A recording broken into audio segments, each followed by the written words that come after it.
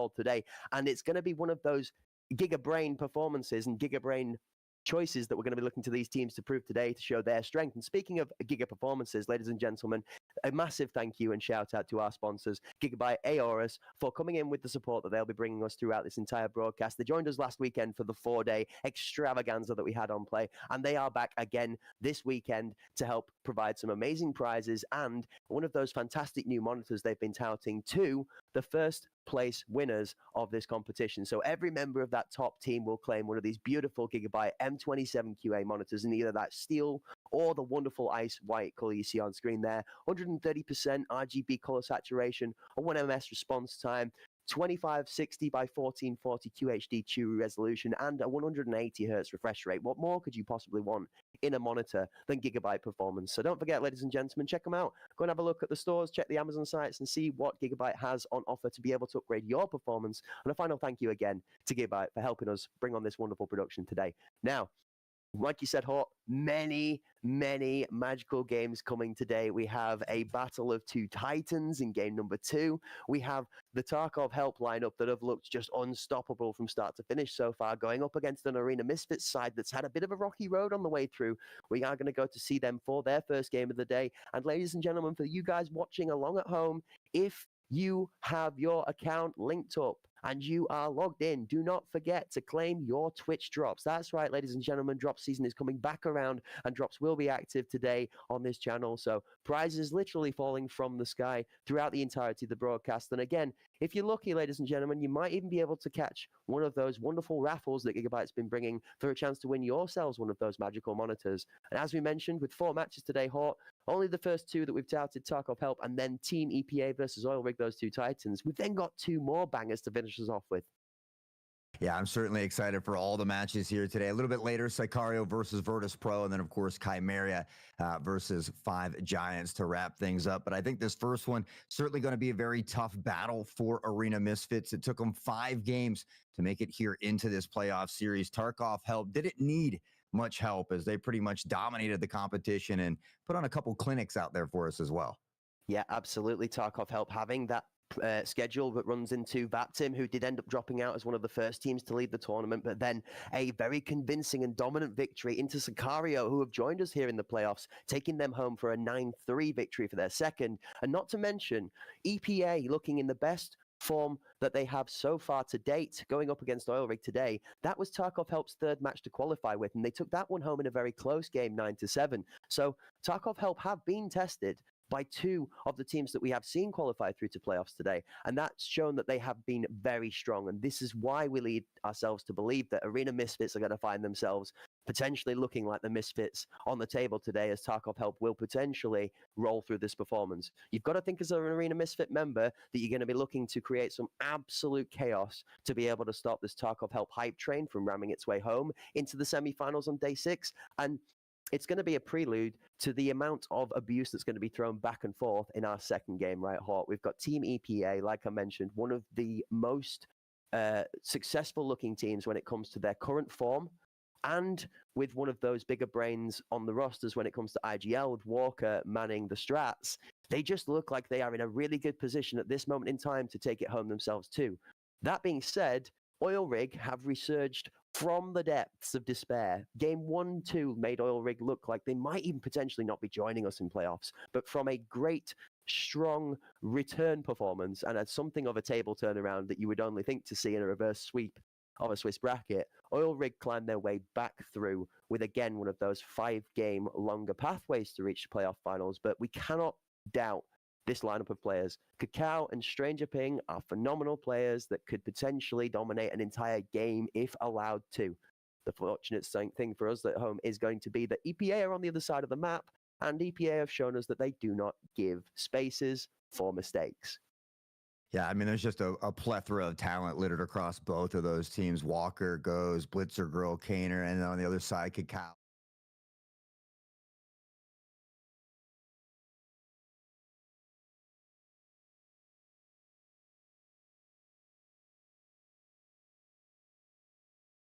EPA has looked a little bit stronger through this series, but the nice thing about it is we've now restarted. We've made it into the playoffs. It is a best of three. My question to you, Cracked, is it going to be Bay 5 and Bowl all day again? Well, I'm going to be honest with you. We talk about home court advantage. I'm sure that EPA would like to take themselves into bowl for a bit of a blitz around there. Excuse the pun, as Blitzer being one of the players on that EPA lineup that does succeed in some great playmaking, lurk positioning, and normally to our advantage, making something happen off of that goes very, very well for them. But don't forget, Oil Rig were the best European team. They are, via the HPL League, the first seed, EPA second seed, and therefore, with a lot of mutual respect amongst both teams, Walker has mentioned and coins Bakizi commonly as the best IGL in the game. So the words of wisdom flowing from the brain of Walker himself, tipping his hat almost in respect to the fact that that lineup could potentially provide an extremely strong challenge today. Now, as we get into that banger for game two, we cannot forget about what is going to go in game one, because this is a chance for Arena Misfits to start today's tone with a slightly different tempo to it, Hawk, because, well, it might not be the FA Cup of British football.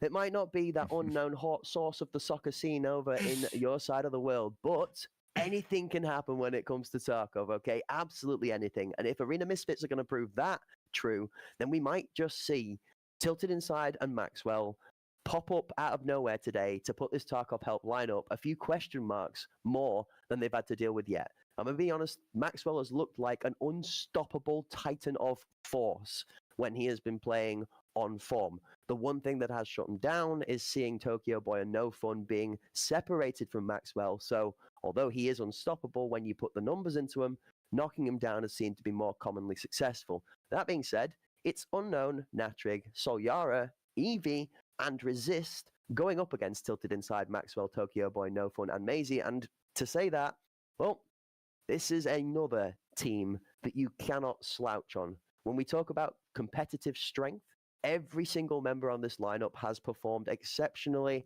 on screen time and time again, from Unknown all the way down to Resist. So I'm interested to see which one of the Arena Misfits, or if all of the Arena Misfits, can rise to the challenge today and maybe take the Misfit out of the scene and become, I guess, Arena novices, or even potentially Arena advocates.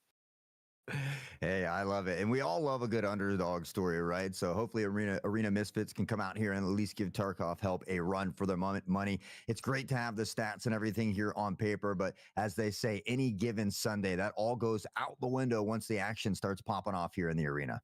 Yeah, absolutely. And if you want to look into the nitty gritty of it, kind of discuss roughly that Tarkov help have a 16 round differential to their advantage. So they've taken 16 more rounds off of their opponents than they've lost. And when you look at Arena Misfits have gone dead even. So that just gives you a rough idea and a very, very brief insight to the trajectory of these two teams and why this is really a titan versus a rookie. And it would seem to be such an upset if Arena Misfits were to take it home today. It is a best of three. And some teams might find themselves feeling a little unfamiliar on maps that they are not so comfortable on. So as we roll on into some form of map selection shortly, I'm really curious to see which side thinks they're favored, specifically mostly on this new map of 4. I'm really curious as to which teams think they've cracked the code. They've found the solid, consistent playstyle that manages to allow them to execute on this new map, where other teams might not be so ready. I mean, there is the joke saying, they're not ready. If you can do this quicker than other teams, especially when it gets dropped so quickly into the scene, you do have a slight advantage, and I think that might come into play today. Yeah, I think if I was one of these teams, I'd be practicing the new map with my squad relentlessly, trying to learn all the strategies just to give yourself that upper hand on maybe some of these teams that aren't as familiar or comfortable with that map.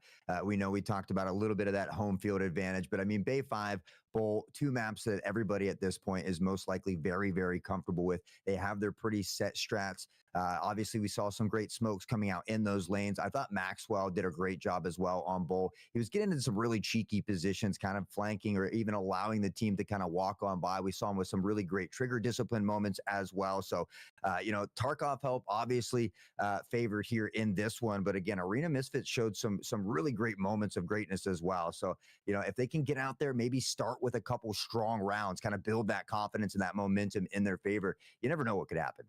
And I have found in Fort specifically, it does bring a really exciting element to the maps that I enjoy, alongside that of the chaos of Bay 5, where there are a lot of little tight angles you can snake your way through. There are a lot of audio cues happening around you, so sometimes it can be easy to lose teammate or enemy's footsteps in between this chaos that's going on. And that leads to some of these scenarios that you see in other 5 versus 5 FPS scenarios, the likes of the Counter-Strikes or the Valorant, where a lurking player, for example, from EPA, a Blitzer Girl, or from Sicario, your Nemonas that's moving around and creating these angles. It's that cross-play where they work their way into 3 people that are not expecting them. They come out from behind or to the side of them, and it works wonders. So I'm expecting today that there will be a lot more aggressive play styles, bearing in mind this is a best of 3 in the first couple of maps. And then I think you'll find that the pace of the tempo, should it go to that third game, will really slow down, regardless of the map that it's on. So that leads me to think for the map picks, we're going to expect Bol, Bay 5, Fort Even, if they're going to pick them very early on in the best of 3. Then we're going to look to maybe, I think, Skybridge, which was seen very commonly day 1, as that deciding map. And as we look towards it now, we're going to see the run in front of you guys of the map picks. Now, we got to see a short delight that Fort, I believe, was being removed there. And if that is the case, then we will be going to Bol, Bay 5, and Skybridge.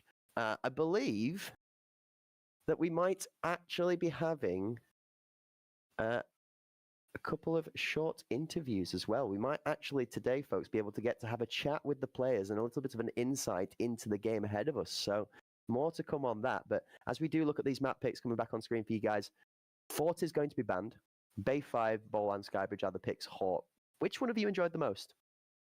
Honestly, I might take some guff for this, but I'm not the biggest Skybridge fan. Ooh. I tend to like Bay 5 or the Bowl a little bit more.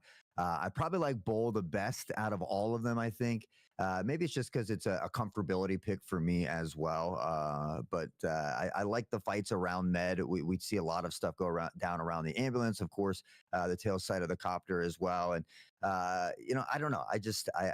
For whatever reason, maybe it's because that's like I said, the most comfortable pick for me. But I think Bowl is probably my favorite.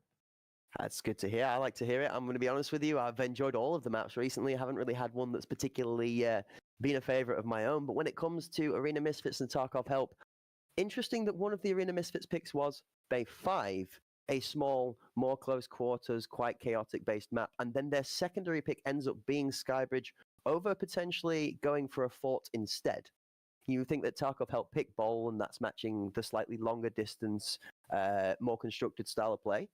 That would fall in a similar mindset as to the Skybridge pick for me. So I'm curious that Arena Misfits feel that they have strength there. And I'm interested to see what plays they do bring to the game at number 3. Now, that being said, Tarkov Help have an opportunity to be able to slam it home in game number 1, which I'm going to be assuming is on Bay 5. Arena Misfits will have to take their map pick to Tarkov Help. And as it being their map pick, I would expect that Tarkov Help have chosen to defend first, which means Arena Misfits need to have an attacking prep ready to be able to take into this Tarkov Help lineup. But they're going to need to bring something special, some mystical hot sauce, if you'll excuse the pun, to be able to upset Tarkov Help in game 1, I think. Yeah, and I think these teams really got to work the ebb and flow here as well. It's great when teams are able to explode onto a site and potentially find a quick plan or a couple early frags, but it's equally as important at times to be patient. Probably more specifically on that defensive side, you don't have to get overzealous, kind of overextend or put yourself in an awkward position. But I think even at times, if you are able to kind of quicken things up and then slow it down, even on attacking side, and see if maybe you can force a little bit of uncomfortability onto the defense, see if they get a little impatient and push forward, and maybe you can find that early pick, give yourself that player advantage, and then work off of that. We didn't see as many rotations in Tarkov, at least kind of in that preliminary qualifiers. But I think that's something to keep in mind too. I know a lot of these teams sometimes set up in a 4-1 type situation. If you can create a lot of noise somewhere and then kind of backdoor or rotate over, maybe even a 3-2 split, you could really set yourself up at an advantage. Yeah, 100%. It's all going to depend on these defaults that have been set up. A lot of teams have different opinions as to what is strength in where the team should naturally set up. And I like that dynamic. I like the fact that different teams have different opinions as to where you should be setting up and playing, because it brings different approaches as to how to unseat different teams. It forces every team to be thinking on their toes, where they can't just divert and create a one-dimensional strategy and then just hammer it home time and time again. It forces both teams to have to adapt, even sometimes as in-depth as within every round. One team will make a play. The next round, the team will adjust to it with a good use of utility that completely shuts that play off. And on the spot, the team either falls flat and then gets the next round to be able to bring some reverse tempo to it, or some of these top tier teams will take their losses, almost step away from a slightly catastrophic play, and will make something else happen from it. And if it is even not successful at that point in time, they're still building towards the mentality of what they're going to try and execute the next round, because they know they've already been adjusted to. Yeah, and that's the nice thing about a best of three, right? If you do stumble a little bit or struggle a little bit to get going, maybe you're not quite warmed up yet in your first map, you still have that kind of fallback to at least get a second opportunity here. But again, I haven't had the pleasure of getting to cast Tarkov Help on screen yet. I have seen them play. Obviously, they're very, very talented. Arena Misfits, I've certainly had the pleasure of, so I'm a little bit more familiar with them. But I mean, to me, 3-0. It looks like Tarkov Help is the team to beat here today. Yeah, I couldn't disagree with you in any way, shape, or form. The facts on the table say that Tarkov might be reaching out to extend help to Arena Misfits after they destroy and annihilate them, in all honesty. I am extremely sorry to those of you at home, fans in the chat, those of you sitting in the armchair hoping that Arena Misfits are going to make magic happen. I do not believe. As respectfully, and I hope that I am wrong, but Tarkov Help have been so strong, so strong in all of their performances so far. Bear in mind, they 9-3'd Sicario. They beat EPA, currently in my mind, the best, if not the second best team in current form in this tournament. Also, notably, the second seed in Europe on paper, 9-7 to qualify 3-0. They theoretically hold the best qualifying record going into the playoffs. I double checked to make sure. They do hold the best qualifying record going into the playoffs because of how strong that they played and into a strong schedule. Chimera, the only other team joining them at 3-0. And Chimera respectfully did not have anywhere near as much of a challenge in their schedule as Tarkov Help did to get through. So it speaks for itself. It really speaks for itself. I hate to say it. I'm not one for bias, and this is not a personal choice. This is paperwork says Tarkov Help are 3-1 the better team. Yeah, that's not bad odds for an underdog, though, right? No, well, and what better way to come out and set a statement to the rest, of the teams in this league as Arena Misfits. If you can come out here and happen to even take game number one away from them, you begin to put your stamp on this tournament. You begin to make a statement to the rest of these teams because, it doesn't really matter what you did in qualifiers. It just matters that you qualified and now you're here. So now this is where it all matters. It comes down to this best of three. You put it all on the line. And as we said earlier, any given Sunday, anything can happen once the action starts popping off. And, maybe the whole crew is just comes together and is firing on all cylinders today. So again, I am leaning more toward Tarkov Help in this first one, but as a big underdog fan, I'm always inside cheering for the underdog. So hopefully we could see an upset at least some point today throughout the bracket. But again, a lot of these underdogs have very, very tough opponents to go up against. I'm interested. I'm going to see if the chat will join in and give some support out there, because I don't know if you're a Sicario fan out there, you're a Virtus Pro fan, an EPA fan, an Oil Rig fan, even a Chimera fan or a Five Giants fan, especially if you potentially are considered an underdog in your matchup throughout these playoff qualifications, then you will be on board and jumping on board to support the hype train that could be the Arena Misfits upset. So, ladies and gentlemen, without further ado, allow me to introduce to you game one of the first best of three, Tarkov Help versus Arena Misfits. Yeah, and you call it a Tarkov Help getting to start out on that defensive side. So this kind of allows them to be patient here. Arena Misfits are going to have to work their way in. Some shots ringing out already, but no real damage done just yet. And you can see Tarkov Help playing together here as well. Just really able to work off of each other. They're going to be playing on these crossfires, so it's going to be tough for Arena Misfits to work their way in. Really quickly, Hort, as we start moving into this, contact was made on the B point. A challenge was made towards that fuel container from the outside of Forklift. There's A on the minimap. We see the bomb and 2 extra members stronger pushing towards that A site. The kill from Arena Misfits on that A site allows them 3 access and control of the A point with only 1 defending member close enough to be able to rotate to challenge. The bomb is going to be planted. The middle challenge from Sol Yara stops Maisie from being able to rotate and support. That actually finds Arena Misfits 3 strong with bomb planted and 45 seconds on the clock, with 3 members between them and the lurking position. Look, late B about to step into mid as Maxwell makes his name known. Arena Misfits in the 3v2. Maxwell's going to step up into this gap here and start to challenge, and Hort, it's about to get real hot on the point. Yeah, Maxwell's actually rotating around to the other side. Unknown's going to find Tokyo in the mix. We can see that bomb down there on the site, pressuring in, and I will find Maxwell here as well. The jump shot from Unknown, and No Fun is having no fun after that one. The bomb will be defused, and with that, I mean, a great start for Arena Misfits in this round, but Tarkov Help able to reel it back in. Some really nice shots here, and they're going to steal round 1 away. Yeah, IWI, Eevee, for those of you at home wanting the familiar common name used for IWI as the player, but IWI showing us they have the eyes, Hort, like you said, as he stepped into the point and nailed 2 quick kills. What looked so good from Arena Misfits in the 4 versus 3, and a great rotation on the lurk from Maxwell ends up falling apart from just some abuse, some absolute domination from Tarkov Help in round 1. Yeah, now after a split push, it does look like the Stampede is going to be heading toward this B site. We can see some of those nades coming out. No Fun and crew trying to pressure through. The smoke is out and in control of this lane, and they're going to Stampede onto the site here. They said enough pitter patter. It's time to get at her. IWI here again on this peak now, slowing things down a little bit, but a lot of pressure has already been applied here by Arena Misfits. Oh, Maisie from Connector destroys Eevee in the back corner. Oh, the eye's not strong enough this time. Unknown finds himself as the Pokemon Unknown. Rare, but found on the corner, finding Maxwell wanting the rarity. We were very surprised to see as Maxwell's been so strong in this game so far. Tokyo Boy has managed to put the device on point and cover themselves into a position, but Unknown needs to swing with Resist. Resist finds Connector, which allows Unknown to jump a second round in a row. Tarkov Help claims a jump shot. 2 members from Arena Misfits claim kills Bok, actually, and Resist is now sandwiched. Only the bomb in between the 2 remaining Arena Misfits members, No Fun and Tilted Inside here, are going to play this really smart. The best thing to do at this point in time is to have one player sit close, ready to challenge that bomb if they go for the defuse, and the other player plays safe, play the time. He's going to get down, he's going to stick the defuse, he's going to get off, he's going to force the challenge. Tilted Inside is more than man of the challenge, and Resist tries their best, but Arena Misfits play the numbers well, 1 apiece.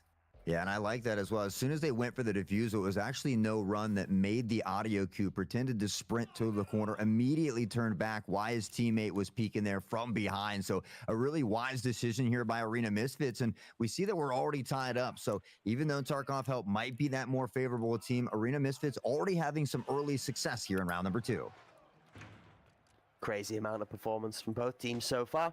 We're only 2 rounds in, and both teams throwing absolutely everything at it. Arena Misfits looking very good, though. I will say this is not the super strong walkover from Tarkov Help we were expecting to see, and I'm going to be honest with you, this is what we were hoping for. Now, again, the player has been split 3 and 2. The bomb with 2 strong towards this A push, lurking towards the white van area in the bottom of that lane. You see a member from Tarkov Help covering off that gap towards mid from the A side, and one playing deep on the alley. So at this moment in time, Tarkov Help are telegraphing that they expect something B. An Unknown is again potentially about to make first point of contact with a member on this B site to try and fake telegraph the counterplay.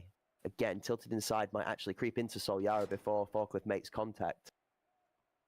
Yeah, just slowly Crab walking forward here. The standoff right in front of us. Laura with the peek first, walks right into the crosshair of Tilted. A nice headshot here, now ringing out more. Tilted is absolutely on fire. Continues to pressure and has been spotted. My word. But just absolutely popping off here with a huge triple kill. I mean, all 3 members of Tarkov Help are going to feel a little tilted inside after that kind of magic made in front of the door frames. Resist is about to start the comeback, though. The first resistance says No Fun is not allowed inside of Tarkov. We do not accept enjoyment in this environment. You must feel pain at all times, as Resist is going to try and collapse towards the middle of this map with the intention to recover the site as the bomb has been planted on B, and there are Arena Misfits members everywhere. both Natrig and Resist are going to have themselves being pinned into these boxes as Resist's about to find teammate to step up together so they can challenge. The two men swing into the middle lane. Maxwell is being pushed back behind the container. He finds one onto Resist, finally gets knocked over by Natrig, but now Natrig is left in the 1 versus 3. Yeah, we talked about Maxwell earlier. He's certainly been a juggernaut here for Arena Misfits, but now Natrig trying to prove their worth here, looking for a jump shot, but Mazzy can't get it. Natrig able to find that one and will continue to press forward, but Tilted on a nice flank here from behind will be the MVP yet again, and another solid round here for Arena Misfits as they've already found 2 on the attacking side, and now they get to put a little bit of that pressure on Tarkov Help. This is a really good look from an Arena Misfits side that chose to come to this map, that were put on the attack and were told, okay, if you want to pick this map, you better show us why we are here, and they are doing that right now. Tilted inside, 1 kill short of the ace last round as well. The clean 4K with that triple kill on the door that just looked delicious. Round number 4 coming in. It's on Tarkov Help, actually, to take back some of this tempo, and it's not going to stop the Arena Misfits from doing some of these, we're going to telegraph you something and go the other way plays that have worked so well. Tilted inside's going to find a challenge from Solyara in the mid lane. He's going to win it again!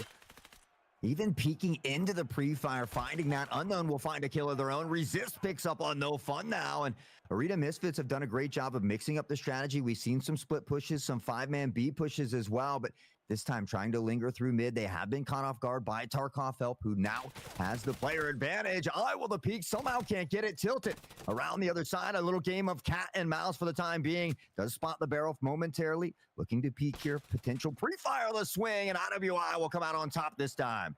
That's it, 2-4. Arena Misfits find themselves 2 players down per player left alive. Going to find themselves stuck with Eevee on the hunt as well. Maxwell gets melted. Resists Mazy, and Tarkov Help take home round number 4, dragging us back to this 2-2, which is a very tight game, actually. We might see this go all the way, Hawk. We might be able to see this one just be that level of magic, the upset that we alluded to begin with. Maybe Arena Misfits, although having a slightly softer schedule so far, might have found themselves holding something back before we go into the qualifiers. Maybe they were playing coy. Hey, it could be a good strategy to consider here. I mean, all tied up, but we'll see. Maybe it just takes a few moments to get Tarkov Help in stride here. And maybe a little bit of those first game jitters as we head into the playoffs here. And again, a lot of these members just being patient. Tarkov Help has the ability to kind of get into position and hold these angles here. Arena Misfits done a great job of attacking and really working with this utility, though. Interesting to see that the smokes have been strong so far.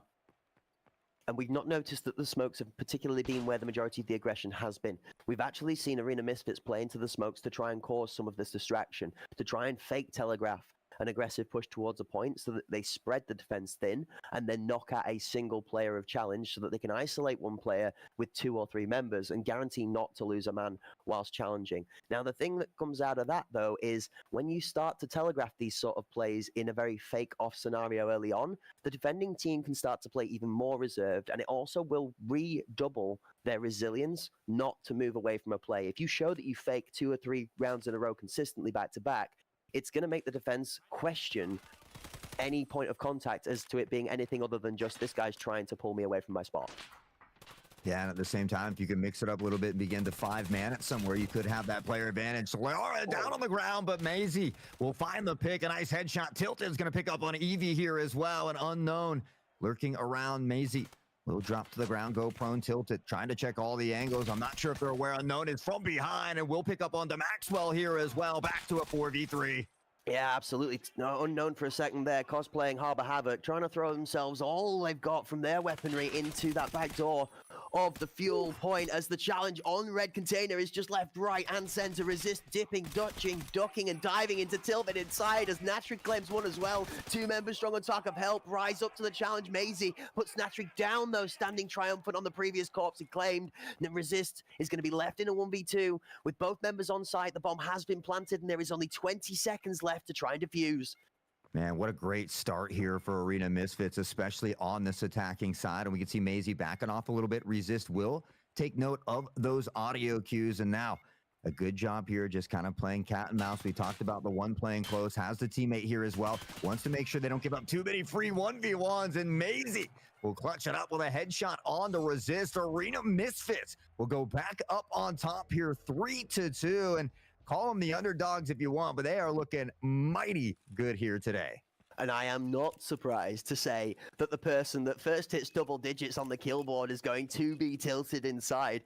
Metaphorically tilted inside maybe today, definitely not mentally tilted inside today, locking it the heck in and trying to tilt the way through to some form of success that would potentially be, like we said, the underdogs rising up and proving that they deserve their spot in this Arena Cup series. There's No Fun says, hey, here's one of those No Fun bombs from the air on Solyara. You can sit down on the bench this time. Evie claims No Fun back for his fortune, though. Not allowed to be having enough fun himself for too long, as Tokyo Boy then returns one back onto Unknown. We're going to see Tarkov held down 2.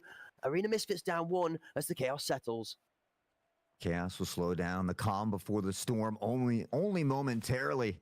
You see Tilted on the other side, gonna step right into the crosshair of Evie, resist from behind. Maisie able to get Evie, but not before he's able to collect on a couple Arena Misfits here. And now back to a 2v2 situation. It does look like they are lingering toward the B site. They should be able to take control here as Tarkov Help is having to rotate over from that mid area. Yeah, they had a really good choice of capitalizing on the kills that they claimed. From the positioning of those kills being called out, they should know they have full B-site access, and it was actually taken in and planted a little slower than I'd expected. So interesting to see whether that extra time Tarkov Help have on the retake is going to help them a little bit more, because time is crucial within this retake here. If you have enough time to construct swings, to find information, as Maisie decides not to give Resist time to get information on the left and swings the counter cross, and then Natrig, without anything left to be able to do other than to just man-challenge 2, manhandles themselves into their own cardboard box as they get shipped off and back out the door frame they came in. Arena Misfits claim their round number 4, round number 6 in total. As we go into 7, Arena Misfits have a lead of 2.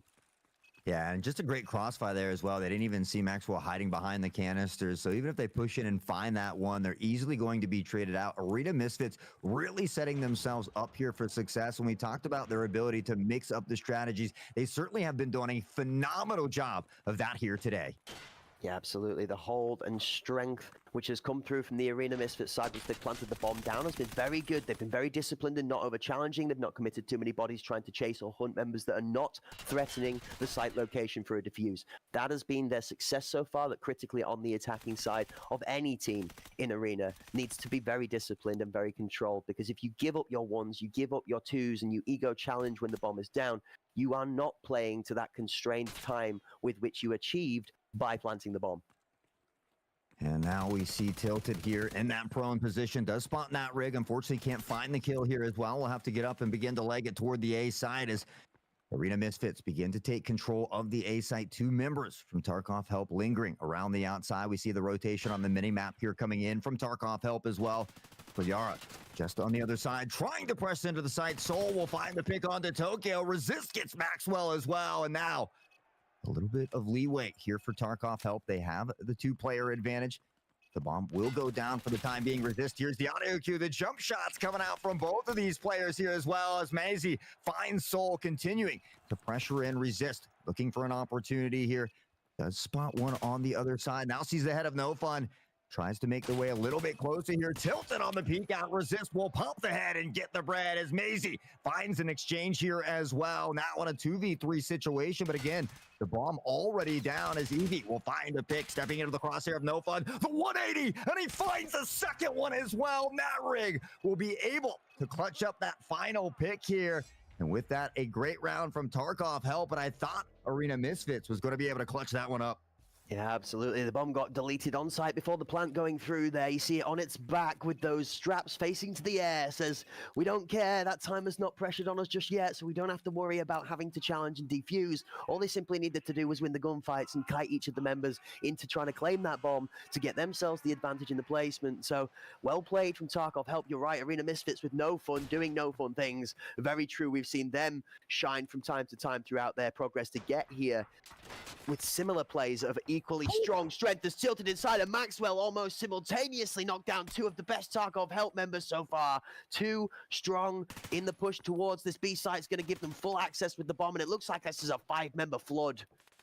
Yeah, I mean, Arena Misfits have had a ton of success over here on the B site. We do see Natrig trying to pressure in, quickly drop. Tilted finds one as well. Arena Misfits firing on all cylinders, working like a cohesive unit at the moment. They're going to take another round, and just a solid half here for them on this attacking side so far. Yeah, it looks like our Arena Misfits side are a fan of fuel. They have cracked the can that seems to be the container of Connector. They have cracked the code that seems to be the flood-in from Forklift. And we've also seen them crack heads as if breaking eggs of the members of the Tarkov Help lineup, swinging in through multiple different directions. And here's some highlights of some magic plays so far, ladies and gentlemen. The one thing I will say, Hot Sauce, why does it look like each of our players' shoes are solidified with springs? Yeah, I mean, we've seen a couple of crazy jump shots, some bunny hops over the tops of boxes, and a lot of success, more specifically 2 of them in a row for Unknown. But hey, they got a little pep in their step today. Unfortunately, Mazzy will lose his legs, and Natrig finding an early nade kill could help set them up success in this first attacking round.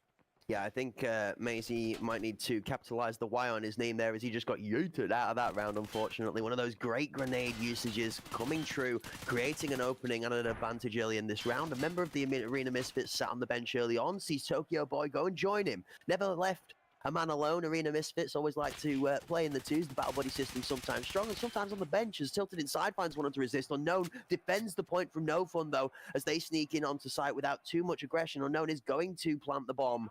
After we have swapped sides, Tarkov Help's aggression seems to follow an almost deja vu-like scenario where Arena Misfits were pulling off this play very well. Tarkov Help showing what you can do, I can do just as good too.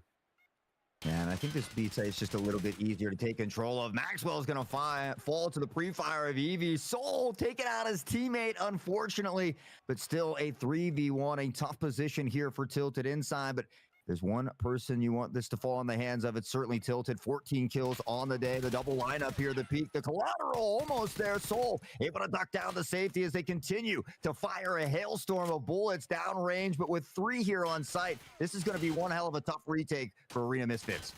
Yeah, this is the one thing that's not in Tilted Inside's favor right now is the amount of bullets that this weapon gets to run with and the amount of ammo he's got left. More than capable of pulling off the feet, but sometimes the limitations are very real, and that there felt a little bit like Tilted Inside was left with too much left to do to be able to bring that one home. However, a good performance nonetheless. Tarkov helped bring themselves one round close to level pegging, bring themselves to 4 and 5.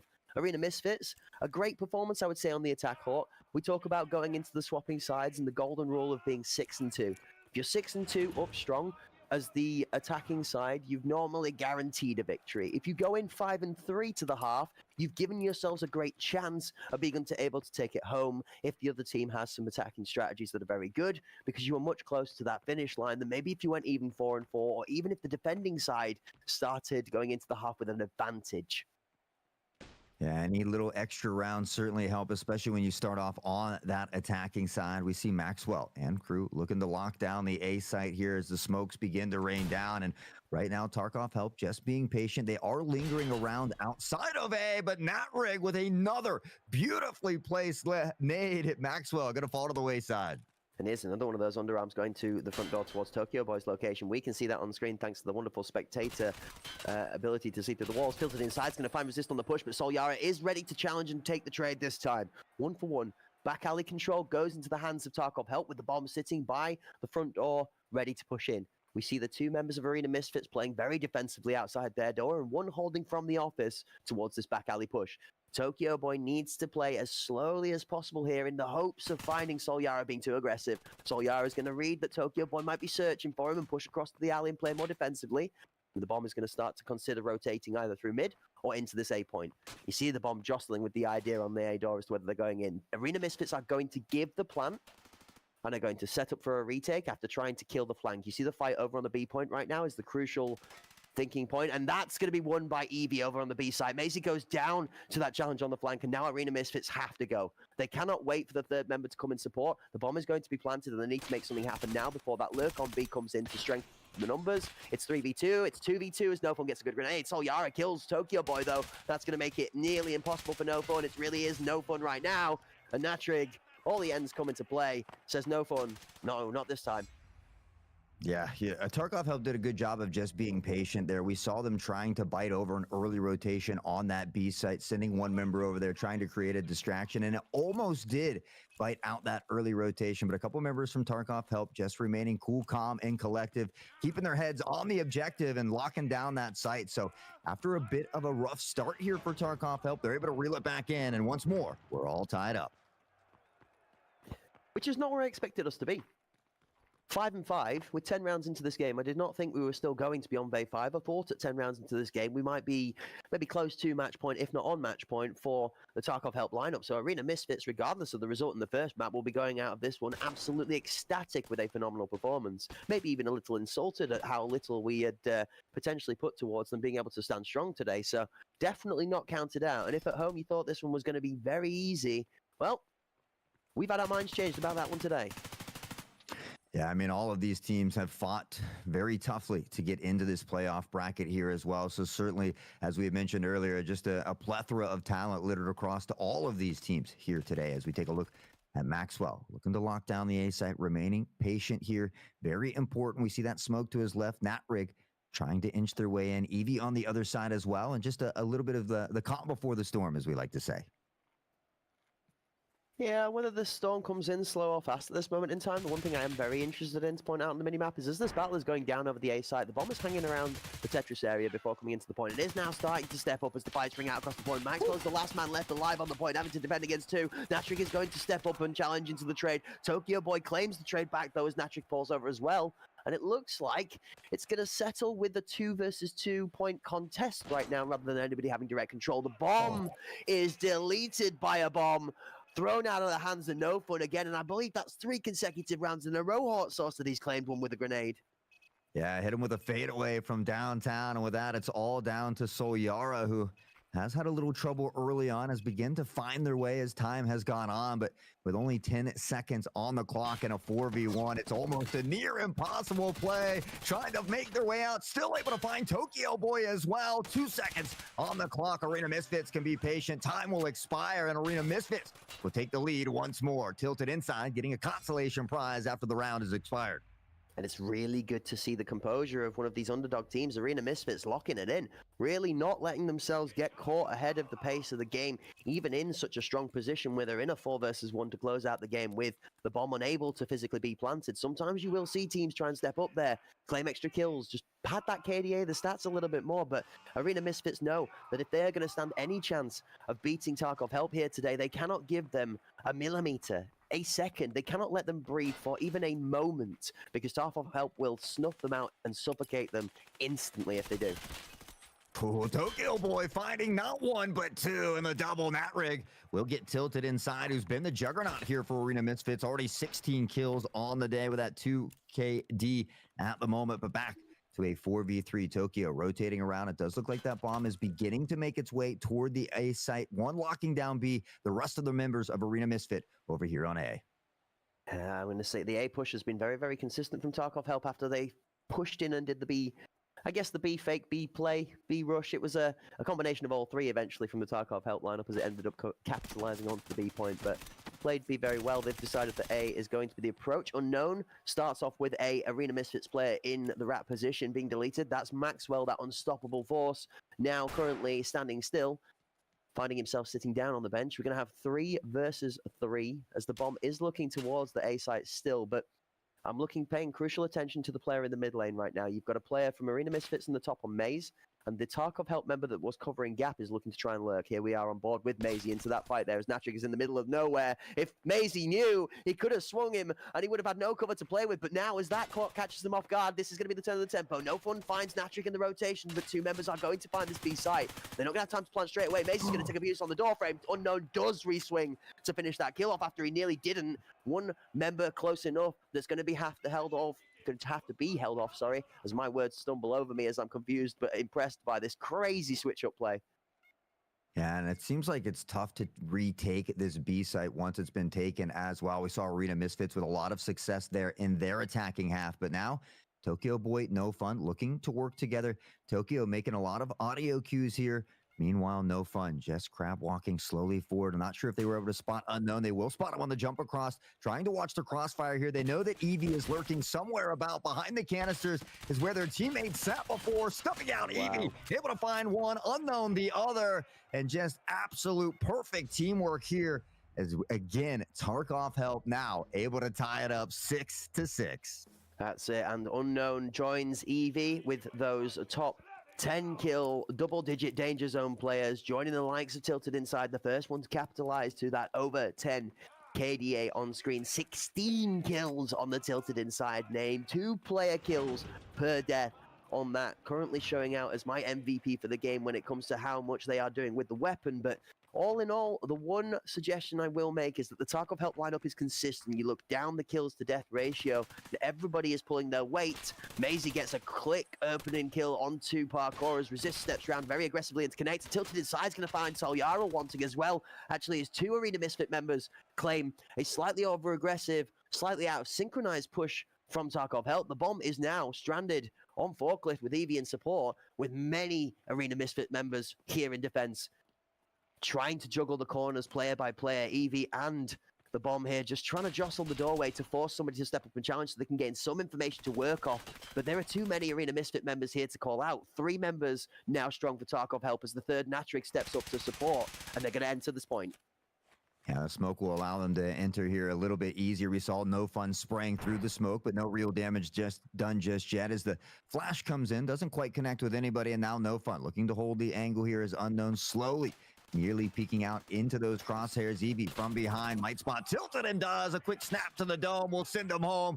A 6 feet dirt nap for Tilted as No Fun looks to gain control of the site here. Unknown in the corners, had a lot of jump shots, looking for another, and will drop No Fun here as well. This is unreal, the amount of strength being shown out of Arena Misfits and the positivity and confidence to be able to stand and challenge these players player for player is very, very good right now. I'm very impressed at the confidence they've had. As look at Tokyo Boy swing onto Unknown around the forklift area. That's going to open for Maxwell to claim one onto Natrig as well. And the final member is left on the point. Evie having to aggress onto Maxwell after trying to capitalize on the trade. The extended trade comes through. They do find the timing. They're going to swing onto Maisie at forklift and claim a second. Evie, the final boss, it seems like, of this Tarkov Help attack, is going to have 8 seconds to find the final kill. And Tokyo Boy's just not going to give it to him. No time to plant the device. Just going to hope and pray that an over-aggressive challenge comes in as Tokyo Boy, he is gone, ladies and gentlemen. I can't say it on stream, but I'm out. Yeah, he just decided to leg it, and honestly, a smart decision here. You know, you don't always have to get those kills. There's no time to find the plant there on the device, so a wise decision here by Arena Misfits, and that'll put them up by a round here. Now, just 1 away from getting to match point as well. Yeah, I'm going to say for those of you at home that understand where that one was coming from, the PG stream context in here, we'll keep our politeness ahead of us proud. But definitely, Tokyo Boy was not having none of that. Did not have any time for that business. Left and took the round home for Arena Misfits. They take another lead in this game, Hort. Again, Arena Misfits have really been running the tempo of this Bay 5 map in the first best of 3. Yeah, especially as how well Tarkov Help did in those qualifiers, but they'll step it up here in this round. Resist, Natrig, all finding a piece of the action. So Yara here as well, as Tokyo Boy will unleash some bullets downfield, but Resist will collect the head of Tokyo as well. And now in a 5v1, it's looking like a flawless round here for Tarkov Help. Yeah, Resist's rinsing everybody that's around this parkour section right now. You see this man whip left and right like he's whipping, like he's nay-naying and partying all over the parkour section. Speaking of a party, Tarkov Help about to party their way to a flawless round 7-7 to draw us back. This game is going back and forth, and both teams are stepping up in each round consecutively, one after the other, to show that they have strength and dominance in performance, all the way down to Tarkov Help 7-7. 5 members still alive at the end of that round. Yeah, and you talk about that consistency as well. If you look on the AM side, you see that 2 members control those MVPs, whereas on the Tarkov Help side, 4 of the 5 members have gotten at least 1 MVP here today. I think every member on each side could have got the MVP as we see the double trade. Maxwell knocks Resist down, but Evie is there to take Maxwell out 1-for-1. A little bit of health knocked off of the life of Evie, though, as well, will put them at the slight disadvantage. Tokyo Boy gets picked from outside of the doors. Natrig finds a great kill. That's a really, really big opener, is that, as the pressure was about to swarm in onto this bomb plant, but now Tarkov Help have given themselves time to set up and they're going to allow this member that's deep in the middle to try and make some moves behind the two members on their door. Arena Misfits are going to read that challenge. It's going to go down deep. Natric wins that as the Ali challenge onto the point is also coming out strong to stop any other members supporting that flank challenge. Flank coming in now as Evie steps into the point. No Fun says no on to the point defense. Tilted Inside is going to try and catch the member stepping up onto the box. Evie almost caught in the vault as Natric finds Tilted Inside. Instead, the two members play together, and whilst Tilted Inside's back's turned, Tarkov Help step in, swoop for the kill. Step in, and I mean, honestly, it felt like Arena Misfits was leading the majority of this this map here. But at this point, Tarkov Help able to slide into the lead and at match point nonetheless. So they can come away with a big victory here and really turn things around. Honestly, this is where Arena Misfits need to show that they are here to compete for this best of three. This is where this needs to go to overtime for Arena Misfits for me, if you really are going to show that this was not just a very strong start, but a weathered storm by Tarkov Help. So as Tarkov Help look towards what is potentially a really, really crazy play here, as the bomb is very, very extended out in this forklift area. If that bomb goes down in an awkward place here to the first challenge from Maisie, if this gets read by Arena Misfits, this is going to suck real bad for Tarkov Help. 2 members strong now on forklift as you see 3 remaining members stack up towards that middle container connector and parkour area. These 3 members alongside the forklift 2 look like they are waiting just for one pick, one point of contact, and this is going to go from 0 to over 9,000 very quickly. Yeah, we talked about that ebb and flow and being able to aggress onto a site, but at times slow things down and see if you can force the patience out of your opponents, especially when they're on that defensive side. See if they get a little overzealous, maybe extend somewhere, allow you to find that early pick and then have that player advantage. But it sounds like No Fun and crew can hear the audio cue out there running, jumping around, beginning to make their way toward back alley. The sprays come in and no real damage, but now Tilted, the first to fall with a Juggernaut down. This is going to make things just a little bit easier for Tarkov Help. And look at what's happening. It's all over on the A point. The bomb and their remaining buddy have gone round the outside of B, and they're looking to rotate all the way through the defending spawn. Maybe that aggression from the side of Arena Misfits in the area is going to get them access to A, and it looks like Maxwell's actually going to step past this rotation from the bomb buddy, and he's going to find himself caught in a 1v4 to try and save the game, and it's not going to happen because Tarkov Help members are everywhere, and Evie claims the first in the best of 3 for Tarkov Help. 1-0 up now after a great attempt from Arena Misfits in game 1. Yeah, you know, and I think a lot of people thought that Tarkov Help was just going to come in here and walk all over Arena Misfits, but Arena Misfits showed that they have the skills. They came here to play today and certainly fought tooth and nail through this first one. It's got to be tough to be leading nearly the whole time and lose at the end, but at the same time, you're able to compete with this team. It should give you some confidence heading into the next map as well. 9-7 is a great score for Arena Misfits to be putting out as a challenge for this best of 3 today, and I do not believe that this is all that we have heard out of the Arena Misfits lineup. Regardless of this result today, we will be looking forward to seeing them returning again in the future, I'm sure, in many an event. But Tarkov Help managing to weather the storm that was this Arena Misfits aggression, find themselves 1-0 up in the best of 3, and as we go from Bay 5 to the bowl, well, it's going to be on Arena Misfits to pull one back. Yeah, I mean, you talked about consistency, right? And we certainly saw that with all 5 members of Tarkov Help there. And so just really kind of locking it in. Just stumbled a little bit early, but on the other Arena Misfits side, I mean, Tilted was having an absolute game of their life there. Maxwell doesn't have as much success as we've seen in the past, but again, maybe a little bit of those first game jitters coming into play. You know, hopefully they can step it up here and bring it back in game number 2. I'd certainly love to see this series go all the way to 3. I think going all the way to 3 is probably where we are actually going to see this go. I know we did see the Arena Misfits map fall into the hands of Tarkov Help, but as we move into the highlights, it's going to show you that both sides were ridiculous. Unknown picks up that bonkers jump shot in round number 1, and then managed to claim themselves a second one round 2 as well. But Tilted Inside, this is one of the stories of the Arena Misfits strength. This player slaying out kill after kill after kill, and this was that glorious triple kill. Steps, fades away from the initial peak, doesn't even fire a bullet as they're still reloading the magazine, and baits Evie to step for the clean triple. Yeah, I mean, there were so many great plays here. IWI, Resist, the whole crew coming in action. We see Resist again, who also had a field day today. Having a little help here from Soul, finally getting that pick as well. Evie finds one. No Fun with the 180 in that one there as well. And again, just a lot of great Tarkov action here to kick off the day. Yeah, I mean, it's only game one in the first best of three. We have 4 amazing best of threes to bring to you today. And if every best of three goes the way this one is going, then we might just get the glorious scenario that could potentially be 12 maps of Magic today. We could see 3 maps from every team of all 4 of our best of threes we've got today to qualify for the semi-final positions. And if that's the case, well, we're in for a long one, and boy, oh boy, am I here for it. Ready to see the magic happen in the rest of this game here, as Arena Misfits have already shown us what it means to be in the qualification stage, competing against some of the top teams in these knockout brackets. You don't just show up, you show up as strong as you can to try and knock them out and stand your chance of stepping up in this tournament. Yeah, we talked about not only showing up, but showing out here as Arena Misfits. We're looking to make a statement to the rest of the league here, the tournament rather, but Tarkov Help able to reel it back in. They'll find game number 1. And as you mentioned, on Arena Misfits pick as well. So now Tarkov Help is going to be going to their map on Bull. And we know how scary they can be on Bull as well. I feel like it is going to slightly favor Tarkov Help, but with the way Arena Misfits have been playing, they certainly can work their way into this. I'd like to see just a little bit more from some of these other members and maybe not put so much of that pressure on Tilted. They've done really well on allowing Tilted to create those openings, all right, get involved in that action and to slay out like we know they are very, very capable of doing. Like you said, sometimes it's found them distended from the rest of the team, though, and when they get picked off, all of that good aggression and that great work that's been done doesn't get to be capitalized on so successfully. That was the slight difference between Tarkov Help and Arena Misfits in game 1. We saw Arena Misfits find themselves in good positions and sometimes be caught by a strong team approach from Tarkov Help. We also saw Tarkov Help in a couple of occasions push through that numbers advantage and secure a round where maybe Arena Misfits dropped the ball a little bit.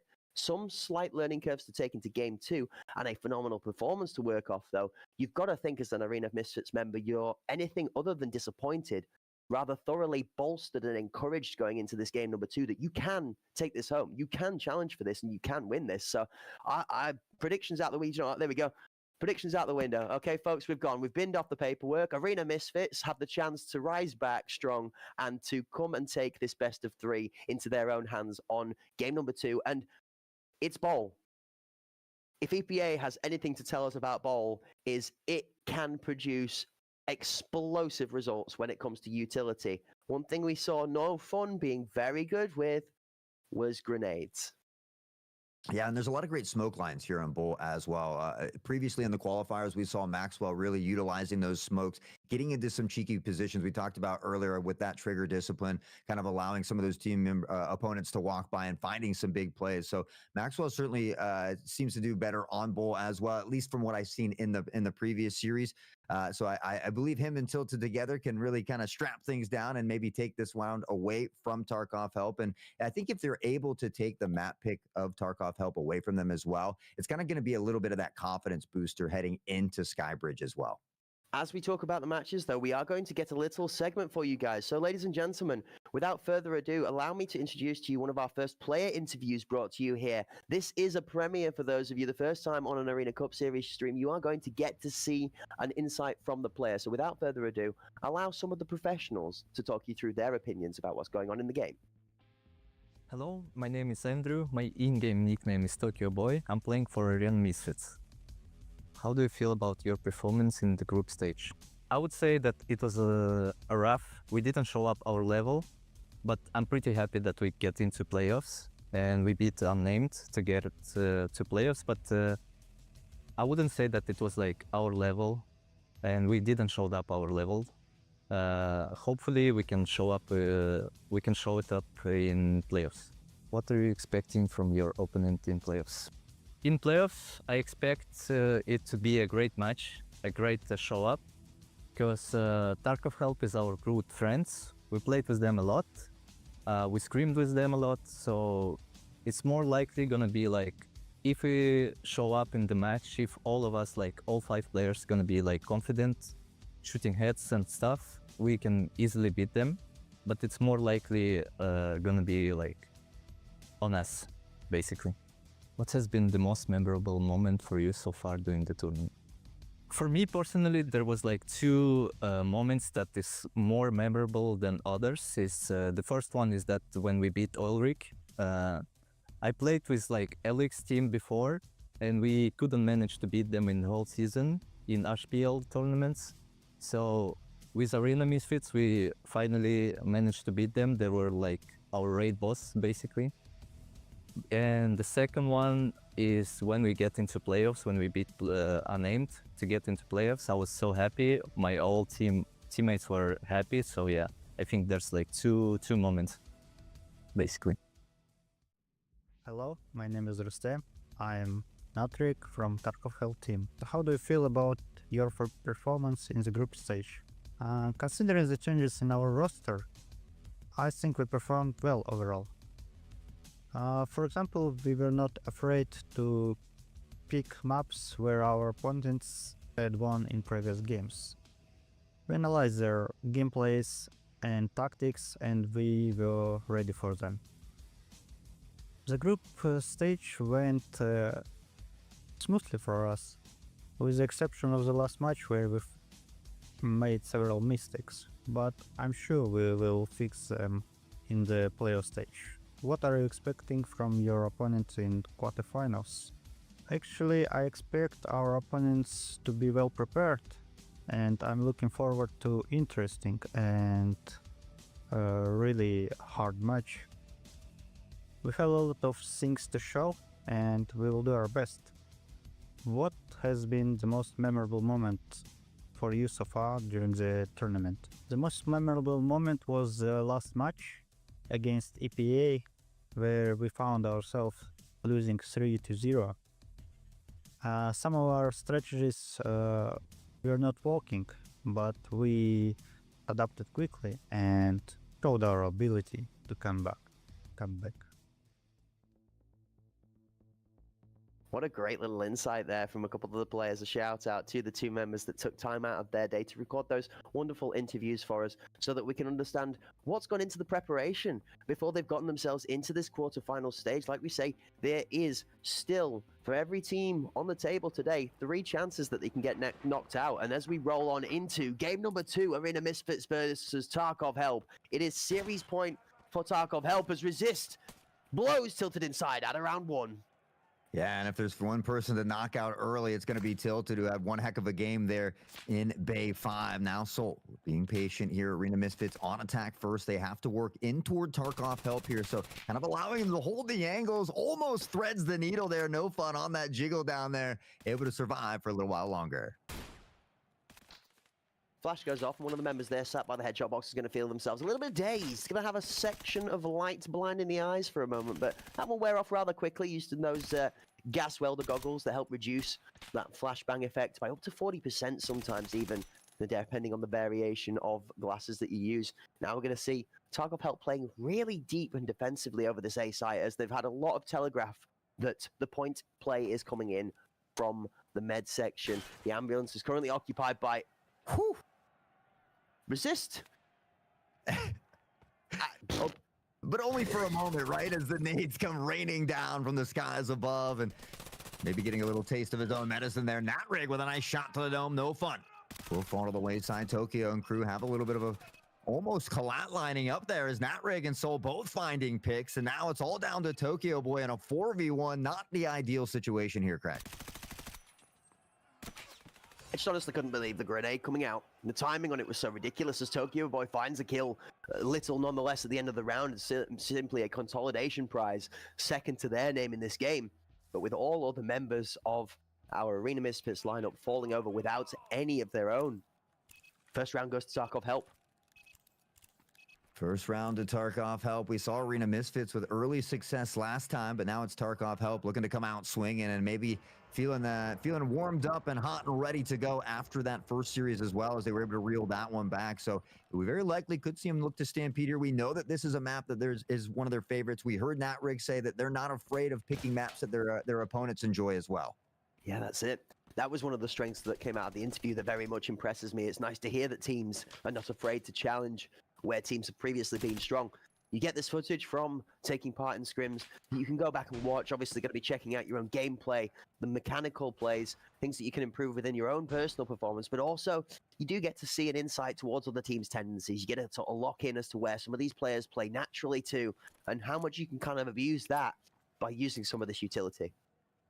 We'll get to see some of that utility coming out here as well on the marksman role, which we don't often see. No Fun, Maxwell, both finding picks here as well, and that'll give them a 2-player advantage as No Fun and crew begin to quicken the pace. Mazzy finds Solier as well. Resist gets a piece of the action, and there's plaid stripes in the kill feed. Everybody's getting a little taste. Yeah, and as all the action settles, there's going to be one member left alive from the Tarkov helpline enough to be standing strong, but not for long as Arena Misfits find us in the second game, also doing the domino effect. One goes down, the other one falls straight after it. What a piece. We are level pegging again. Yeah, I think Tokyo Boy took out a teammate there as well during that exchange of gunfire. It was certainly a little bit of a beautiful chaos erupting down there on the battlefield. But once again, Arena Misfits not allowing this game to get out of hand. Anytime Tarkov help finds a round, they're quick to find an answer back, and you just love to see it from this squad. Yeah, and in the interview we had with Tokyo Boy, you heard them mentioning that they were extremely happy, elated to take home that victory in their 5th game to qualify for the knockout stages. And as they come on into the quarterfinals, they absolutely are going to be giving it their all, including potentially looking at this from a slightly different perspective when it comes to a B approach, which is one we've not seen so much in this tournament so far on Bowl. Yeah, now beginning to work toward B, though. Maybe getting a little piece of that action here as we see 4 of those members working toward B. One kind of hanging out in the mid there around that copter as Mazey up top will eventually look to spot one here on the peak. Mazey taking a bit of damage here. Bullets being exchanged in both directions as Evie will dip back to a safer location. No Fun. Maxwell and crew begin to ease their way forward toward the site, but it's Natrig who finds the first pick. No Fun. Quick to trade it out up close and personal on this marksman class nonetheless. Yeah, rocking a G28 here is actually something that's an interesting take and a hot take on the new meta as Natrig take 2 kills for their own. Tokyo Boy finds one back onto Maxwell. The bomb is collected from this B side, but it's going to be ran away quickly, but Unknown in the deep position from Spawn's going to claim that kill, and Tokyo Boy was the last member alive close to that bomb to be able to make the play. Tilted inside, steps to the challenge into Solyara, and that is good night, Sweet Prince. All she wrote for round number 3. Tarkov help claim their second. Natrig claims their 3rd kill for the round, and starts off with a 5-2 kill score. Very strong from Natrig from Tarkov help in game number 2. Yeah, you know, Tarkov helps just so good at holding these angles, at being patient on this defensive side. We saw Unknown deep in that container there, just waiting for someone to step into those crosshairs, and then, of course, executing them immediately. So Tarkov help with some great strategies right now. We'll see if Arena Misfits can battle back here and look to tie things up in round number 4. Yeah, absolutely. And with such a phenomenal prize pool to be playing for, remember, 8,000 euros for the first place team. It's going to be all on the line as Maxwell gets deleted by Resist with some good gunfire on the point. No Fun trades Resist back though in time as Maxwell's flick transfer looked like it was going to land home a second. Natrig with 2 on the grenade. The double kill coming out from the nade for days. Mazey will find Solyara in the mix, but it's still a 3v2 in favor of Tarkov help. Unknown again, patient but true, fighting the headshot onto Tilted. Now bullets being exchanged here in both directions as Mazey is the lone member standing, trying to dance away. Does he have the moves like Jagger? And for how long will he be able to stand up? You see that concussed icon next to the model, as well as the heavy bleed ticking away. Not in a great state right now. Mazey bringing and singing blood from many parts in the body as they are going to potentially have to back off to sort out some of the damage dealt before they can even begin to try and reassess this play. The bomb is on the site. It is in potentially one of the most disadvantageous positions in the world for Mazey, as the 3 remaining members from Tarkov help will all have a different line of sight onto this bomb. So Mazey is going to physically have to just man-challenge 3 players before he can even think about trying to plant. You know, and we had Tilted last time near the end of the game at 1.16 and 8, currently unable to get a kill yet through these first 4 rounds. So Tarkov help doing a good job of silencing the Juggernaut in Tilted for the time being. Mazey, again, not the best health. Blacked out arm here as well, but just slowly trying to inch their way in. Unfortunately, with only 13 seconds on the clock, they're going to have to find 3 kills in quick succession. And now they begin the pincer play. Natrig will find the final one, and Tarkov help beginning to hit their stride. Yeah, it's an interesting one. I mean, we've had a couple of questions about the meta when it comes to weapons that are being used here. We see the marksman class coming out of No Fun. Obviously, M61 will be rocking inside of that. And if we talk about melting some of these strong enforcer classes, that is definitely one way to work some magic into it, is to use that 7.62 high penetration round of the M61, or even the M62 sometimes in the assault class. It's a strong way to go. So M80 in the assault class, actually. We hear those nades coming down early as well. No Fun doing surprisingly well with this G28 here as well. Already 3 kills on the board as we can hear some shots being exchanged, some flashes raining down. Solyara on the peak. Shots ring out, but no real damage done here just yet. No Fun. We'll take a bit off the top as Maxwell begins to inch toward through this med unit here for the time being. Maisie, Resist, lurking just on the other side of the smoke. Yeah, the lurk is going to come out really strong if Maisie finds Resist on top of this box. He's just heard the audio that he mantled up on top of there as well, so they will have information as Tokyo Boy drops one onto the top of Solyara's head, says, see you later. It's time for me to step up on top of Generator, and as Tokyo Boy makes action and on noise to pull Resist, Maisie gets that trade we were talking about. No Fun. It's going to find themselves trying to back up from the side there. Natrig. And wow, Natrig for 2 ridiculously cleans, even No Fun in the lurk. Tokyo Boy finds Natrig eventually to shut them down, but it's a little too late. The damage has been done. Unknown now has themselves a good chance to step up 1v3. He's going to bait Generator, re-swing Generator, and destroy Tokyo Boy. Just get outplayed, son. As Unknown steps up and shows Error 404. Error Unknown might just be the way that he finds his way out of this round. He's going to bait again second onto the helicopter and delete tilted inside. Is he going for the third? No, Maxwell, and of course it's Maxwell. You shall not pass Maxwell. The Juggernaut does not allow Arena Misfits to slip. Maxwell finally able to extinguish the flame that was Unknown, looking hot and ready to roll through the competition. And honestly, some really nice plays there, baiting out those shots, able to find that repeak, a quick snack to the dome there. And again, just some great plays coming out of Unknown. Unfortunately, not able to clutch up that round. And Arena Misfits, again, finding ways to answer back in these rounds to keep it within 1 here.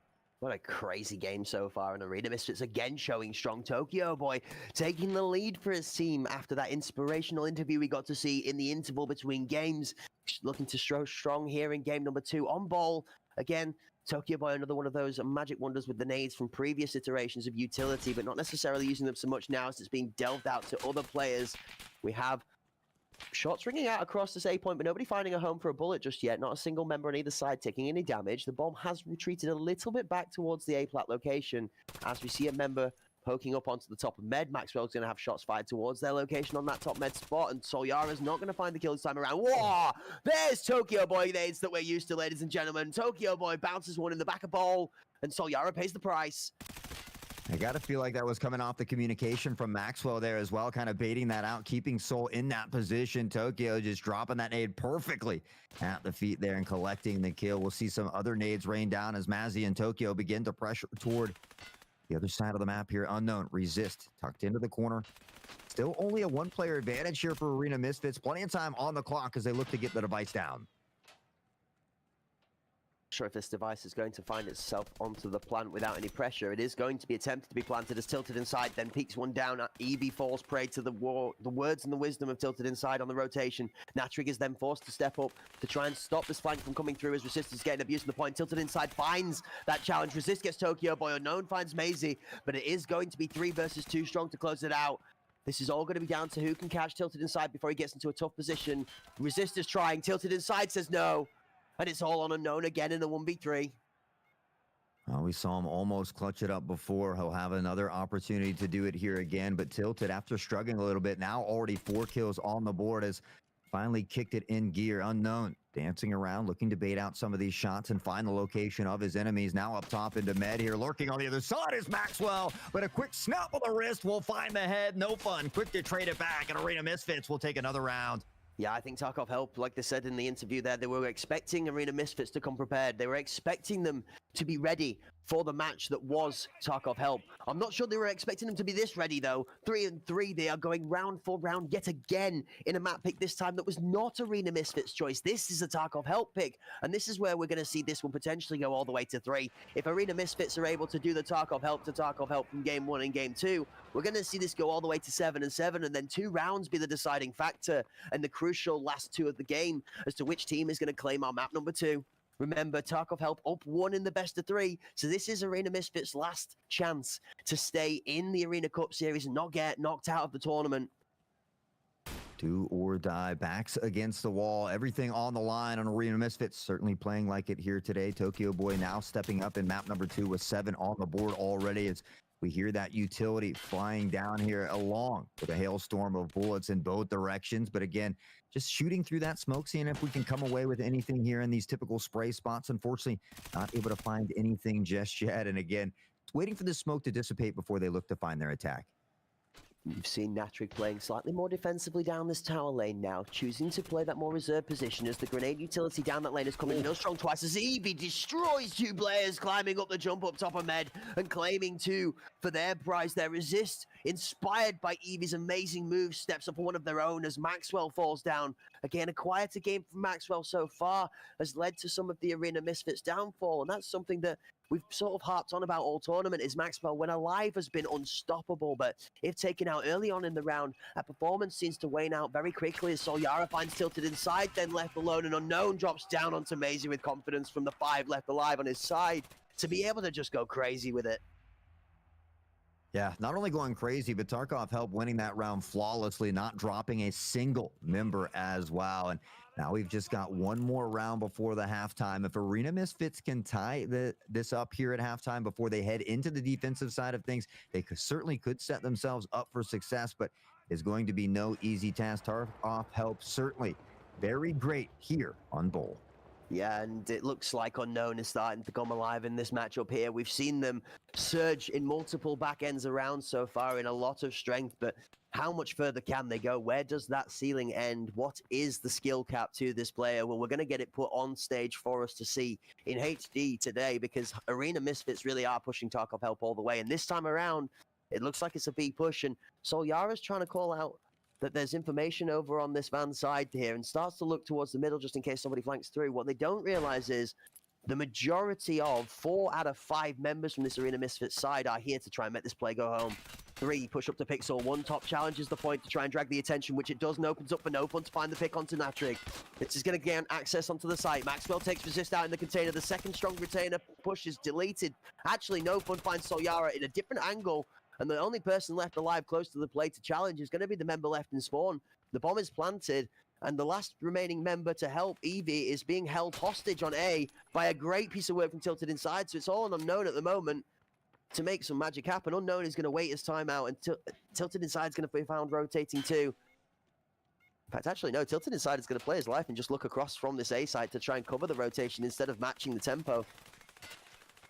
I think Maxwell just waiting for that teammate to maybe get into position so they can play it together here. Unfortunately, now on a 5v1, Unknown it is familiar, not unknown to the territory, but Tilted on that flank will find the pick, and Arena Misfits again find a way to reel it back. I gotta say, Cracked, I think what I'm most impressed with right now is No Fun's success with this G28 at the moment.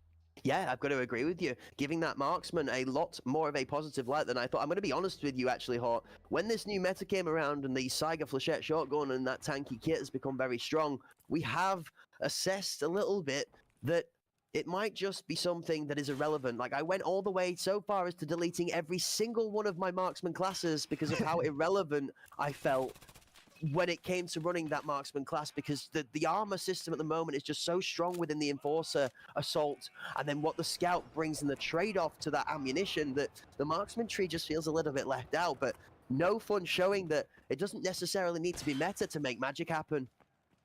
And making magic happen is certainly what they're doing at the moment. 4-4.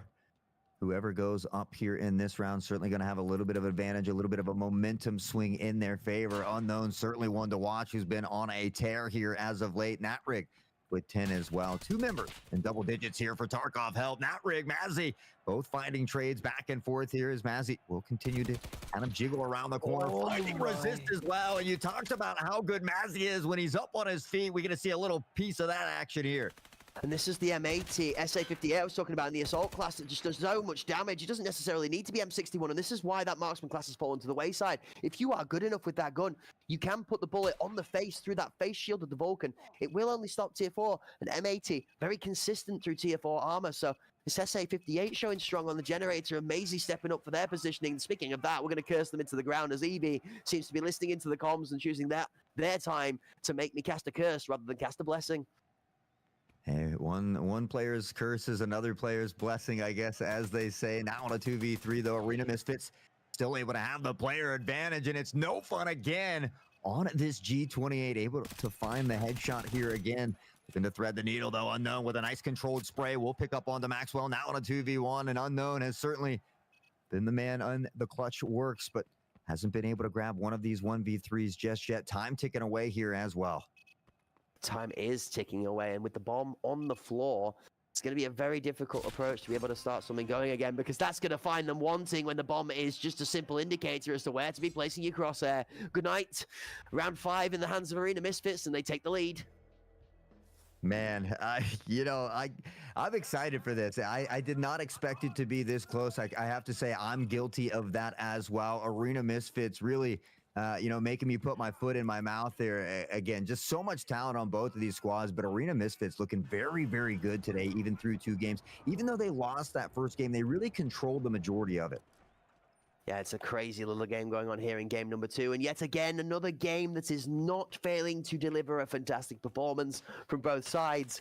And from the production standpoint, you guys at home are going to be thoroughly entertained by the action we're getting to see. Both teams, peg for peg, round for round, trying to put their authority onto this first quarterfinal of the day. We've got 3 more amazing matches to follow. What a way to start. The bomb is currently being held A plat, 3 members strong towards this generator area as Natrig lets that grenade go off on timing. Maisie is going to be found by that one. The tempo counter grenade actually doesn't find resistance. They react in time, as well as being able to dodge the grenade. They find the kill onto generator lane, and Tarkov Help are going to find some numbers now. Maxwell being challenged on the point, doesn't get killed just yet, but takes a bit of abuse. Natrig continues that tower push contest and takes out Nofun. Maxwell does find resist on the reload. Evie takes Maxwell in the return. That fire barrel from old, that ashtray pot died once upon a time in being used now as scenery to be able to step up on top of, as Tilted Inside finds themselves another kill. Tilted Inside with less than 20% health left alive, and the only member left standing for Arena Misfits to try and defend off round number 10. Round number 10. And now Tilted maybe has to channel some of them unknown skills and look for a 1v3 in his own, but maybe looking for a little bit of extra resources here through some of these bodies. Time slowly ticking away. Shots ringing through the smoke. Solyara just on the other side here, as we do see Tilted beginning to inch forward here. Is going to step right into the crosshair. Evie has spotted him. The controlled spray will come in, but it's Unknown who steals the kill away. And I just love the fact that neither of these teams want to allow the other team to extend that lead by 2. Anytime someone gets around, the other team's so quick to answer back. Yeah, you can't give an advantage to a team in this kind of a situation, because all of these teams out here are ruthless for a reason. They will not allow you to misstep without punishing you perfectly for it. You will see a team take a 2-round advantage and happily cruise, trading round after round, success for failure, until they win the game like that, because you don't need more than 2 rounds when you get to that 9-round victory total. So as we move on into round number 11, it's going to be back in the hands of either team to try and take tempo in this game, steal the pace, try and start getting themselves that 2-round advantage by opening up with 1. Looking to see what they can open up with here in round number 11. Flashes will rain down. Resistance taking quite a bit of damage here early as Tokyo up onto the sandbag. Looks to find a cheeky little peek over top of the smoke here, and Resist again snapping here to these typical spots where you're used to seeing people. So Yara here as well, and a lot of patience being displayed from both of these squads at the moment. Yeah, both squads with the patience is going to do them a wonderful work when it comes to keeping themselves constructively approaching this bomb plant. However, if either team finds themselves challenged by a strange angle or one of these pieces of utility that's been very strong from Natrig at the moment, Arena Misfits are going to find themselves being displaced by a good set of strategy being brought to the table. Tarkov Help have shown that they're not just throwing a grenade to potentially kill somebody. They are here to remove a player in the area they're looking to push through strong so that they can claim that site. We'll see if they are able to claim this site here again. 40 seconds left on the clock to find the plant. We'll hear some of those nades are raining down. Maisie dipping back to a safer location. Shots being exchanged yet again. They have spotted him. He looks to find one over near Med, but it's going to be no fun on the G28 to open things up. Maxwell will get involved here as well. Unknown finding a trade back here onto Maxwell. Mazzy has been spotted as well. Now on a 4v2. The advantage right now favoring Arena Misfits. Yeah, Unknown boss grabbing that extra set of ammunition there. Did not realize that the player had moved out the angle. He does stand to challenge up with Maisie as he changes the angle of getting approached. Both of them are just going to challenge back and forth. Maisie's going to be there on the corner, has a bigger magazine, and actually, that SA-58 that I was starting to say might fall prey to not having enough ammo comes true. 4 strong on the Arena Misfits side. as the dust settles and the bomb is defused, Arena Misfits take themselves the lead back again, 6-5. Back and forth we go. You couldn't ask for a more exciting series to start off the day. And as Cracked had mentioned earlier, we've got 3 more exciting matches to come after this still. Is it going to be crazy, Maisie? Are the Tarkov help side going to be found themselves tilted inside at the end of match number 2? Is it going to be all max power? Are we going to be saying, well, Arena Misfits have come to play? No fun. Taking it to Tokyo, baby. You can look at it at many different angles, but Tarkov help are being pushed. And Arena Misfits need to keep the pedal on the metal in round number 12 if they're going to convert on that great round number 11. First kill from Eevee is challenged back and traded out, delayed by Maisie there on the generator push. The smoke not stopping that aggression coming back in. Natrik finds a bomb onto Tokyo Boy as the flash comes out as well. Yeah, unfortunate there. Now down by 2. We talked about it was, Tarkov Help who was consistent in that previous one, but we see 2 members in double digits this time on the Arena Misfits side. Everybody close in kills and Tilted with a nice 2K. Looking for a third. The pre-fire and Resist will step right into the crosshair. Tilted now on a 3K, looking for more as well. It's all down to Natrig at a 3v1, and now Arena Misfits with an opportunity to go up by 2 rounds, but Natrig has other plans. Will extinguish, but no fun. Quick to find the kill here, and now Arena Misfits will get a little bit of a security blanket. And there's a chance, there's a potential there. If No Fun's on any other weapon than something with a scope, he steps around the corner, and this kind of kooky pick of the marksman class is in the right place at the right time. And yet again, I'm confused as to whether we're back on Bay 5 or we're still on the ball. Did I just see deja vu? Did Tilted Inside just triple kill outside of a point in exactly the same fashion as he did in game 1? Have Arena Misfits literally copied the strat and the blueprint from match 1 and brought it into game 2 with adjustments? And are they going to take home game 2 to push us to map number 3? I'm gonna be honest, Hot. I'm beginning to believe. Hey, I'm a believer. We love the underdogs over here. Again, a lot of talent on the field today, whether there's a 1 seed or a 4 seed. Certainly very equal in skill as Maxwell finds the first one. Maisie now as well. So Yara quick to find one as well. Tokyo Boy, and again, the plaid stripes come up in the kill feed as everybody's getting a piece of the action as it's popping off here. Natrig able to find Mazzy and slow it down just a bit now into a 3v2. Yeah, and that was absolutely crucial. Tokyo Boy comes by with a critical kill to save Maisie's life initially as they were in the middle of reloading that SA-58. As that comes down, it does take a swing from Natrig onto the point to be able to claim that life, and only 2 members left on the Tarkov help side. It's going to find one of them being removed by a great grenade from No Fun onto the point. That's a good save of the utility. Not throwing it at the early opener in the round, but saving it for the guaranteed removal of that bomb on point should it go wrong, and it's all on unknown. And ladies and gentlemen, Error 404, unknown, not found. Tokyo Boy says this is going to be our round number 8, and Arena Misfits move to 3 match points. No Fun is the only member on this squad that doesn't have an MVP title there, but for me, he's certainly the MVP of this game. 11 kills here, 7 deaths on the G28. Phenomenal decision making, great situational awareness, and again, that nade right at the end to deny that plant there was just insane. Chef's kiss. Mwah. And I'm telling you now, if you were inside that Arena Misfits Discord when this next round goes home, if they take this 9-5, there's going to be the loudest roar of achievement in that Discord. They are going to be elated to take us to our 3rd game and invigorated, maybe even inspired to be able to knock Tarkov Help out of this tournament. Remember, ladies and gentlemen, Tarkov Help have not dropped a map this entire tournament yet. So this would be their first defeats. This would be the first crack in the armor. This would show that the gods do bleed just a little bit. Good to know that they're also human, even though sometimes the skill doesn't look like it. And Resist, Natrig not willing to go silently into the night as they both find nice kills. One coming off of the nade from Nat. Now up top, Eevee does spot Tilted and will quick to drop him into the dirt. Resist finds one as well. And now Tarkov Help firing on all cylinders as they have another flawless round. And look at the crucial adjustment again. Don't get me wrong, 4 kills were leveled out before No Fun gets picked, but the second that bomb's going down on site, the lineup from Tarkov Help knows where that grenade was thrown from last time, and they shove him in. They literally send members to run him down whilst he's prepping that grenade to be thrown when the bomb is being planted, and they kill him before it leaves his hand. So Tarkov Help, again, within 1 rounds with the time, have already adjusted to that counter bomb plant grenade and know how to take it out immediately and execute it flawlessly to do so. Oh, resist with a great double kill out of spawn. That's a momentary lapse of discipline from Arena Misfits. You know there's a potential they can throw that, and there is a way to get around it. Man, talk about taking some wind out of the sails. Eevee's going to find Maxwell here as well. Unknown popping off again, and now Tarkov Help looking for their second flawless round in a row after being down by 3.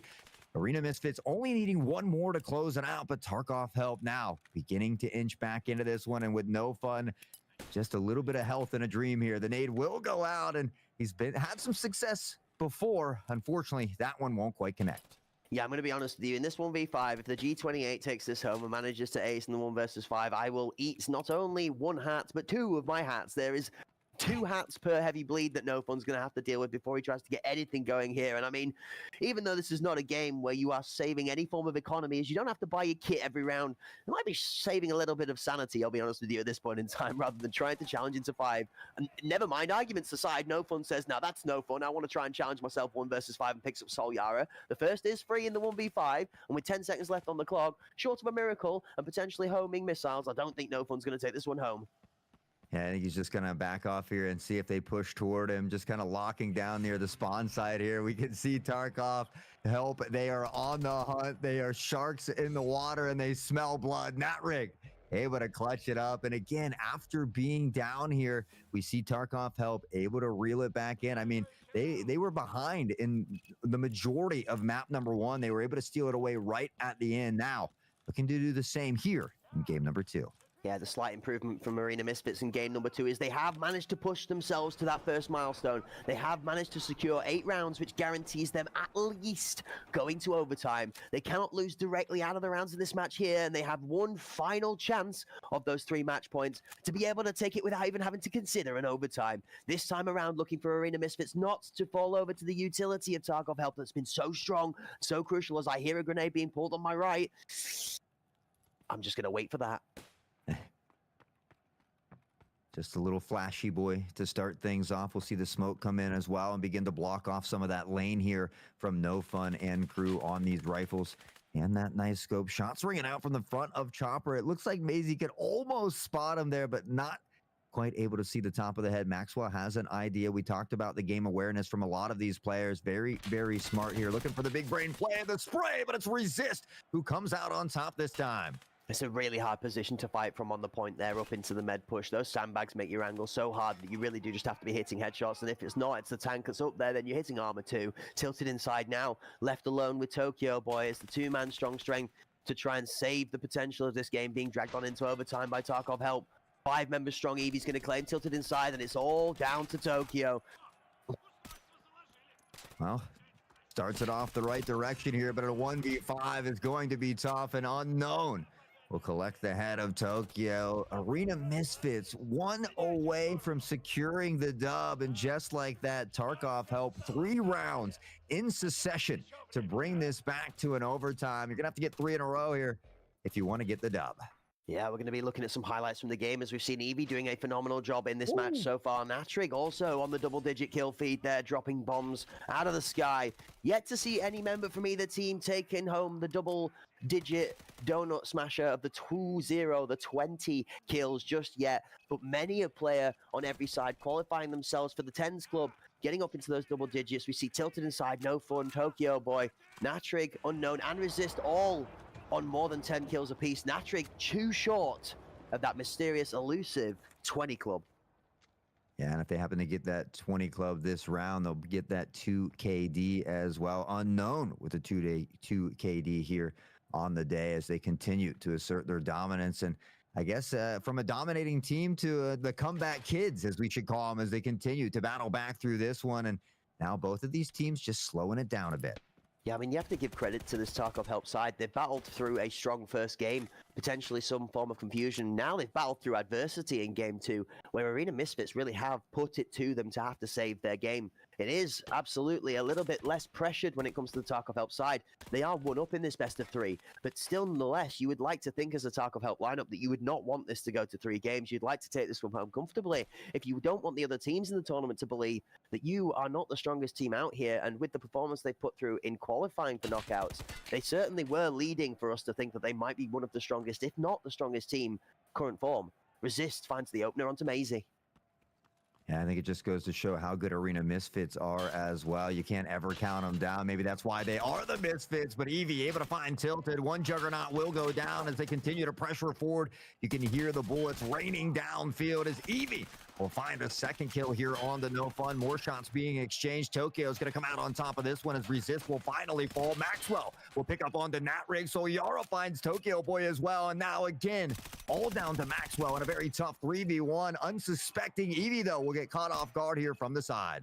Yeah, that's an interesting one with Eevee finding themselves a little slow to react there. Unknown's going to be waiting on this side here. Here's the med, and that's going to cause the challenge. Maxwell is going to find Unknown and level it down to a 1v1. There is not enough time for him to be able to plant the bomb, but if he does find the kill in time, this could be over. He's going to run round to the left-hand side, and Solyara is not going to move a muscle, not going to give the audio cue, and Tarkov Help are going to take the first round of overtime. Yeah, I mean, a smart decision, especially when you're on defense. You have that ability to just be patient and kind of force the opponent to come into your field of view, right into your crosshairs. So a great job by Solyara just to remain patient and find that 6th kill, clutch up the round at an important moment here for Tarkov Help, because anytime you can take that lead early, more specifically in overtime, again, you get a little bit of that breathing room, a little bit of that security blanket, a little weight off your shoulders, so to speak. And it's a smart decision-making process there. It's slightly risky, but it's high risk, high reward. You don't move from the boxes there. As you see Maxwell sprinting towards that spawn location, because you would expect, if Maxwell gets that kill there, they win the round, okay? Flip side to that, if Maxwell does not get the kill there, the time runs out and neither of them die, then the round is won by Tarkov Help. So standing up and waiting for him, instead of running away to try and kite off, might have found him being caught by the rotation from Maxwell in his aggressive push. Instead, Solyara reads Maxwell has to push for the kill, stays his ground, and then catches him sprinting because he needs to close too much ground with not enough time left. It's a smart play on the Tarkov Help side, but it is only 1 of 4 rounds needed in this overtime section, and as the bomb is planted, Arena Misfits have got themselves in a good position over Generator. Nobody's going to read this Maxwell position. This is such an off angle right here. And Maisie being prone on the floor as well means Unknown cannot step too far forward, or they are going to find themselves being sandwiched savagely. He does have Resist on the shoulder. He's going to step on one, and Maxwell's going to step up into him. Maxwell's not going to allow him to step close enough for the 2v2 to come in, though. And that's going to get both of them taken out. Tilted Inside claims 1, but Tarkov Help take 4. And Tilted Inside is left last alive. Both are going to get swallowed, and that's going to be the round for Tarkov Help. And yeah, he's game, set and match for the first half of overtime. Tarkov Help can simply either win the game overall in these next 2 rounds or take us minimum to another overtime. Arena Misfits have had the tables turned on them now. Oh, it looked so good, Hort. The angle was set up. Maxwell and Maisie were both set, crossfiring it, but Maxwell gets a little bit jittery and steps too early, not allowing the crossfire to come into play. Yeah, just kind of, I mean, timing is everything, and unfortunately for them, it doesn't work out in their favor. And then on the other side of things, Unknown has just been absolutely nutty, not only with a crosshair placement, but with the ability to find these quick flicks and snaps to the head here. Nice, easy, controlled spray, and he comes away the victor yet again. Natrig, I think, has 6 MVPs or so on the day here, or on game number 2 already as well. So, I mean, the whole crew popping off. We can see the majority of them in that double-digit kill mark. Yeah, Natrig there, finally cresting that horizon. We have our first 20 club competitor, Natrig, claiming themselves the 20 kills, 11 death ratio, and leading their team to success, it looks like. That being said, it is not over until it is over, and there are 2 rounds that Tarkov Help need to try and put one of them home for to claim this match. Eevee is going to claim Tilted Inside's attempt at stopping them as the first opener for the round and the first kill. Nades come out towards Generator, behind Maisie, still in a good spot here. Smoke over the curtain area is going to allow Resist to walk up without too much danger. He's going to step into the point challenge and is going to find themselves being repelled by Maxwell. That is where Maxwell has been good. Expecting the Generator push at the same time, Maxwell pre-fires it and asks Maisie to step 2. Nobody's home though. The bomb is playing deep on this A-plat location. Unknown still sat up in med. Natrig still holding down by the ambulance. Looks like they might just fake out and reattempt to push in on this site. Now that Maxwell has had half of their health taken and some of their bullets, you see Maxwell bleeding heavily on that point. It's going to be another potential issue because the timing on clearing that heavy bleed might just open for somebody to swing. We'll see if they do swing here in the nick of time. We'll see the nades coming over as well. That smoke looking to clear off that lane just to make that push a little bit easier, but they have to be careful. Unknown here looking to press forward, lurking just on the other side of the wall here is Mazzy. Now down the long haul, they is spot one. Mazzy pressing forward here now on the side. The peak is good. Maxwell able to find one. So Yara finds Mazzy. The flick to the dome, and Unknown will find Maxwell as well. So Laura getting a piece of the action, and now it's all down to no fun. Tarkov Help will close it out in overtime. And ladies and gentlemen, that is Tarkov Help moving to a 2-0 victory in the best of three. A phenomenally strong attempt from the Arena Misfits side to stop Tarkov Help in their qualifying to the semi-finals in this first of the knockout stage quarterfinals here. But unless anything that could have been said from the Tarkov Help side was taken into consideration, Arena Misfits today absolutely outperforming what we expected from them, short of taking home a match win. Tarkov Help take a convincing 2-0 victory in the overall standings with a scoreline, Hort, that does not tell the tale of how close both of those maps were. Yeah, I think you must be in my head. That's one thing I was going to say as well. That 2-0 certainly does not do it justice. And if you're Arena Misfits, you hold your head very, very high today. A phenomenal performance. Unfortunately, not quite able to squeeze it out. But for the rest of these teams in the playoffs here as well, I mean, Tarkov Help looking very human today, very beatable as well. So again, I feel like some of these other teams are going to come out with even more confidence after this showing.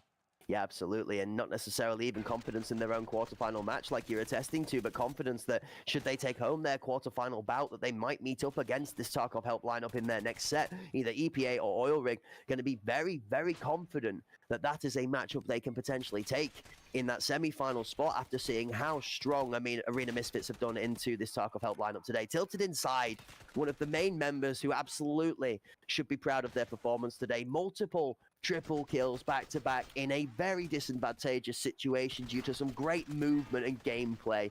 The king of movement himself, the CEO of movement, Bikizi, showing us the magic in that last phenomenal match that we saw previous weekend, gone for qualification, then being displayed today. That Tilted Inside might have been watching that match too, with their magical movement trying to perform well today, but alas, not quite enough to take home a match victory. As we do say goodbye to the Arena Misfits, Tarkov Help will qualify from the first game quarterfinals today and move on to the semi-final bracket. Now, game number 2, and the one game for today, Hort, that I really do believe has the most potential to go all the way to 3 matches. We might even see this one swinging to overtime in 3 games. Hey, I'm certainly excited for it. And honestly, I want to check to see if maybe NatRig or Resist have some homing grenades, because they were absolutely on point with those grenades today. We saw a couple doubles as well. So we'll see if Team EPA or Oil Rig can kind of channel a little bit of that coming up in this next series as well. Obviously, Team EPA, the slight favorite, but there are some juggernauts on Oil Rig. And if they can come out swinging here today, they're a team certainly to be reckoned with. Both teams absolutely something to be reckoned with. We spoke to the form of EPA. Look like they're in the best form we've seen them in yet in the professional competitive environment. Oil Rig going through some more roller coaster ride scenarios when it comes to their form and performance, where a couple of the games, like we said in the qualifying stages, looked a little shaky, a little McShaky, and a little bit like they could have been improved upon. But when asked to step up to the table in that final match to qualify on day 5, or in the 5th column of the bracket in the Swiss, should I say, Oil Rig absolutely stepped up, and they knocked out the reigning champions that was Paravision in that match to qualify into the knockout stages. So, as I said, Walker touts Bikizi as potentially the best, if not the best, IGL in the entire scene right now. And that's coming from a guy who we shower with praise consistently of their strong performance when it comes to the strats that they devise. Well, one exciting match done and dusted. We do have one more coming, or 3 more coming up. This next one, as you see here, Team EPA going to be taking on Oil Rig as well. And a lot of familiar names here as well, Cracked. I know we've had the pleasure of casting a lot of these more recently in that base game series, and that Solo Factory and that Duo Custom. So I'm super excited for this next one. Yeah, absolutely. EPA going to be touting Walker, Blitzer Girl, Rapid, Goes, and Kana, who we have to mention is one of those phenomenal players that has weathered the changes to utility and grenades from these last few weeks and gone into this new iteration of grenades and looked so strong with their playstyle there. Walker, normally one that also mans those grenades, being able to step away from another level of complexity added to all of the things that goes into the IGL gameplay. Being able to trust Kana with the responsibility of consistently performing on those grenades is going to allow Walker to excel even further.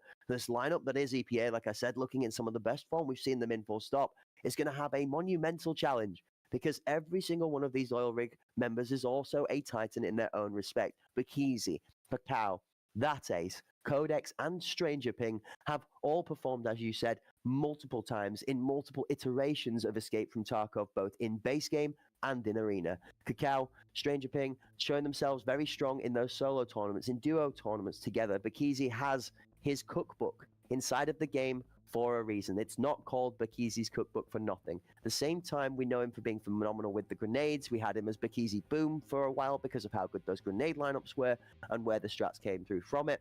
And all around, Oil Rig were considered one of the more aggressive, dominant teams. If they came to play, they won without hesitation. Nobody was given mercy. You were not allowed to suck on a lollipop on the side bench and let your feelings be found a little bit softer. You were told it was do or die, and die you shall very quickly if given the chance. Well, I'm absolutely thrilled for this next one. Unfortunately, Cracked, we do need to take a minute, to get these players loaded into the lobby. So it's a great time to stretch your legs, maybe get a snack or a drink of water, but don't go too far. When we come back, we've got more Tarkov action.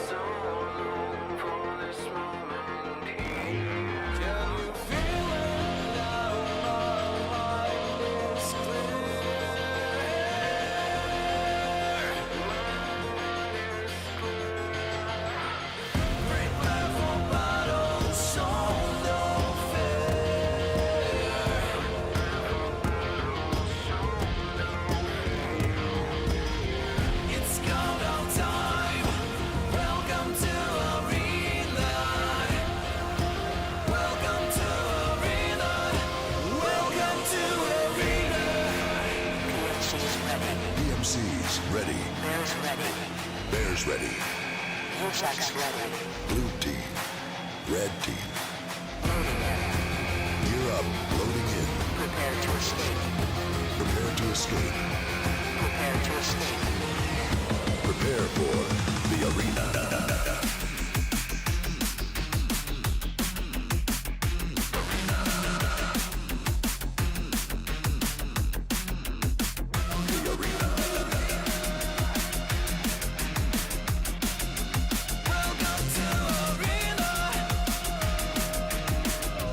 Prepare for the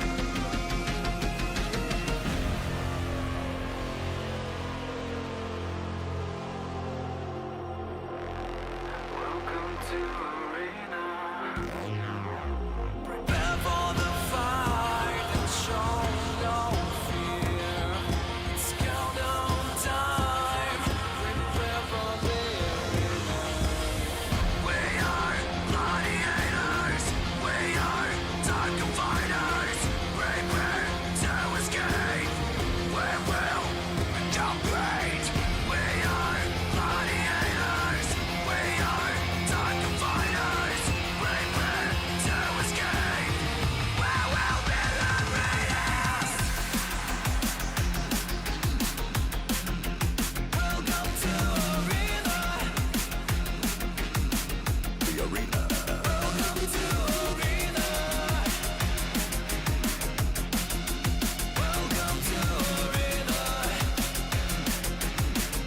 Prepare for the arena.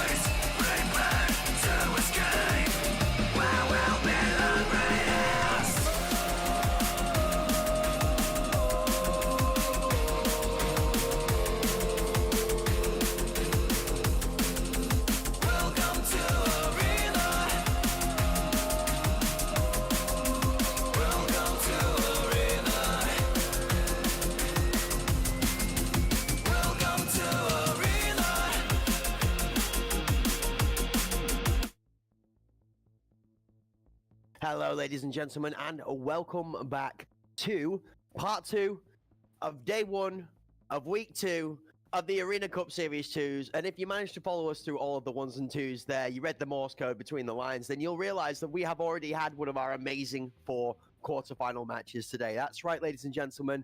Arena Misfits put up a phenomenal performance against Tarkov Help, but were unable to take it home. Tarkov Help claiming that first best of 3 2-0. As we are now back from the interval, we're going to be rolling into game number 2 of the day, which is going to be EPA taking on Oil Rig. Both teams here more than familiar with the environment. They've been here since the beginning of the professional scene and have played in multiple different events. So, the question is, Hot Sauce, which of these two teams is going to show up better today on the field to be able to claim that victory?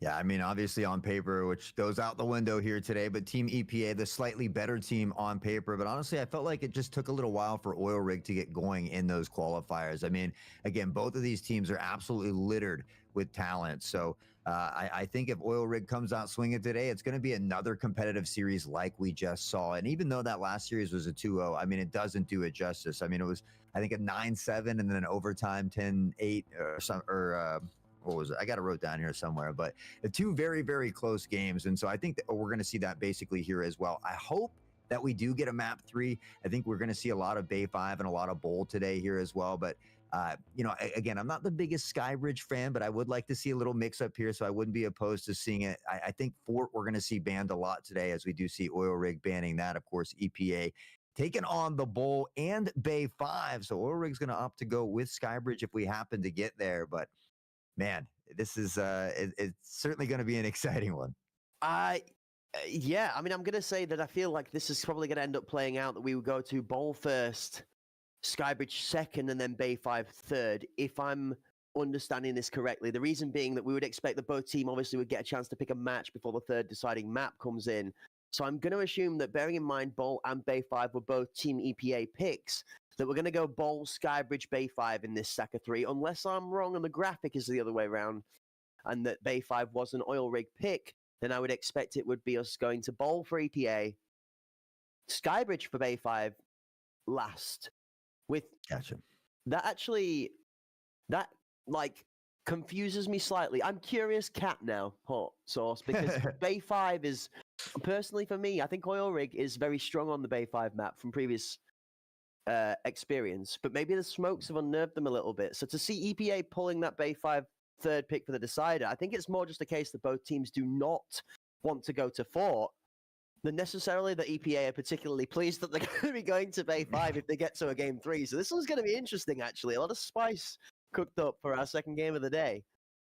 Yeah, and I just feel like the Bowl, Bay 5, they're the most common maps that we've seen, since the beginning, right? Everybody's very, very comfortable on these maps. So even if another team picks it or they might be slightly favored in that map, you're still very comfortable. At this point, you know the lineups, you know the lanes, you know the strategies that you want to run. It's just about how well you're actually going to execute those strategies and, which team came to play just a little bit better here today. Yeah, absolutely. And I mean, we've got to put a couple of notes out for the folks at home that maybe are not so intimately related with either of these two teams, maybe haven't experienced them as much going forward. So folks, for you at home, remember Blitz and Walker from EPA, and then Stranger Ping and Cacao from Oil Rig traveled together and won the TwitchCon San Diego event, which is Arena's technically largest LAN to date, with 8 teams attending that event and 8 competitive teams. So, 2 members from each team here joining together and making a mutual force at San Diego shows the mutual respect among these 2 teams willing to play together and against each other. And like I said, it's going to be a clash of the IGL. So as we get into game number 2, ladies and gentlemen, you have Oil Rig, Stranger Pink Cacao, that is Bakizi and Codex going up into EPA. Kana goes Rapid Walker and Blitzer Girl as we get started on the Bowl. Yeah, I see that early nade coming out here as well. Some sprays being exchanged, but again, Rapid not able to find one just yet. Popping up to mid, looks for a little pre-fire, but it's going to be Codex lurking on the other side of this generator here. Has that ace as a backup, so a little bit of a double fire down lane here. And that ace and crew, because they're on defense again, they get to be a little bit of patience or have a little patience, but we see that smoke coming in, and that's really going to block off all of that sight line there. Yeah, and those 2 players now have 2 options. One is to get that ace boosted up and over here so you can potentially see over the top of the smoke and try and gain some form of information, as the both of them are not going to be allowed to challenge, or they just have to wait it out and accept that generator is now a danger site. The 3 members from EPA could decide to stack through that generator area and swing the guy on point, or, like they're doing now, it feels like they're trying not to telegraph the play too much with that bomb sitting near curtain. And there's going to be follow-up utility. Now, this is what we were looking for here. They've confirmed that there's probably a player on site, and Blitzer Girl is going to underarm this one over. And Stranger Ping is going to say goodnight if he's too close to it. No, it goes off by the boxes. So Stranger Ping with the opposition towards the deep wall doesn't get taken out by that grenade, and that suddenly is going to change the approach a little bit. EPA trying to cook that nade onto site to remove that crucial player. They're going to step up into the tower lane, and that's Rapid for the first, Rapid for the second. Stranger takes Walker, goes, gets Stranger Ping. Blitzer Girl gets Cow. Bakizi for 2, and there's the captain. Oil Rig steps up strong, but EPA has Rapid, the rapid racing machine that he is, nails his way down into generator and comes out with the final kill for his team. EPA take the lead, 1-0.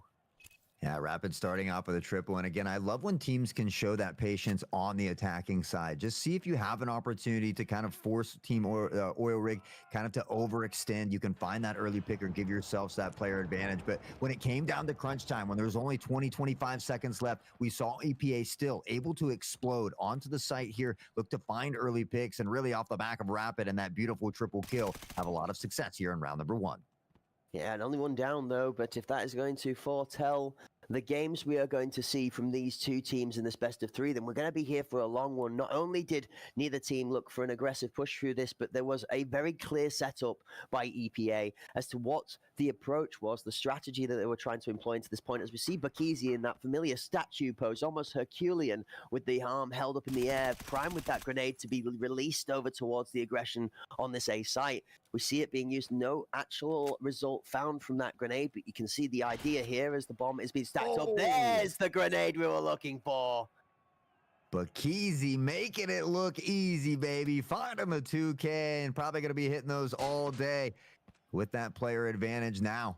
An opportunity to take this round back and look to tie things up. Codex in that enforcer role here, just being a little bit patient, waiting for those nades to go off now. Looking to pressure through the smoke, has control of the Jin, spots one, the spray is there. Walker on the other side as well, but Stranger taking out his teammate, and maybe Lemony Snicket's lurking about on a series of unfortunate events. Yeah, that's it. And Walker was licking his wounds with his tail between his legs, as we saw from the spectator sight eyeing him through the smoke, jumping away from a grenade that was also potentially set to claim his life as Kakao claims goes. Walker takes Kakao on the trade out, though. Stranger ping on the point is going to find Kana, and it's going to be Walker left last alive, but not for a second longer, as that ace comes in with the clean kill.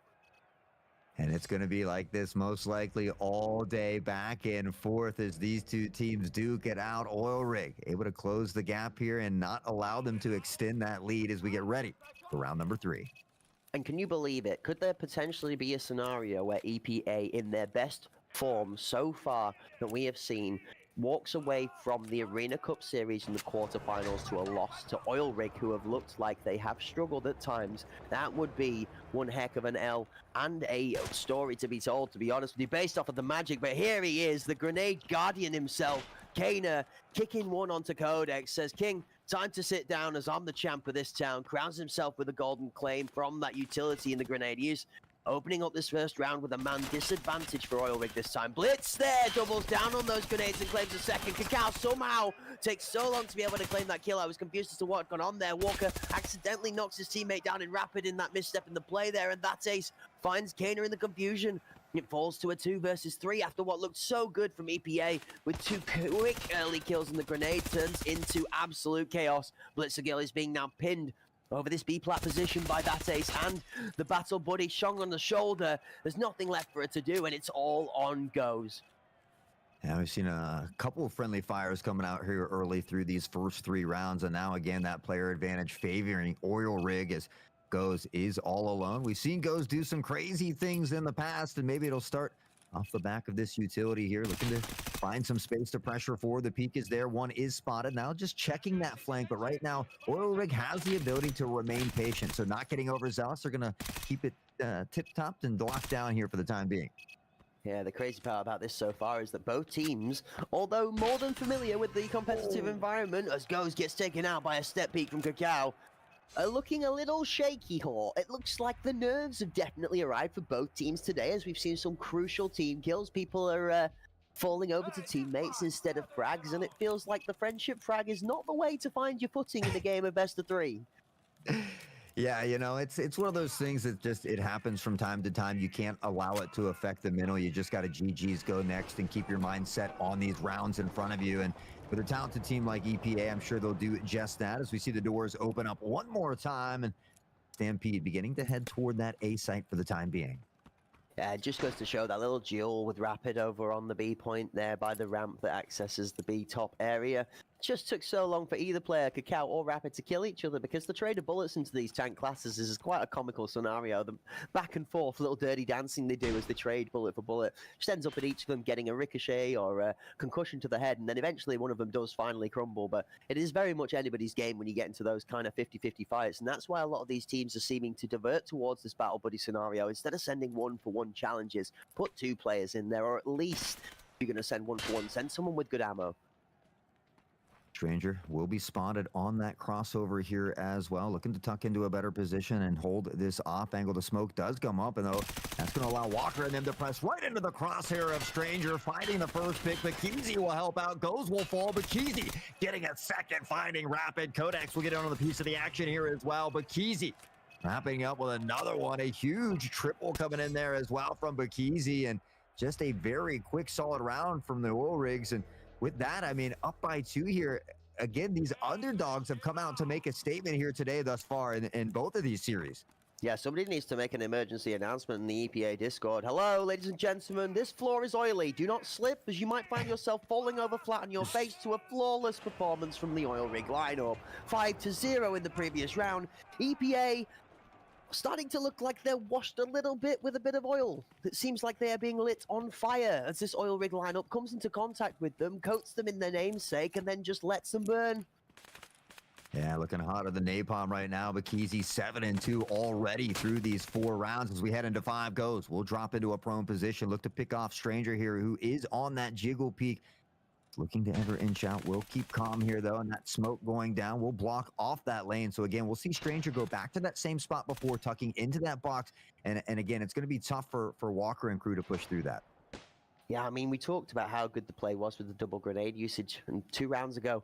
That opened the access onto the point, but there is such a thing as overcooking the play, and unfortunately, too many chefs do spoil the broth. And that played out in that round there. As we're moving into the later round, round 5, Kakao is going to find a kill onto Kana as Codex distracts for a moment, taking a lot of abuse to their health, but not giving up that crucial life. Not giving up the life just yet. Bakizi and crew here with Stranger. Looking to lock down the A site, but if you take a look at that mini map, we could see EPA rotating all the way around toward that B site. Nobody over here for the Oil Rigs yet. That ace is going to catch one in rotation. That's going to be Rapid, who fires back in quick succession. Goes rotating around, does spot Kakao as well on the peak. Isn't going to re-peak it as that ace finds Walker here in the mix now. And again, trades back and forth as Goats will find a kill of his own. Rapid will get a piece of the action now on a 3v2, slightly favoring the Oil Rig. And in this sense, although 3v2 numbers favoring Oil Rig, there's a nice position from Goes here. If he manages to find Codex, which he doesn't, Codex is ready for him, and that is going to confirm that good position. Like you said, it's Rapid versus the king himself, Bakizi, and as the captain steps in, he steps up and claims his prize. 4-1, Oil Rig starting to a dominant lead. Yeah, I mean, I think Walker, Kane are both with only 1 kill apiece. A couple of members that we're used to seeing frag out in bunches. So, I mean, we saw this in that first series with Tarkov Help. It took them a little bit to get going, and they were able to come back and steal the game away from Arena Misfits. So, again, you can't count them out. It's still early into the game. There's plenty of time for EPA to work into this. Ideally, they want to get at least 1, hopefully 2 more rounds on the attacking side. Yeah, depending on how many more rounds can be picked up will depend on how much of a cushion Oil Rig gets to take into their attacking side of the game to be able to convert it and take it home. We talk a lot, Hot Sauce, in the background in our spare time when we're fortunate enough to bump into each other during our busy schedules about how much really does a team need to be able to get through in that halftime match? How much do they really need to put themselves at an advantage of? As Rapid takes the advantage of Kakao, getting confused by why he's pushing through the smoke like an absolute crazy person. See, another trade comes back over the other side of the point. Codex finds Rapid after he's slightly overextended into that push with Bakizi holding him from the B-plat. Blitzergirl is going to take out Captain Bakizi over that B-plat position, but then Stranger Pink finds Kana as it's 3-2. The dust settling again with the Oil Rig members in the lead, and then goes down. And it looks like Blitzergirl is going to be the last left alive. Each member on the EPA side, Walker, Rapid, and Goes have been challenged in the 1v so far, not successful. Can Blitz be the difference? That's one. And that's what we see Blitz do so well. This is that AP MCX, the 300 blackout round that does shred any equipment with the side of this game at the moment in time. That ace on the off angle, though, is going to find Blitz in Pixel, and that closes out round number 6. Oil Rig moved to 5. Man, that it's looking a little grim early here for Team EPA, but we know there's a ton of talent on that squad there. Yeah, they're going to have to do something. But unfortunately, they ain't going to pull this out. Bit to get going. Oil Rig playing very, very well together, peeking off of each other, and if they don't win that 1v1 gun battle, often at a minimum, finding that trade back here as well. So Oil Rig certainly has come to play today. We were hoping they were going to come out swinging, and not disappointing here early. Yeah, absolutely. I mean, the onus was on Oil Rig to turn up hot, to turn up strong, and to turn up like they meant business, just as they did into Paravision to knock them out. And if they didn't, we were very, very concerned that EPA was going to find themselves having a bit of a training day almost. If it really was the slightly less confidence Oil Rig that we saw in Game 1 and Game 2 of the tournament. However, the one thing you can never do is count Oil Rig out as Kakao drops onto Rapid off the top rope and claims his name first from the board. Walker will return. Blitz will claim one back with a grenade, and then Kana claps Pakizi. Oh, wow, that Ace and Stranger Ping, however, are going to respond in strength as the tides are being flipped within seconds, so quick we can't even keep up with which team we should be commentating on. Oh dear. Competing as two more Oil Rig members, then slam the round out, and I get stopped for a third time within the same sentence flow. Oil Rig deciding that they're not only going to deliver oil and slip up every single one of the players in the EPA lineup, but now casting and infecting the casting desk with their slippery surprises. Yeah, I mean, it doesn't matter if the round starts slow or fast. The moment that first kill pops off, it seems like there's about 8 or more in that kill feed as well. And just everybody getting involved in the action. This explosive gameplay from both of these squads here as EPA struggles to find these early rounds on the attacking side. And with not many left here in the half, they're going to need everyone they can get. Struggling to find their footing is right. You've literally hit the nail on the head. It seems like EPA are just looking a little lost at the moment. It's like this Oil Rig lineup has really got this prepared, and Stranger Ping is still going to find that pickup even after he gets the vision take away from him. Hey, we talked about maybe doing some VOD review in those qualifications or from those qualifiers, and maybe Oil Rigs has kind of scouted them out a bit. They certainly came to play with a strategy here today. We talked about how important it is to execute that game plan, and Oil Rig doing a phenomenal job of that thus far. A little bit of a pre-fire, but Rapid's going to find the first pick onto Bakizi here as well, as Goes went down earlier, so we will be right back to a 4v4. And this is where EPA need to start to capitalize. Rapid is one of those key players, one of them star strong performers that has been seen to land home bullets time and time again when called upon. Stranger Ping is going to challenge from the point as Rapid's going to try and pressure him off of that. Walker drops one onto the side to try and remove. That's going to clear out the headshot position, but there's nobody waiting in headshot from Oil Rig, so that grenade is finding a home of no one at this moment in time. You can see the deeper position being held in the back of tower lane there to avoid that utility coming out without a kill. And as that's now been called out, step up is going to happen as Blitz is taking one with pressure from Walker onto Stranger Ping on the point. The device is finally being planted from EPA, and we are starting to see a little bit of improvement. Kakao steps up and nails Blitzgill off the top of Med and starts to close out on some of the success as Codex steps up for one on Rapid, and it's all left down to the main man himself, Walker.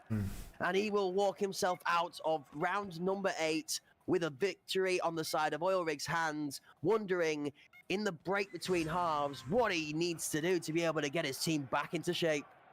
Yeah, Walker caught with the cheese in hand, and a dominating performance here in the first half from Oil Rigs. Not looking like a 3-2 team, certainly, as the whole crew is popping off. Nearly everybody getting a piece of the MVP action. As we saw Rapid having some early success. We saw some great double kills as well, but that ace, Kakao, the rest of the crew, Bakizi, has been firing on all cylinders, able to go up 7-1 in the first half against Team EPA.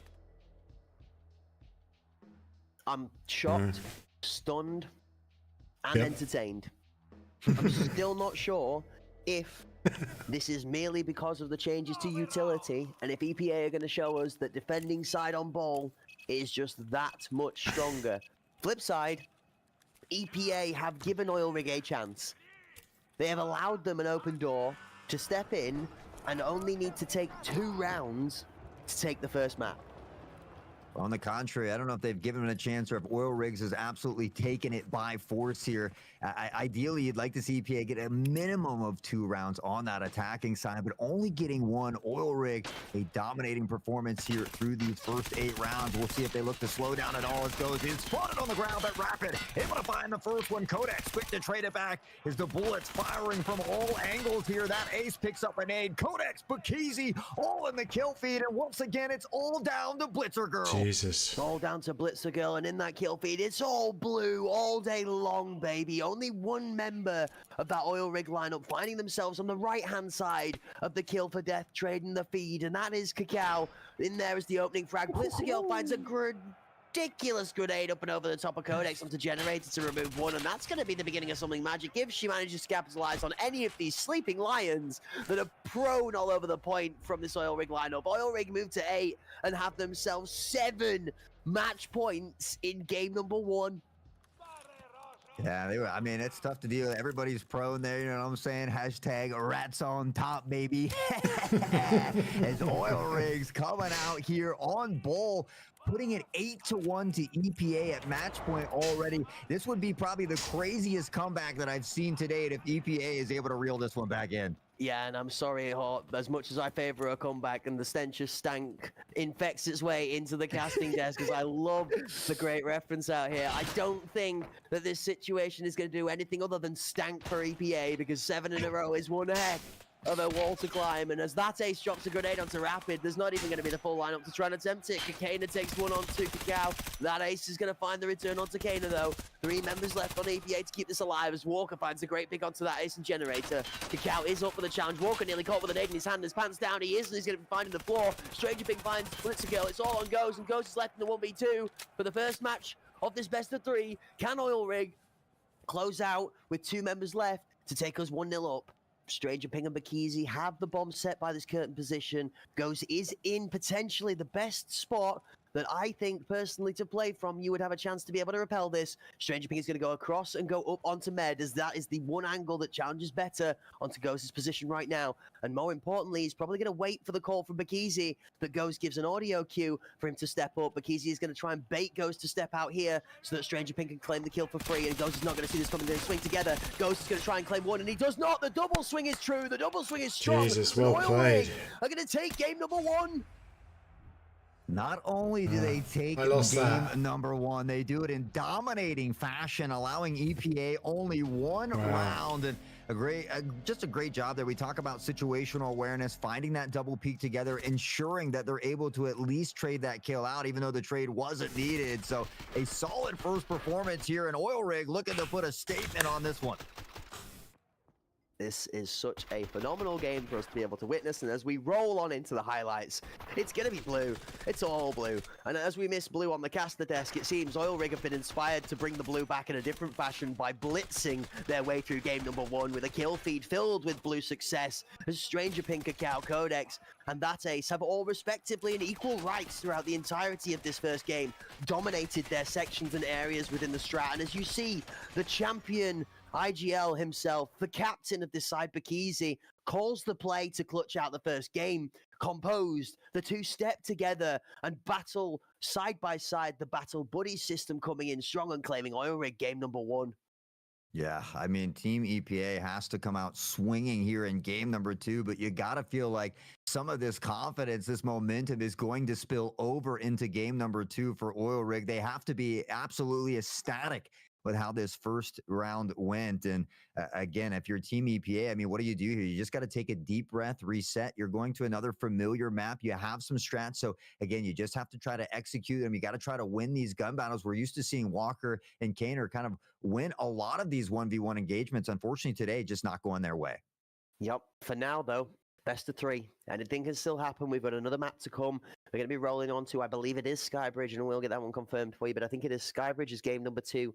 For our best of 3 to then take us honestly straight on to Bay 5 to potentially close out in a best of 3. But I'm going to be really brutal right now, Hot Sauce. It looks like the change in utility that had been weathered so well by Kana rising to succession in this grenade position and doing such great work with some of those opening grenades has been stifled out by better Oil Rig preparation, and that suffocating approach from the Oil Rig side has left the CPA. What time is it with you in South Africa? What time is that? So strong at, and that is killing. Sorry, I am actually here. They need to then if I do this, as we talk about, I am in the background. Gameplay, but I'm leaving them do the talking and from our all-important viewers, ladies and gentlemen. Again, a massive shout out whilst we're in the intermission here, and thank you to our sponsors in Gigabyte 8. Thanks for the raid, dude.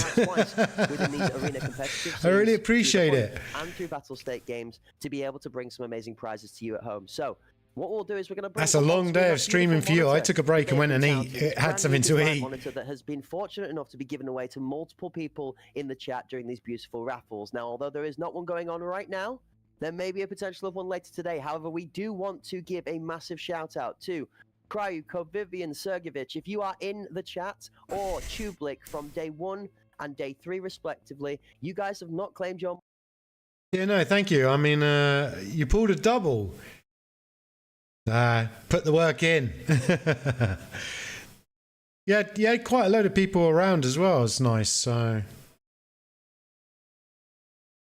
sorry, I am on your prizes. So please, Kryukov, Vivian Sergevic, and Tubeless. Yeah, you please too. reach out in the chat to And us as well to claim your I've got you on or else they my will be following re-rolled list. and So given as soon away as I to see you, another I'll lucky jump member in the and chat. Now, to I'll say clarify, hi ladies and gentlemen, we will and put the probably TCs just end in up there in lurking and then advance do before what we go I back do. into rolling these So, monsters out. You have to be from the European have you ever region played or the Arena? CIS Have you ever done region. any So you Arena? have to be within the Russian Federation or any of the regions participating in this tournament to claim this prize. So when that does go live, please be aware, if you're in America, I'm sorry, now is not your time. There will be other broadcasts when these kind of prizes Hey, will be on offer to you guys. But at this Tom! moment in time, this is a Evening UNCIS stream. Friday prize night. entry only. Nonetheless, still many prizes to come, and Gigabyte have done a phenomenal job bringing us this beautiful. I'm monitor good. to give I away, took not to people who are a only in 2-hour chat, break. also I to our stopped first at place winners. 4 and then came back in on 6 o'clock an amazing to monitor start take your watching game this. to that next level. And I'm kind of surprised that we have still 2 members that have yet to claim those monitors. So I mean, I know there's You should plenty do. of It's people good fun. in chat It's chomping really- at the bit for an opportunity, hoping that it's- we get to re-give those can be a away. little bit so if you toxic, are out there, I'm glad you but tackled it's, that first name with ease, because that one is a Yes, a crazy Tom, it's one. an- But, it's, if you guys are out there listening, please We're on collect those monitors, or they'll be given away to quarterfinals. somebody else. So No. if you are in chat, make sure you hang around. You might have more opportunities here as time goes on. What is this then? What do they call this? Absolutely. And whilst we're saying a thank you to the sponsors, we're also going to say a thank you to those of the guys in the background in the production, people that don't necessarily get as much appreciation for all the hard work that they put in. And again, that pronunciation does not become flawless without somebody. Quarterfinal, semi-final, final. Yeah, quarterfinals. I'm right. Yeah, quarterfinals. Phonetic pronunciation. Yeah, so, sorry. Again, cannot take It's all the credit the- myself. it's the although we do pronounce quarterfinals, the words, a massive amount of which support is and thought the and production for that there. And international, again, this is- ladies and gentlemen, the production in the background is the one that are pushing for you guys in the chat to claim those prizes. Nobody wants to see you going home empty-handed. So please make sure, if you have been selected as a prize winner, don't forget to reach out, because it will get given to somebody else and another lucky winner. All will right, get their Ewok, chance go and at have success. So a good thank you again weekend. to the production, the guys in And the thanks background, for Battlestate Games. jumping in A and massive raiding. shout out. We're live I here on appreciate Battlestate it a Games lot. Twitch channel. So, If you've enjoyed the sorry, action, this please is a don't forget this to is a drop a boring follow. content. That harp and the friendship flag is free. Just watching As is Arena. your Twitch Prime. If you have a Twitch Prime But I from wanna Amazon learn- Prime Gaming I or wanna anything like learn that, how do they not do share it, that with a 'cause content creator. It is a I love crime. it. So Please make sure that you help support the people around us to create this amazing entertainment we get to bring to you live on screen. And a final shout out and thank you to the Hunt Premier Tournament Organisation Group, again, partnering up with Battlestate Games alongside those amazing sponsors in Gigabyte Aorus to bring this production to fruition. And as always, Hawk, grateful to be sat next to you on the desk today. There's a few people watching now. Beautiful t-shirt that the chat has non-stop been going wild about today. Ladies and gentlemen, the Dapper Man joined by somebody who could not look more majestic if he tried it. Hot Sauce and that magical mustache sat next to you yeah, today. Again, it's thank you for joining us. definitely. I've been trying to appreciate you sort guys of for making me learn feel good, making me blush a little bit up these, here. But you're right, I mean, the people these- how behind the scenes pros don't do get it. enough It credit. definitely They have the tough is- job. We get to come out here and be goofy and just shout at the mic and have a good time. So huge shout out to all of those behind the scenes. And obviously, it's always a super fun time here with you, Cracked. I couldn't ask for a better co-commentator here. And certainly, I mean, with these matches today, we couldn't ask for better matches as well. I mean, that first series, very, very You know close. why he's having to Now, talk Oil so Rig, long is we thought because that this the one was gonna be very arena close. Just coming out here with a servers dominating take so performance, but long I to know set that up. Team EPA is not willing to go silently into the night. I expect them to come out here very explosive in map number 2. And if they're able to take Oil Rig's map pick away from them before we head into map number 3, we could see a little bit of shift in that momentum as well. That's it. And we are going to be looking at another interview, Hot, with some of the other players getting involved in this amazing second semi-final of the day. So ladies and gentlemen, to give you some even more insight into this phenomenal environment that is becoming the Tarkov esports competitive scene, let's have a chat with some more of the players and see what they feel like in this current state. Hello guys, Stranger Ping from Oil Rig team, previously from XP Academy. So I wanted to answer these few questions about our performance in the group stage. I think we started a bit slow and lost against Arena Misfits. We ended up in the 2-2 bracket, which was not that comfortable for us, especially because we played against Parivision in the last game. But we managed to beat them, which was really cool for us.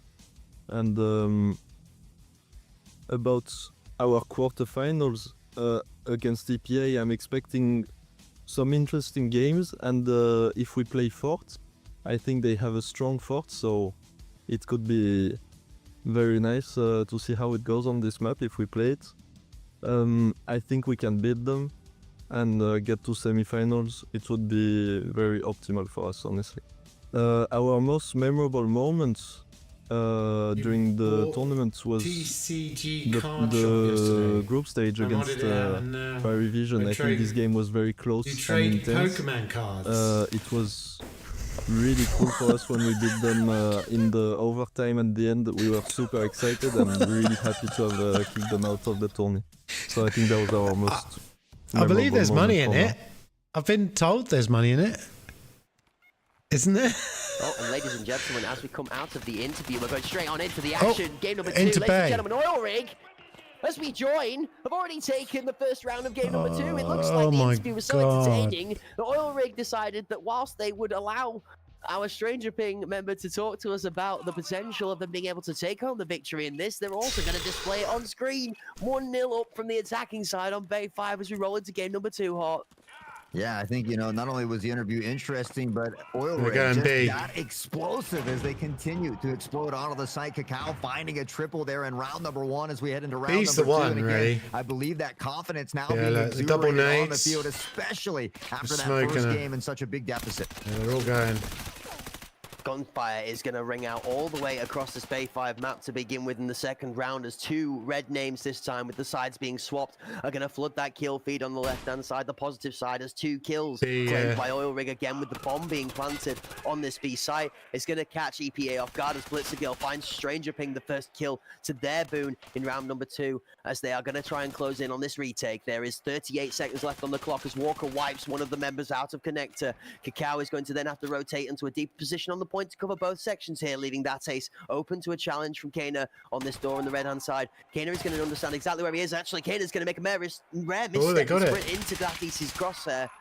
Blitzergirl trades that ace on the return. If Blitz fires 2, this is crazy from Blitzergirl. The MCX rings out and rat-a-tat-tat. Blitzergirl says that's that. She's going to step into the captain, but Jeez. Bekeezy is also carrying that MCX blackout and Hawk. Yeah, the It's going to be a MCX. 2-0 lead for Oil Rig. Yeah, I mean, Blitzergirl, another one of those players that is so much fun to watch. We've got to see her dominate in some of those base game tournaments as well. And honestly, I wanted to steal her video settings because they were very, very bright, but unfortunately not quite able to clutch up that 3-piece. Which one? There was a girl there as well, eh? It was on the 1v1. It was doing it on the attacking side. Blitzergirl. We thought we might get to see Skybridge, but we're right back here. I've seen her play before as well. She is certainly good. comfortable here. Blitzergirl 4 kills already on the day, but Cacao 4 as well. Yep.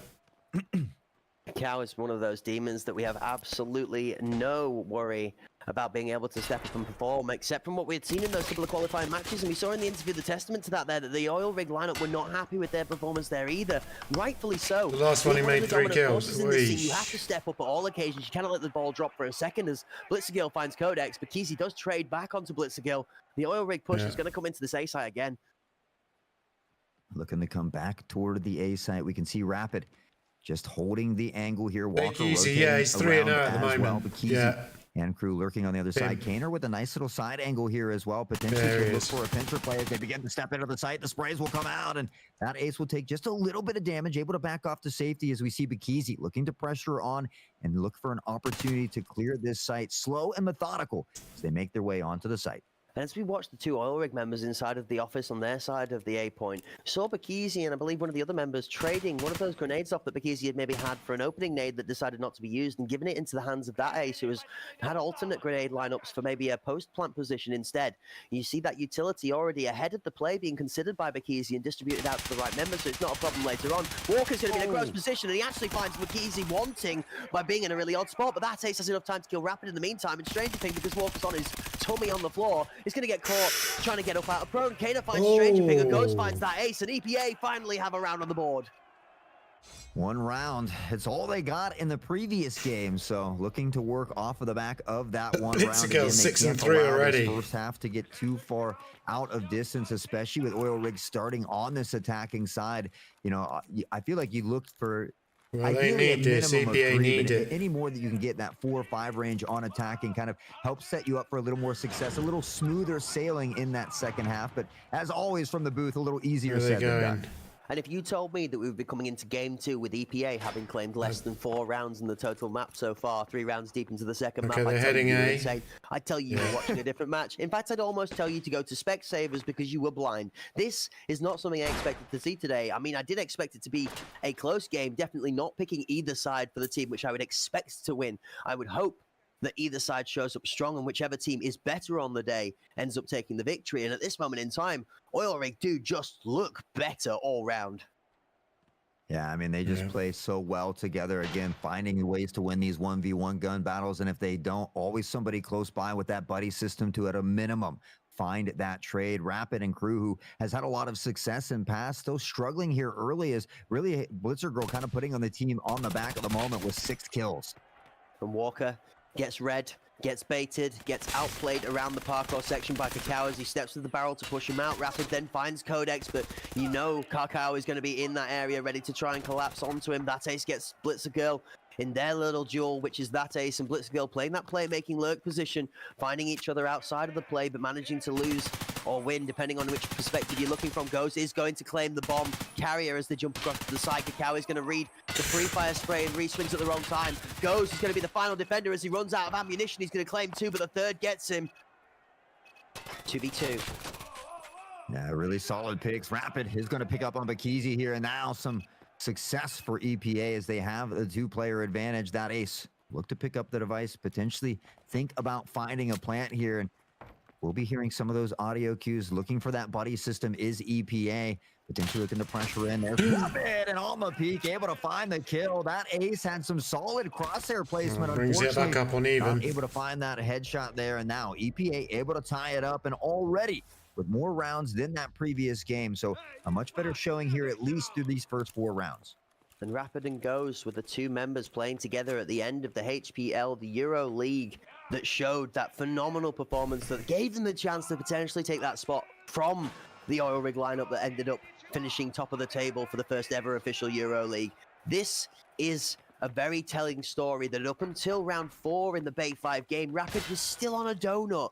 Where is Rapid? Where is Walker? Where are the phenomenal performers on this EPA lineup that need to now search for the depths of inspiration from Blitzer Girl, who is absolutely playing out of her skin to try and keep her team in it? And keeping her team in it is exactly what she's doing for the time being. Rapid will look to pressure in, has Kaner on the other side. Blitzer Girl we can see just on the other side of that box as Walker and Crew lingering on the other side of the smoke. Oil Rig looking to display a little bit of patience here, trying to find an early pick or some pressure in. But honestly, they have one lurking over toward that B site. If they're able to clear the B site, they can find an easy rotation, but Rapid has other plans, and Stranger will be the first to fall. Oh, Codex is going to find Walker through the smoke, though, as he hears him prone out in the corridor. That's a mistake from Walker. Rapid does get Bakizi as he goes across the door frame in trade. Kakao then finds Rapid to extend that trade to a 2-for-1 for EPA. It's going to settle at 3-3 on this point, with the smoke being thrown onto point. Codex in the office with the bomb on the front door. Right on the front door here still in a 3v3, and now it does look like on that minimap you can see Rotation. clear that B site. So with that, they're going to leg it into the other direction. They have to be careful though. Those getting into position, running right into the crosshair of that Ace. So collect a kill, and that'll let Oil Rig know that they can come over here and plant with ease. And this is a real Yeah. problem now. Now that Ace has won this challenge, they have to get through the 5-6-A1 of this assault class that's going to be waiting to challenge Kader. That Ace knows he's coming and gets the pre-fire, but Kader does win the challenge there with the SOST. Now, the big issue is this. Codex you see in Connector that's going to play the last point of contact is not just only on the Enforcer, but he's carrying this MCX with AP bullets. This Codex form right now is the strongest form you will find in the game, as mag drops and gun swaps are no longer allowed. But if you find a dead body and you can loot that high ammo gun, you're going to find strength. Blitz steps for one. Is she going to read the inside corner? She's not. Blitz gets taken out in the trade. The cow gets destroyed, and it's all down to Codex, and Codex kills Kader for the win. Yo, so Well many of played. these rounds very, very close, and now Oil Rig just able to eke that one away on some great plays off the back of Codex and Kakao there to wrap things up. And with that, Oil Rigs will go back up on top here by a round. EPA has done a good job of not letting them kind of get too far out of range here, so hopefully EPA can find the swing in their favor and look to tie it up once more. But man, Oil Rig, they're just looking very dangerous here today. I'm going to be honest with you, it's the cookbook. They're 6 steps ahead of every play. That gun was picked up mere, like an entire minute earlier on in the round, and that gun ends up being the difference at the end of the play. Enforcer versus Enforcer, Kana on the Enforcer too, but not having those AP rounds to melt. APA Walker is going to find himself 2 quick kills with the melter, though, as Goes backs him up for 2 for 2 for 3. Oh my! Goes kills Walker in a rare mistake after the 2 of them make 4, Jesus. and it's all down to Bakizi in the 1v3, and we've seen Bakizi 1v5 to get here. You don't want to be taking out one of your teammates and making his life easier for him. Yeah, I think all that adrenaline pumping. I mean, 2 nice double kills from both of them, but I think just having that adrenaline pumping, peeking, seeing a body there, instantly shooting to the dome, and an unfortunate event. Luckily for EPA, they have 3 Look members at standing that. tall, but Keezy lurking in the shadows. Here's a little bit of that audio cue. Continues to slowly make their way forward. Blitzer Girl should be able to spot on, but Bakizi, a quick snap to the dome will send Blitzer Girl home. Another 6 feet dirt nap for the crew. Bakizi in a tough position, but has 56 seconds here to work with. Is it going to be enough? Does he have the presence of mind to be able to push pressure and swing both of these members at the same time? He's going to cause Kana to spray.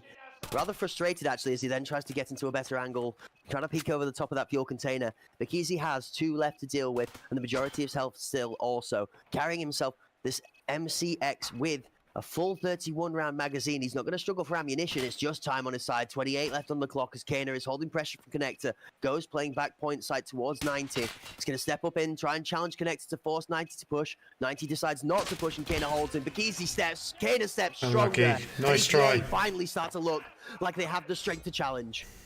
Nice try, though. I mean, that was a really smart decision there by Bakizi, trying to just bait out some shots so that he could get that second member to peak and hopefully kind of solidify a little 1v1 before taking that final engagement. But EPA just doing a good job of remaining calm, finding those peaks together and landing that pick. So once again, EPA now able to tie things up in a much more competitive game number 2. And this could potentially take us to that game number 3. And this is why I'm really, really excited. I've got a big smile on my face right now because they are playing so strong at Oil Rig right now. So much stronger than anything we've seen so far from them. Definitely repeating that form that they showed into Paravision to qualify today as Rapid Art opens up our 7th round with 2 quick kills. And here's Rapid, ladies and gentlemen. Might have been struggling in round 1 and 2, but back to swing, back to put his name on this EPA lineup as that star player that is just so strong and so powerful. Might have taken a little bit of his health for the trade, but he has 2 Oil Rig members to his name. Yeah, and again, now a 2-player advantage here for EPA, and more specifically being on defense, it allows you just to kind of stay put and eat that time off the clock, kind of force Oil Rig to come into an awkward position or an awkward angle here as Rapid and Cacao potentially have spotted each other at mid. We heard a couple bullets ring out as Bakizi slowly looks to work toward this B side. Has to be careful, though, because Goes is tucked into the corner and waiting patiently. Patience is key.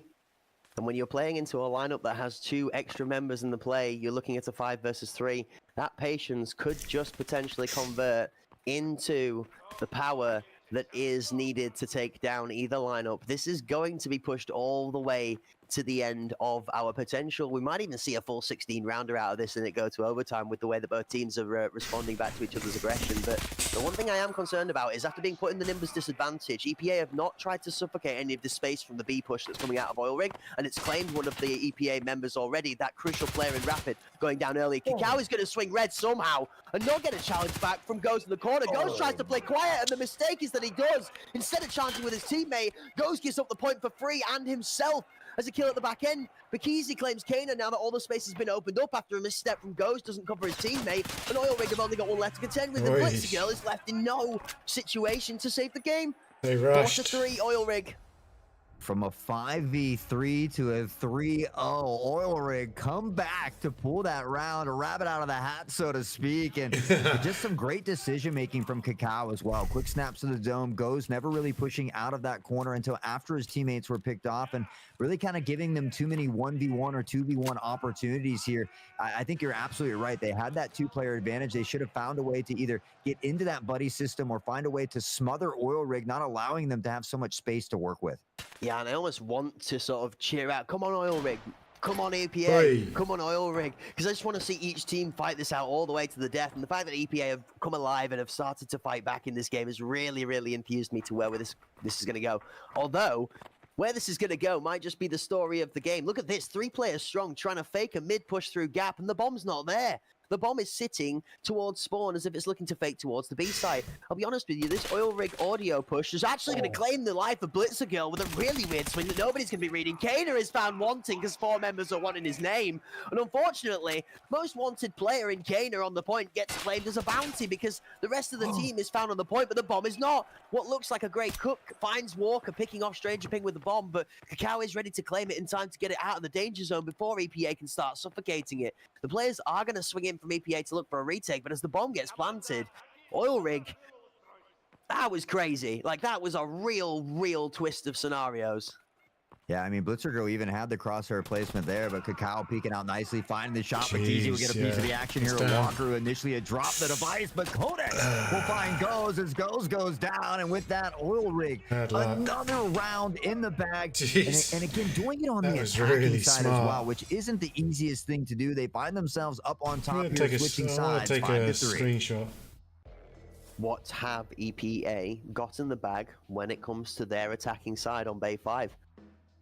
I did say this is a map that I like to think that Oil Rig would probably favor over EPA, and as we roll into the highlights, it's going to show the crosshair placement from the members of the Oil Rig lineup and their discipline and how they're playing their angles has just been so much better in comparison to EPA so far. You see Blitzer Girl doing as great work as she can, still being found at the first pixel of perfection poking out of the corner, and when they've got Oil Rig lineup members backing that challenge, but even if those shots are missed and Blitz wins the first fight, she's going to have a second player pushing her down and she's trying to reload anyway. Yeah, I mean, we got to see the crosshair from Blitzer Girl in that first engagement. In the replay, we see Kakao and just a pixel peak gamer here, playing off pixels, finding headshots as Oil Rig continues to have success here in game number 2 as well. Things will slow down just a bit. EPA on that tack, wanting to work here methodically, not wanting to give that first pick over to Oil Rig as we see some of these nade lineups coming into play. The thing is, it looks like there hasn't been, I think, a single grenade kill from this EPA lineup on Bay 5 so far at all, which is another shocking scenario to say. It just simply touts that which has been the Oil Rig's preparation coming into this game. Where does Walker normally tend to play from? Where does the EPA lineup normally tend to throw their grenades to? Where can we adjust our positioning to so that we're not getting caught by the grenades but not giving up ground for it? As the trade comes out, Codex takes Goes, Blitzer Girl takes Stranger Ping. Codex then takes Blitzer Girl in the extended trade to convert 2 for 2. Kakao steps up for the third and Kana goes down. It's all left on Walker. Walker being the last man standing and is going to be the last to fall. Man, Kakao struggled a little bit in those qualifiers. It was more specifically the one that I was lucky enough to cast, but firing on all cylinders today. Already 15-5 here in this one as well. Again, just beautiful crosshair placement, great control of the recoil, really smart decision making coming out here as well from the Oil Rig squad, and now they've been able to double that lead. I'm absolutely shocked. I really had a lot of strength and belief in this EPA lineup being able to come out strong and to be able to put away the resurgence that was the Oil Rig match that took Paravision out of the game so strong after such a close game as well. It almost makes me feel like EPA really just have not found their footing in this game so far. And I mean, slowly but surely, as Bakizi blows Blitzer Girl out of round number 10, that time is starting to get a lot shorter for them to be able to do something about it. 2 rounds away from match point for Oil Rig, 3 rounds away from taking the entire series, and EPA being knocked out of the Arena Cup series. Yeah, just another great nade at the feet of Blitzer Girl, turning them into Lieutenant Dan over here. And again, Oil Rig just finding these more successful nades. They haven't even needed as many as these smoke lineups to kind of block off these line of sights. They've just kind of been pushing in and finding picks. And speaking of that, Codex will step in and find the head of Kaner here as well. And a 2-player advantage will be favored as Ghost is able to pick up onto Bakizi here. They're able to dip into the B site, rotating around, but that Ace will exchange fire, finding Walker, and some trouble is that Ace, but jumping somehow, ducking, dodging to safety as Kakao will come in to save the day. Goes will fall down, and again, another round where Oil Rigs only loses a single member. I have not seen this form of Goes, the mysterious king of whiffs, since the depths of the dark times within the HPL League, but I cannot begin to describe to you how much I had to recover my jaw from the floor when I just saw Goes not only not manage to put that ace down, but also then get himself out-jumped by just some insane moves as that ace dips, ducks, dives, ducks, and dodges all of the bullets coming out of Goes' weapon to just embarrass him in front of that A point. I'm honestly, it's almost a tale for the day when it comes to EPA, and I'm not one to slate, I'm not one to put these players down because they are all phenomenal performers, but Oil Rig have just simply been better today. It looks like EPA have come to the game without eating their cornflakes. I don't know what happened with the Weetabix this morning, but it's all washed. And as all three members of this EPA lineup look towards this B point, we need to see them stand strong. We need to see them give their heads a little wobble and shake this off and come back with something to prove that they are meant to be here. 3 strong on this parkour challenge. Is it finally going to come true as Bakizi's team is going to be folded captain first? Blitz finds one. Codex claims Rapid. Blitz is caught on the side by Stranger Ping. Ghost is going to step into the sights of Codex and challenge onto the point. Walker finds Cacao. The bomb is claimed, but Codex claims the carrier. As the bomb goes back down on the floor, Kana steps in and goes for round 2 on picking this bomb up. And he's going to again redouble his efforts towards the speed point. Only member left to support him is Walker in the mid lane. And as Walker will make the call, Kana will rotate. That's ace inside of Gap. Kana makes the right move to go around the outside into the enemy spawn side of the A point. And as he does, you're going to see that Gap challenge move in towards Walker's location. Walker sees him, gets across, but does not get to safety as that ice kills him. Kana is going to plant the device, and he's going to be left with a 1v3 to stop match point. And that's it. That ace is there That's it. in time. Again, Done the deal. discipline showing that Oil Rig will not be dissuaded by the in-game lead and the mastermind that is Walker. The fake play comes out, the rotate is called, and that ace holds his ground. Oil Rig, match and series point to knock EPA out of the Arena Cup series in the quarterfinals 2-0. Yeah, Walker really needed to pick up that kill on that ace during that rotation over. If he could have found that pick, he very well could have won that round, but that ace now popping off here as well. Cacao 16-6, Codex with 11 as they hit double digits, and EPA just has really struggled to get it going all day. We've seen some moments of greatness from them, unfortunately, just not able to hit the shots that we're used to seeing them hit, and now with their backs against the wall, only one more here for Oil Rig.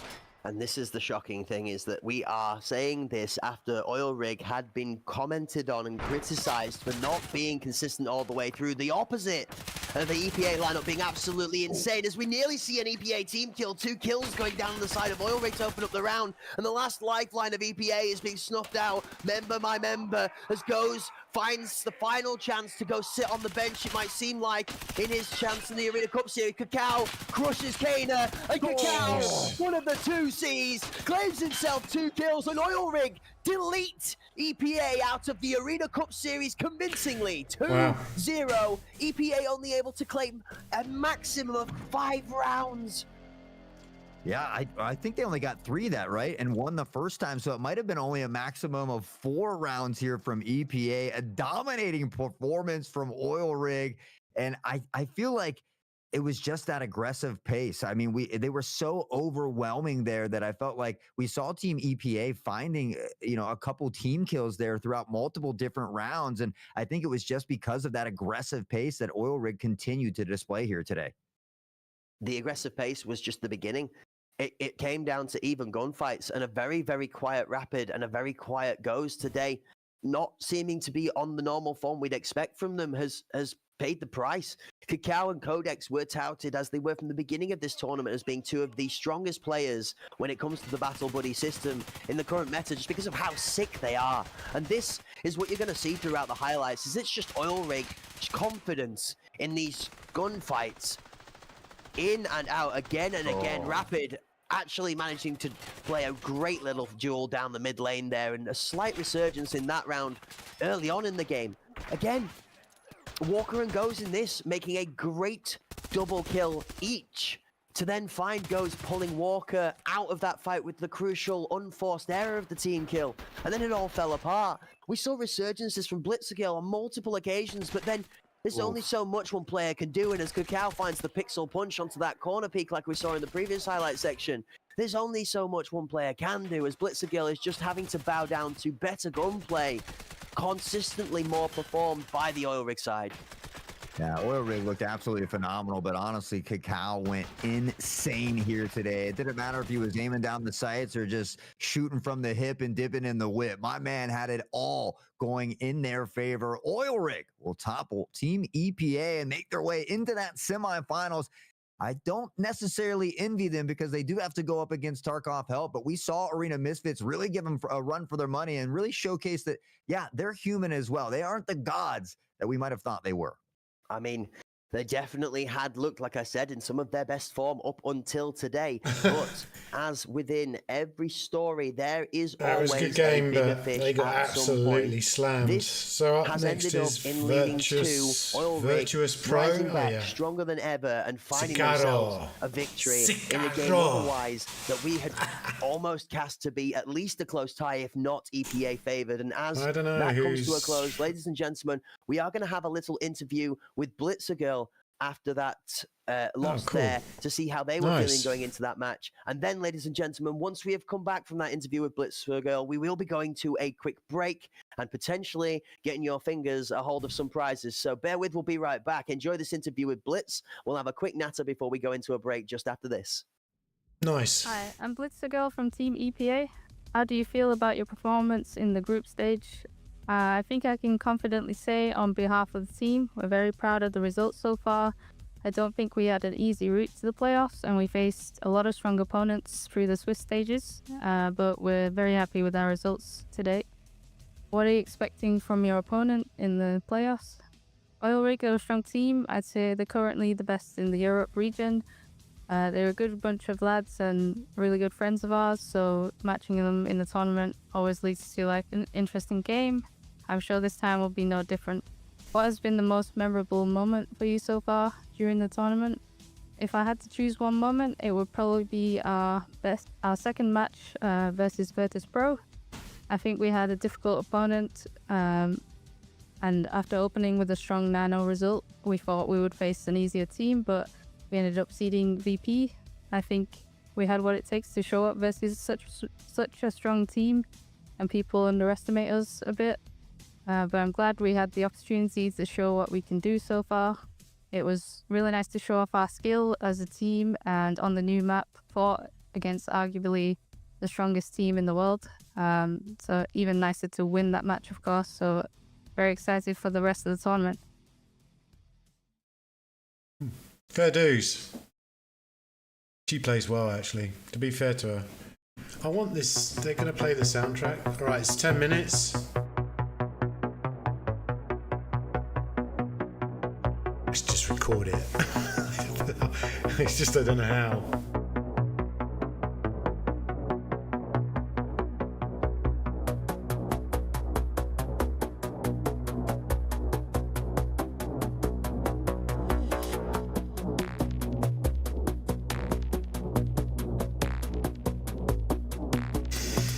Alright, I'm gonna go and get a cigarette. I will be right back.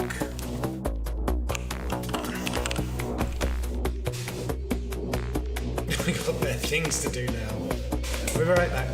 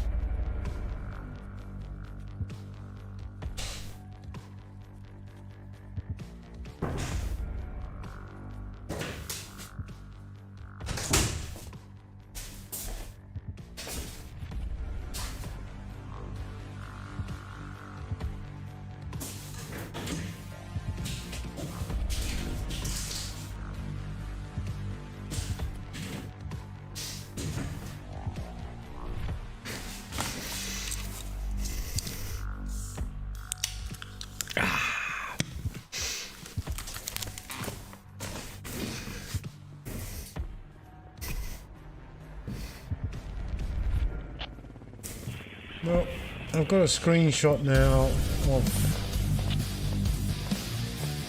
day 5.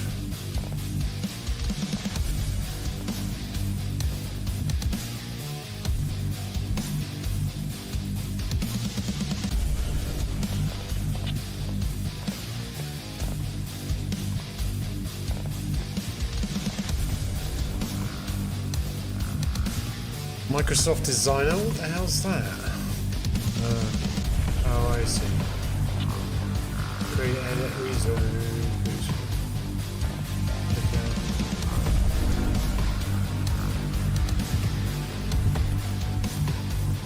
I'll check it out later. Alright, so can I...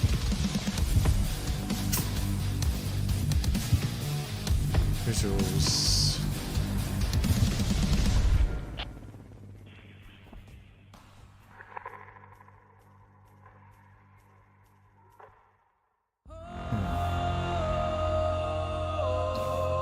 No, I can't. I thought I could do.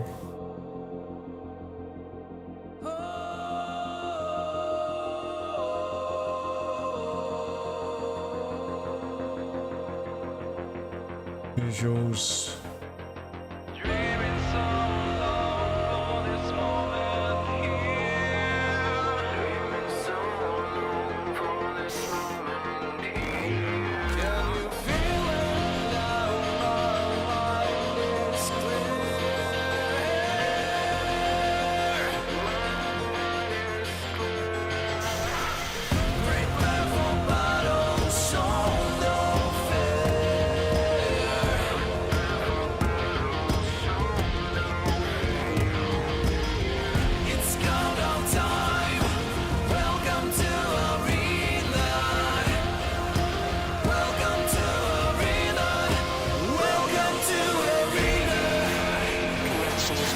DMC's ready. Bears ready. Bears ready. Hillshock's ready. Blue team. Red team. Loading in. Gear up. Loading in. Prepare to escape. Prepare to escape. Prepare to escape. Prepare for the arena.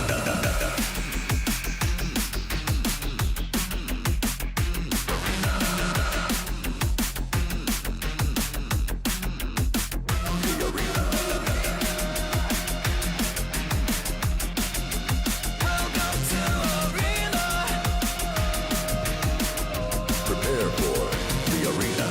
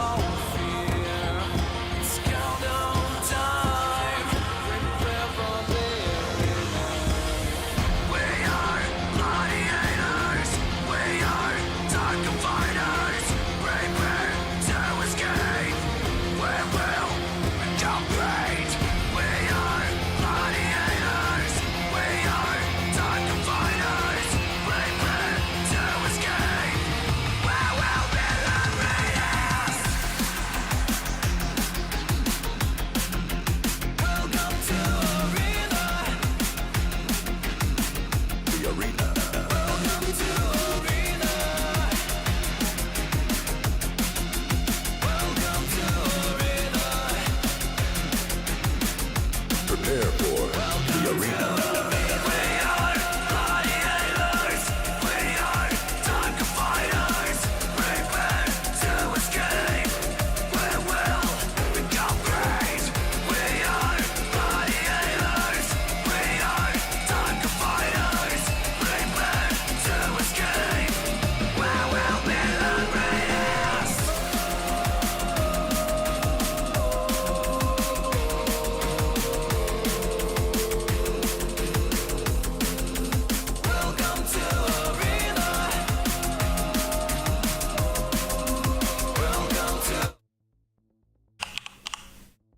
Hello, ladies and gentlemen, and welcome back. That's right, part 3, Arena Cup Series, week 2, day 1. And we have seen 2 phenomenal games so far that absolutely did not perform as we expected them to. Arena Misfits in game 1, making Tarkov Help have to really stretch to be able to qualify into that semi-final slot. And what more of a matchup to be going into than to face themselves a match in Oil Rigs Challenge after their dominant performance, knocking out EPA 2-0 convincingly in our second quarterfinal of the day. Hort, I am ecstatic to be joined by you again today on the casting bench with thanks to Battlestate Games, Hunt Premier, and Gigabyte as our amazing sponsors. 2 games down, 2 to go. What a day.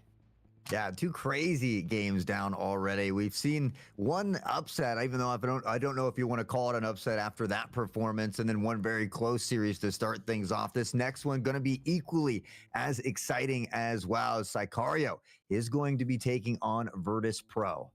Yeah, absolutely. And as Sicario are going to be facing off against Virtus Pro, before we get into the nitty-gritty of that match, ladies and gentlemen, it's time to take the hats off and to take a look to the skies and talk about the hot prize line, because ladies and gentlemen, during the break we will be getting ourselves that giveaway going on. So we've had the time off, now's the time to tap on those keys, capital letters Gigabyte, to get yourself in with a chance to win one of those amazing monitors provided by our sponsors. And as we get to see the 2 teams on screen, Virtus Pro being manned by Magic, Rast, Hard, FMX, and Dreezy, Sicario piloted by Nimonas, Lucky, Kiyoshima, Felix, and Zachary, we might even be able to slide smoothly into a picture of that beautiful monitor that is up for grabs in the chat right now. As we mentioned that, ladies and gentlemen, it is the right time again to extend a huge thank you to Gigabyte Aorus for their performance without the Arena Cup series this time around and their previous endeavors in the arena scene. One of those beautiful Gigabyte M27QA monitors in that steel black or even the ice white amazing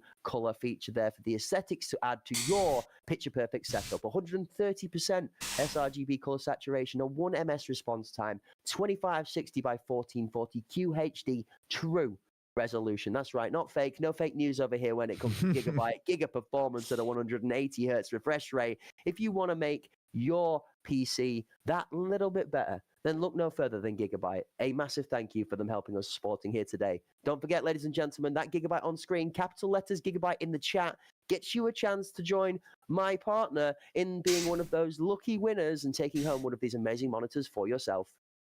Yeah, you know, I often kind of go with that blacked out theme, but man, that ice white looks super slick as well. And what a way to take your game to that next level with one of these nice monitors here for Gigabyte. And honestly, you know, the winners of this tournament are all 5 members are going to get one of these monitors as well. So a huge shout out again to them for supplying some of that prize action here as well to the winners of this tournament. But of course, we've got 2 more games to get through here today, or 2 more series rather to get to before we can even see who advances into those semifinals. As again, we take a look at that roster, and I think it was Lucky who we saw last week in that qualifier action, getting like 27 kills and 27 headshots, I think it was, on bowl. So excited to see this crew back out here in action. Yeah, that 100% headshot rating is something that the majority of our top tier players in this Arena Cup series will be looking to claim. That is one of those sought after prizes, not only the MVP of the game, but being able to tout unwavering accuracy on the crosshair placement. A headshot only hunter is the way to create a dime a dozen when it comes to knocking down people inside of arena, especially when the way that the meta is with armor and fortification to the head through helmets becomes so hard to break through. Hitting those headshots doubles down as being the most crucial mechanic to nail in your gameplay. Yeah, especially when you're rocking those SOST as well. So, but Lucky, certainly no issue with that. Kiyoshima. Is I mean, the honestly, I had the pleasure of getting to see all of these players play in that qualifier that I was lucky enough to cast. So again, just a ton of talent out here on the field today. It'll be interesting to see. I know we've had a ton of Bay 5 and Bowl thus far. We had Skybridge on the docket, but I haven't been able to make it there just yet. Of course, Fort has been consistently banned, but Virtus Pro throwing a wrench in the mix. We talked about, are any of these teams comfortable on Fort? Virtus Pro showing that maybe they were out there practicing it. It's something that they feel comfortable on, and maybe a lot of these other teams aren't comfortable on because it has been that first ban. But Virtus Pro coming out here and banning Bull off rip. And this is probably going to be one of the matchups that before today you would have been able to argue would be one of the closest ones we were going to see today. Virtus Pro with a 3-1 record to make it here. Also Sicario with a 3-1 record to make it here. Virtus Pro taking victories home against Ad Astra, Oil Rig, and Paravision, considered three of the stronger teams within the tournament. They're only losing the one game, like we said, that very close overtime game to the EPA side that we just had knocked out by Oil Rig, shows that Virtus Pro's schedule was also a lot stronger than what Sicario had to test. They faced a 9-6 victory versus Inroads. They lost 3-9 versus Tarkov Help, which is not seen really to be a poor result given how strong Tarkov Help has been throughout everything up until today, where Arena Misfits challenged them for the first time. Again, a 9-2 victory into 5 Giants is dominant and convincing, but an 11-8 versus the Arena Misfits to qualify is also a question mark against the Sicario lineup that normally looks unstoppable. So as we see the map pick, Sicario looking to take us to Skybridge to begin with, Virtus Pro doubling down on the chaos when it comes to small mats, taking themselves to Fort for the second, leaving Bay 5 being our third and deciding match in the best of 3 should we find ourselves at 1-1 after Fort. Something to note and some background for these teams for you folks at home, and maybe for Hort if he wasn't able to tune into the TFG stream this week. So that friendly guy in his public games whilst taking part in his killathon actually ran into Hard on one of his smaller accounts, on an alternative arena account under the name of Your King. And it left everybody within that game, including that friendly guy himself, a previous HPL competitor, saying, who is this guy? Who is Your King? As he was slaying out so hard, I think he dropped 27 to 30 kills in that custom game alone on his own into players with skill levels the likes of that friendly guy. So, not to mention that was Hard hidden under his disguise, and Your King, one of the top players on this Virtus Pro lineup. And as we're going to talk about players to watch out for, you can't pick a single one. Every single one of these players on Virtus Pro, Hard, Rask, Magic, FMX, and Andreezy, are all dominant in their own namesake. But I've had it on very wise recommendation from many a player in the scene that Hard is easily considered one of the top 3 players in the world right now, if not the top player. Well, after today's first 2 series, I'm done talking about paper. I mean, this has just been a fight tooth and nail. These squads have come out here and really give it their all. I've been having a ton of fun up here in the booth, getting to shout at these games. But I mean, everything I feel like has gone out the window. We thought Tarkov Help was going to be dominant. We saw Arena Misfits give him a run for their money. We didn't know how Oil Rig was going to perform against that talented squad there, and they just came out dominating, only giving up 4 rounds through 2 games. So, you know, I feel like I should be done talking about paper. Everything is in the blender at this point, and both of these teams are going to be fighting tooth and nail to the end to find that dub. Yeah, and speaking of the 2 blenders going on right now, we've got the blender that's about to be played ready on screen in our next match of the day. But the blender going on in the chat, ladies and gentlemen, please, last call at Gate Prizes. That's right, last call at Gate Gigabyte. Your capital gigabytes in the chat, as we will be closing the giveaway right now. So let's say 10 seconds, folks, to get your last gigabytes into that chat there before that is closed off and we announce ourselves a winner. Last call, Gate Gigabyte, for your potential chance at winning that amazing monitor.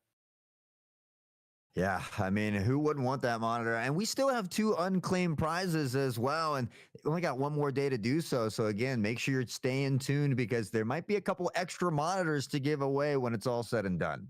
Yeah, absolutely. And I know that both myself and anybody else within the EU or CIS region should have been stomping their letters into that chat there with the potential chance to take that prize. The giveaway has now been enclosed for new entries, and we will announce the winner shortly. Now, as we get into that draw being pulled out, Hot Sauce, I believe one of our lucky members in the chat, as delivered in our wonderful text channel, is ready to be claiming their prize. Who has won that lucky monitor today?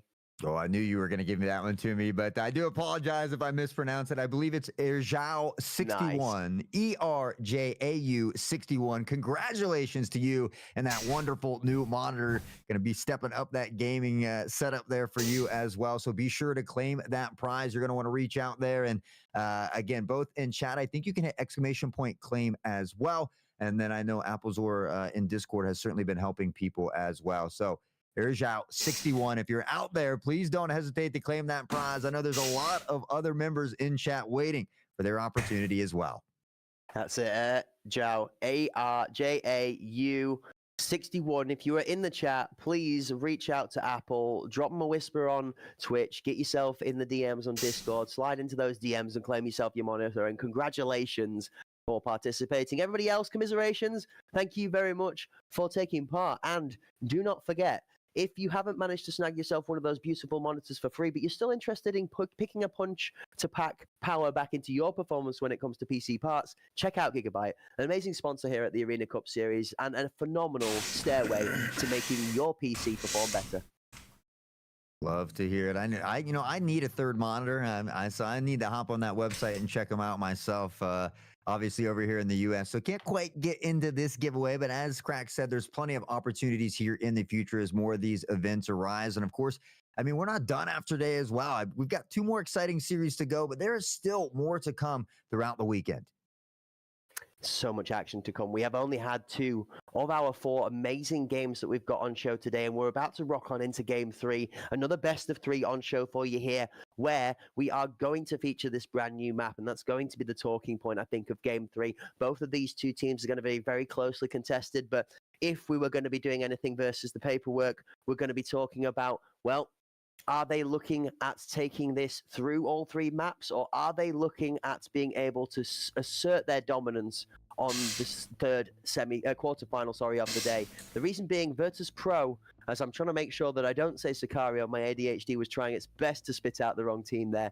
Virtus Pro, for me, even though we have thrown the paperwork out the window, are the stronger team on paper, given the fact that they are considered by the community and the Escape from Tarkov professional scene as one of, if not the best consistently performing team out there that is always at the top of their game. Star players like Hard to Testament, you can understand why.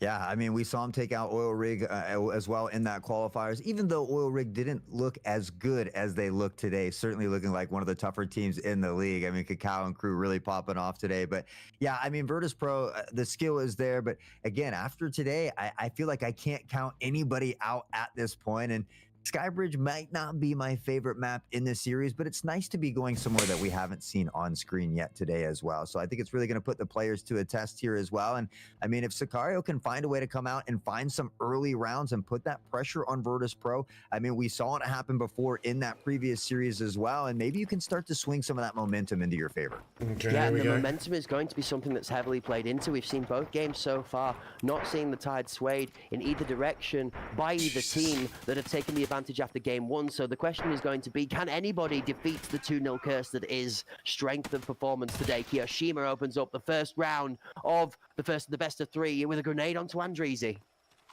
Yeah, we didn't see as many of those nades in that previous series, but already starting off round 1 with here as well. Furlock's on the side, but Lucky is going to pick up on the VP, and with that hard on the other side, looks for the peak. The sprays come in, smokes in the way. They'll have to wait for that to dissipate as Nemo will find Rask here in the mix. Hard tries to find the peak, but Furlex holding the angle nicely will find another pickup, and now Sicaria hasn't dropped a single member. And like I said, boys and girls, throw those papers out the window. Sicaria has come to play today. And that's what we love to see. Game 1, round 1, delivering. Immediately off the rock, Sicario stepped to a 1-0 lead, and Kiyoshima, who has been a great talking point for a lot of the fans, a lot of Sicario fans stepping up strong and saying how proud they have been of Kiyoshima's development, coming to fruition here. A killer piece on Nemo, Felix, and Lucky, the normal mainstay Slayers within this lineup, just showing that Sicario are definitely not to be counted out, and absolutely the paperwork could be considered phony.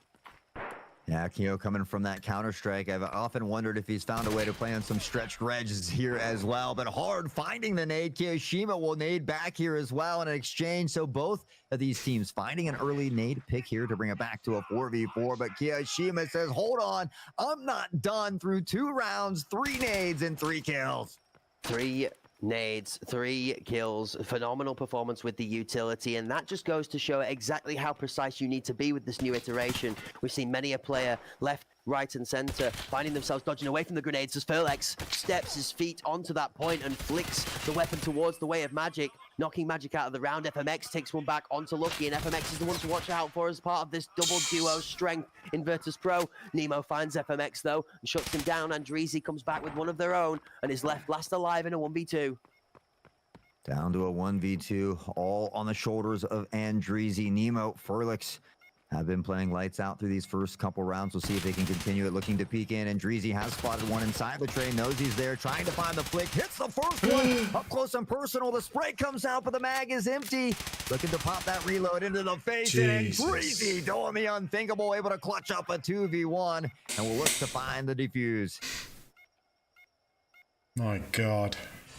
And as that diffuse does come through, a great clutch round comes in from the Virtus Pro side. Andreezy makes his name and the right to his position on the VP lineup stand strong. Stands up and says, I will take the 3 kills, and does what Andreezy does best. And this is one thing as a Virtus Pro fan. In you will be between a familiar with reload. seeing. When the round goes down, when Andreezy is left last alive, Hard and FMX or Magic and Rask in their own rights did not manage to make the Magic plays that they need to gain the advantage early, it gets capitalized and picked up upon as if Andreezy is almost the Virtus Pro janitor, mopping up the mess at the back of a messy round and making it not matter. If you're in there and you can clutch these 1v2s, 1v3s consistently in a negative scenario, you just become so much stronger for your team. And there's a couple of the members, including Lucky there with the cool shades on that player icon, is going to find himself flashed and run away to VIP for some safety. We're going to see an early approach onto the A site in round number 3. Yeah, after a quick explosion, slowing things down just a little bit, we can see Andreezy and crew going prone down on the other side, and Zaki going to step into the crosshair of Rask, who will find an easy pick there, and with that, the player advantage favoring VP, but not for long. Kiyoshima, lights out here today. 3 nade kills, a couple kills here with a rifle as well, go up to 6-1 on the day.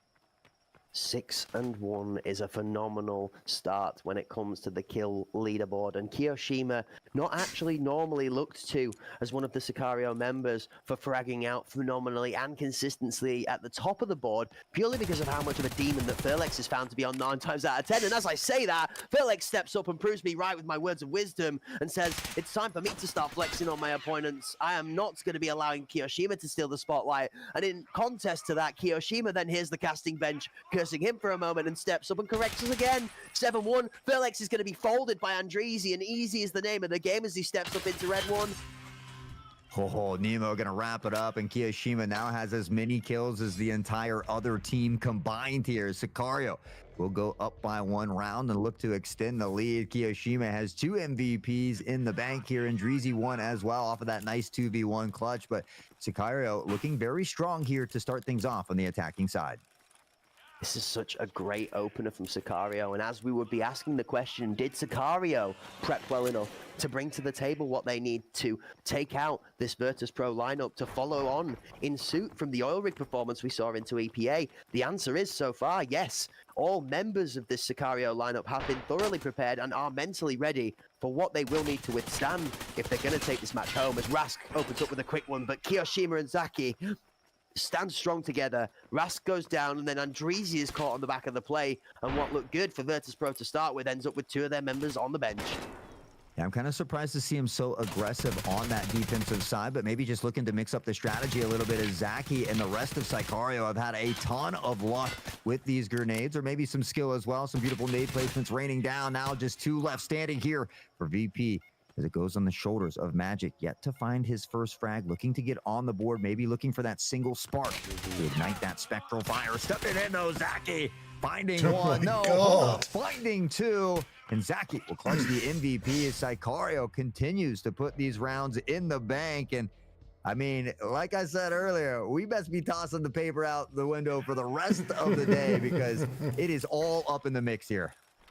Yeah. Such a ridiculous start to another one of these great quarterfinals that is not going to stop delivering us smiles for miles. I keep sitting into the sections of my brain that is just delving into the possibilities of reality and realizing that although many a scenario might look obvious, although every potential has its power play, it doesn't mean that we're going to get to see it play out in front of our eyes. And as some of the players bless us with that magic that we know them so well for, other players step up and provide us a performance we've not expected, which then doubles down on the fact that every single one of these members earns their right and spot on the roster by just being that damn good.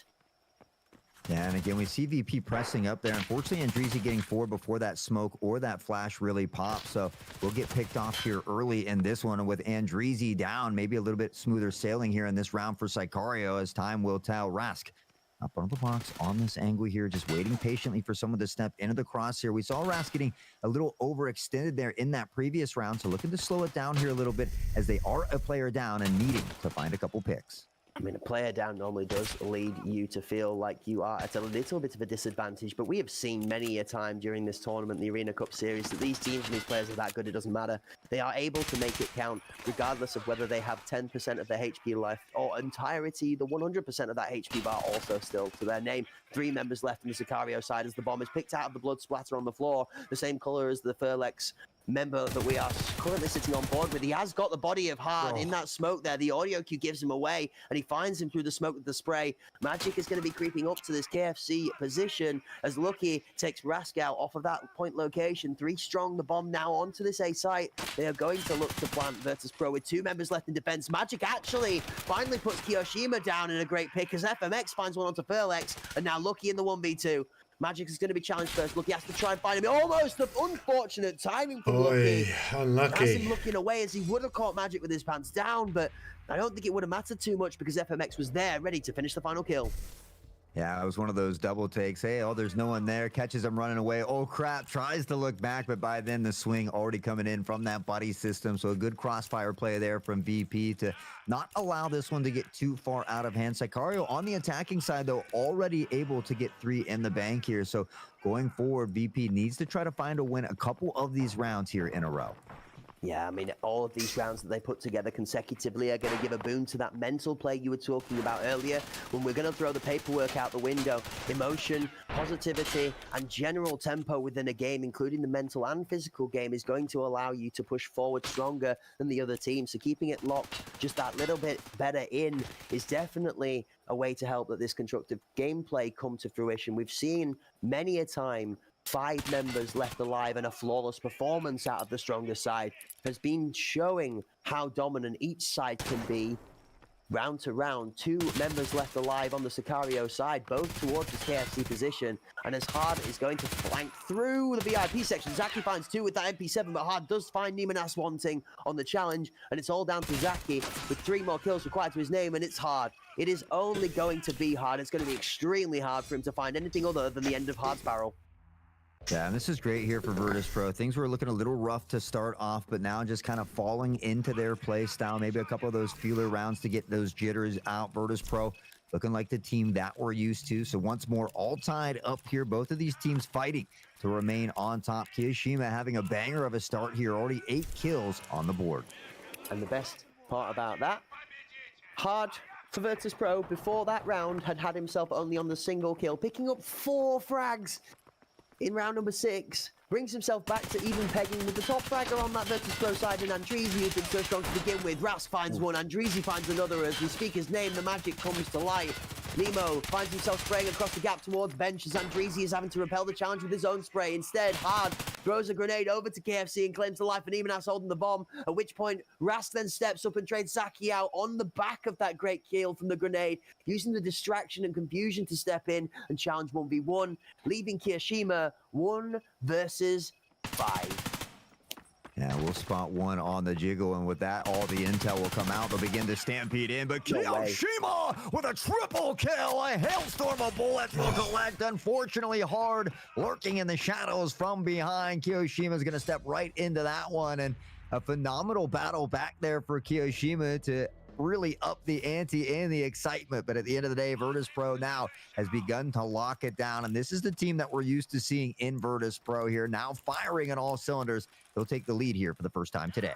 That's where we see the strength of the Virtus.pro members coming to the front. Hard, Rask, FMX, all well known for being really strong at entry frag and being able to play their life so well that when they get the kills, they're not giving up trades for it, as Magic is going to step up for the first onto Furlex, and it's been a quiet game from Furlex so far, which has spoken to the reason that Sicario have not taken a lead as much as we'd expected. Kiyoshima, however, on 12 kills and 4 deaths, has again risen to the challenge and put Rask in his place.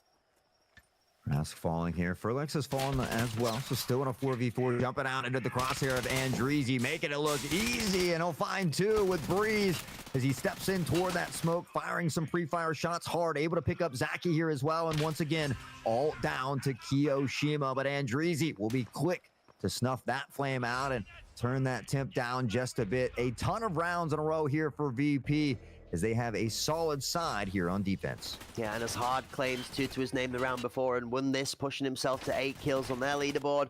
Andreezy says, I will not be outdone, and claims himself another 3 of their own to push to a 9 on the kill board. As we look at some highlights here, it's been Virtus.pro smothering the majority of the Sicario aggression, were it not for a phenomenal performance so far at Kiyoshima. Kiyoshima seeming to be the final boss in the Sicario lineup when it comes to us, the swapping of sides. Hort, what does Sicario have to bring to the table in the second half? Well, you know, I think the defensive side is just a little more forgiving. Like I said, you can be patient. They have to push into you to find that plant. So it gives you a little bit of time to kind of hold some angles, work on those crossfire plays. You're able to kind of get set up and ready and prepared. But at a minimum, we know you have to hit those shots. So you can have all the strats in the world, but if you don't execute them to a T, you're still left laying in a pool of blood.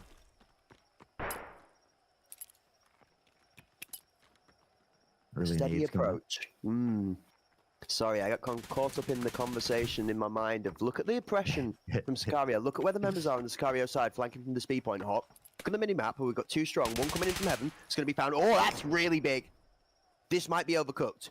Like, huge overcooked. 3 members strong have tried to swing for an aggressive flank, and the 2 defensive members from Sicario played really deep, almost giving sight for an aggressive 3-man flank retake. But it's been red. And Virtus.pro were ready for the first down the stairs, and suddenly that train gets the brakes slammed on with emergency as Furlex gets jump shot by Magic on the escalator. Yeah, unfortunately, it was a nice little sneak play up the escalator there, but well read here by VP. And now 2 early picks. Lucky's going to find one to at least look to get things a little bit closer. Now on a 4v3, the device looking to go down here and will eventually do so. And we see a lone lingering member over toward that B site, potentially has a flank opportunity here as well. This is actually a good, smart adjustment from Kiyoshima here. The fact that that flank did not come off very well would lead the team to believe that you're not going to send a second person. Surely he wouldn't wait an extra 30 seconds and retry the same flank again. Now, Andreezy is waiting for it, but it looks like Kiyoshima knows, and he sees the elbow, and Kiyoshima, in shades of Rapid from the end of the HPL EuroLeague, does a great job at disciplined approach. Clears his corners, clears his cover, and manages to find the kill. Now, with the bomb being planted and 18 seconds left on the defusal, there's only Hard left alive to be able to challenge this. Lucky can just go and contest, and then that's going to lead Kiyoshima to just pressure him from stopping him defusing. Lucky's going to defuse with the member still left alive, and he's not going to have anything to say about it. And Kiyoshima gets the kill and claims the round. Unreal. I mean, honestly, that looked like a round that Virtus.pro was going to take, and then this long lurking flank coming in from Kiyoshima. Andreezy well prepared for it. Unfortunately, it was Kyo that spotted the elbow first, able to fire, or pre-fire rather, and find that pick, and then of course just holding that defusal there. I mean, it was really tough for them to push forward, and as soon as they attempted to, Kiyoshima drops him into the dirt. 14 kills for Kiyoshima here just through 9 rounds. You made a great point.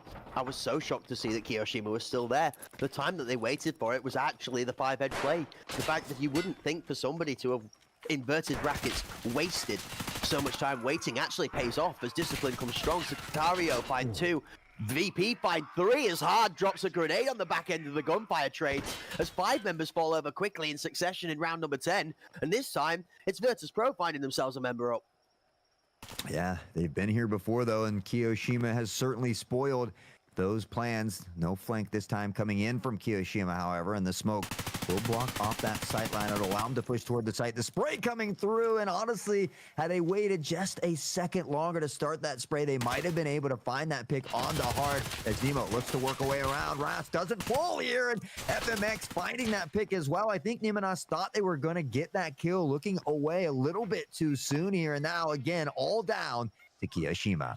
I can't believe what I just witnessed. I just saw that helmet ring multiple times as the bullets and the spray looked good. The crossfire placement was better, but that man just refused to die. Rask shades of Maxwell for a second there, the unstoppable forces. He then steps out and stops Kiyoshima in their tracks from being able to do what they've been doing best, which is just deleting players left, right, and center. Yeah, I mean, 14-6 is insane already through this many rounds, through 10 rounds, but consistency is key. We often talk about it. You look at VP, everybody very close in these kills, playing very well together and executing their game plan. Again, just stumbling a little bit in those first couple rounds, but that is normal in game number one as you're looking to just kind of find your stride and get into that game style that you're used to. So VP up on top here for the time being. They are on that attacking side. We'll see if Sicario can begin to just reel it back here a bit.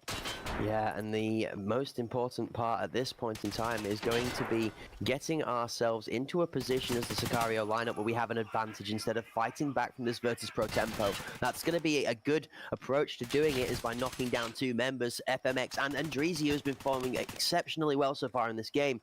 Sicario find themselves a member up, and the bomb is looking like it's about to be coming towards the site, which they have the strongest hold from. It's sitting inside VIP right now. It's waiting for something in the form of a Sicario misstep before they close in on this play. You can see the player in KFC just keeping an eye on the flank. The slow, patient approach is going to earn them a kill onto the point as Hard prones out and picks Zaki, finding them wanting the MP7 closed out of this round. Now as Furlex steps up into Magic, claims that kill, jumps across the front of Hard and is going to swing into Hard, but Furlex, unfortunately, falling prey to a little bit of ego there, gets out challenged and put down in his place by Hard. Simply better in this scenario as Nemo then picks one up themselves, 2 versus 1 into Hard. And as a Virtus Pro player, you'd have to think that Hard is absolutely the one man you'd want left alive to be able to make this work. He is going to call for this B-side rotation and try and get onto that point and plant the bomb before somebody can challenge. Checks B main, sees nobody there, realizes that somebody is going to have to be coming from the opposite direction, throws the smoke onto site to try and cover off the plant, and he's going to go and try and get this plant down. Nemo is crabbing his best all the way up through that red train. He's going to call out the plant, and he's going to try and get out to it. Realizes with the smoke in the way that the smoke is played great by Hard to stop him from being able to challenge whilst the plant goes down, gets out of that animation lock, and finds himself having to face a 1 versus 2 with the Virtus Pro side having to defuse. The smoke is going to disperse, and he's going to have to swing. That crossfire coming in here as well, potentially have an opportunity to work together. We see Kiyoshima just trying to clear this right side. That it's going to give him a little bit of intel on Hard. The spray, and Hard able to dip into the subway here, into the tram. Does he fake it? I mean, he's from Counter-Strike, right? Pros don't fake. Pros don't fake. Oh, he hears the footsteps and gets scared. I don't know. It would have been very, very close, but Hard able to clutch it up here. And with that, VP 1 away from match point. You were so right. I was so nervous. I had to stop myself talking from saying it out loud. I was like, oh, he's going to get this as well. I could see it in my eyes, just the down clutch. He didn't even wait to make the decision in his head to ask the team. He just went for it. Gets on that bomb. And honestly, it's the best chance you've got of catching them off tempo and being able to create that 4 to 6 second gap you need to just get that defuse go through. If he scores that there, that's a massive boon to the Sicario side. And instead of it being 7-4, we go to 6-5, and this game looks really close. Virtus Pro grant themselves a little bit of breathing room after some Magic from Hard, and as that instills confidence into Magic, he swings through Sandwich, but then finds himself being repelled by an extra aggressive counter swing, and Lucky claims 3! Lucky! Ladies and gentlemen, welcome back, Lucky, as the King of Kills steps up again. FMX is left alive to defend 1, defend 2, and FMX has been brought alive by the inspiration from Lucky, it seems. Kiyoshima, Nemonas, the last 2 alive in round number 14. This is crazy. We have so much strength. Round number 12, sorry. As Kiyoshima is left last facing into this VIP challenge without any information, it seems, of where FMX is. The chaos that's gone off before Hort has disguised where FMX's position has become.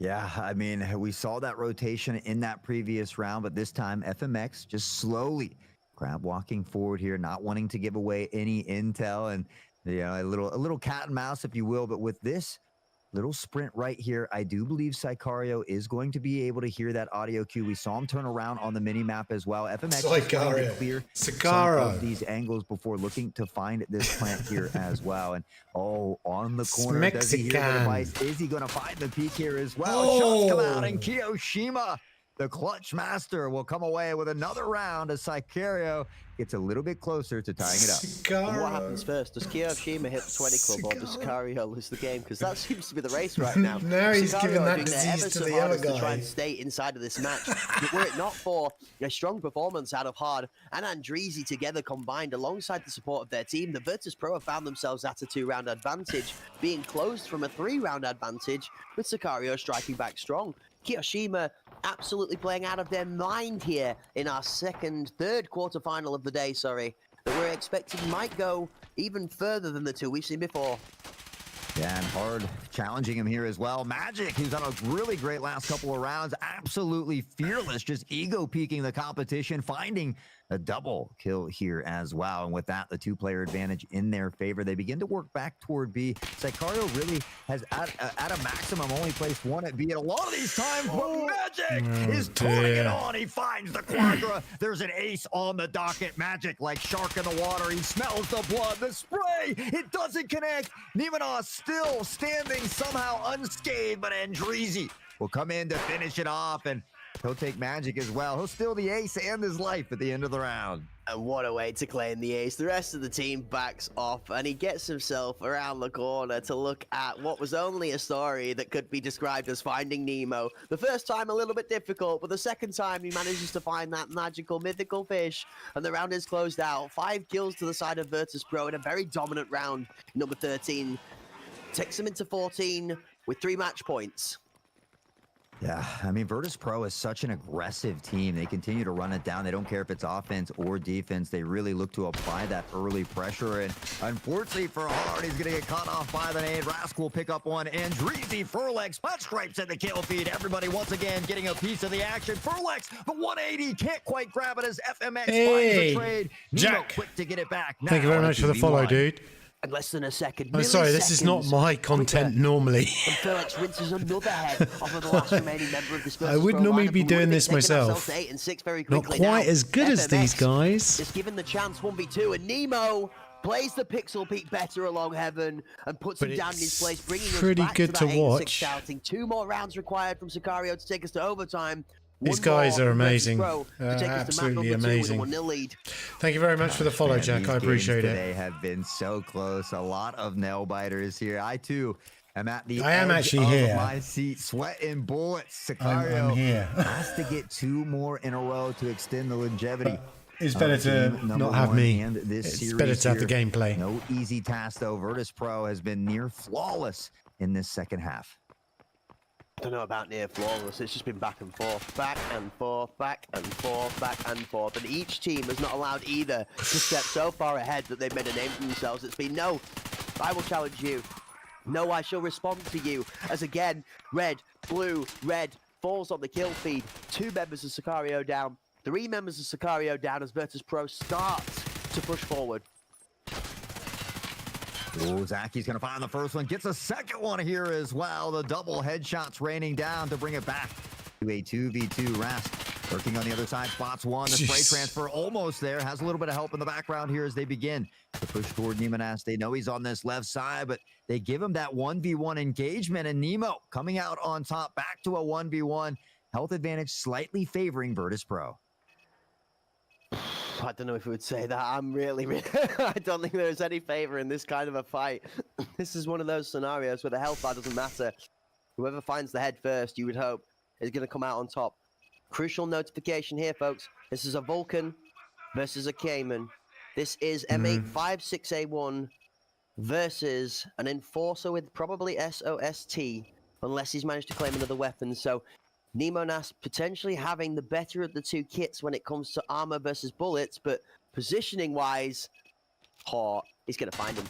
Nemo reads the footsteps. Rask is going to put pressure down. He swings in, baits the first, doesn't get repeats. He gets jump peeked instead, and the jump peek doesn't pay off. Rask keeps his feet glued to the ground and his brain glued to the game.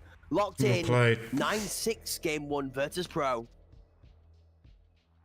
Whew, I mean, a phenomenal showing by both squads. It was Sicario who came out in the beginning, putting 2 or 3 rounds in a row, and Virtus.pro able to reel it back. But again, in that second half on attack, they were really a dominant force to be reckoned with, able to close it out here eventually. But again, Sicario, I think it took a little bit of time for Lucky to get going. We that's saw gonna- Kiyoshima really that's kinda gonna carrying it hurt me through. all Lucky night. Zaki really picking it up later in those rounds, but unfortunately, I think it was maybe just a little bit too late. Skybridge can be rough, though. We are going to be heading to a little bit more of a familiar map here in this next one, I believe. I can't wait to see match number 2. And as we roll on into the highlights, we're going to have a look at some of the amazing shots put out by multiple players from each side. Hard, again and again, making some of those grenades work as FMX makes this SA-58 that I'm a big fan of myself.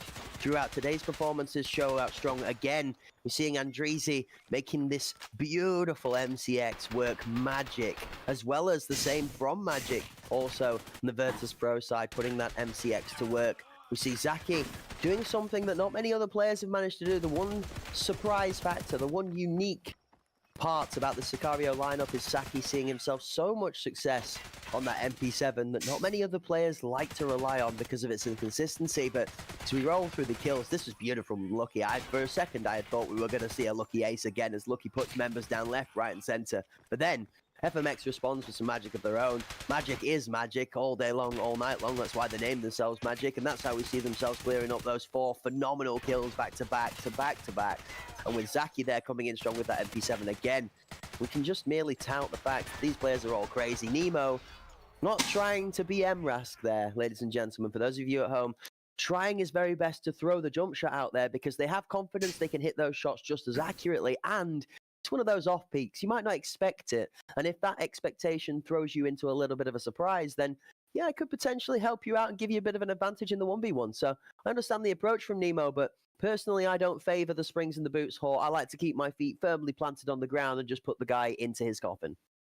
Yeah, I agree. Sometimes when you're up close, though, I mean, you get up above that headshot cursor there of your opponent. And of course, that spread isn't quite as bad. So it's maybe not as detrimental up close. And sometimes it's good to throw a wrench in the mix. But usually, I agree. I like to keep my feet firmly planted on the ground and my head tucked down just a little bit. But Virtus Pro able to take game number 1 away. The theme has been 2-0 all day, even though these series have been very close. We'll see if Sicario can bring it back and maybe kind of put us in our first best of 3 of the day.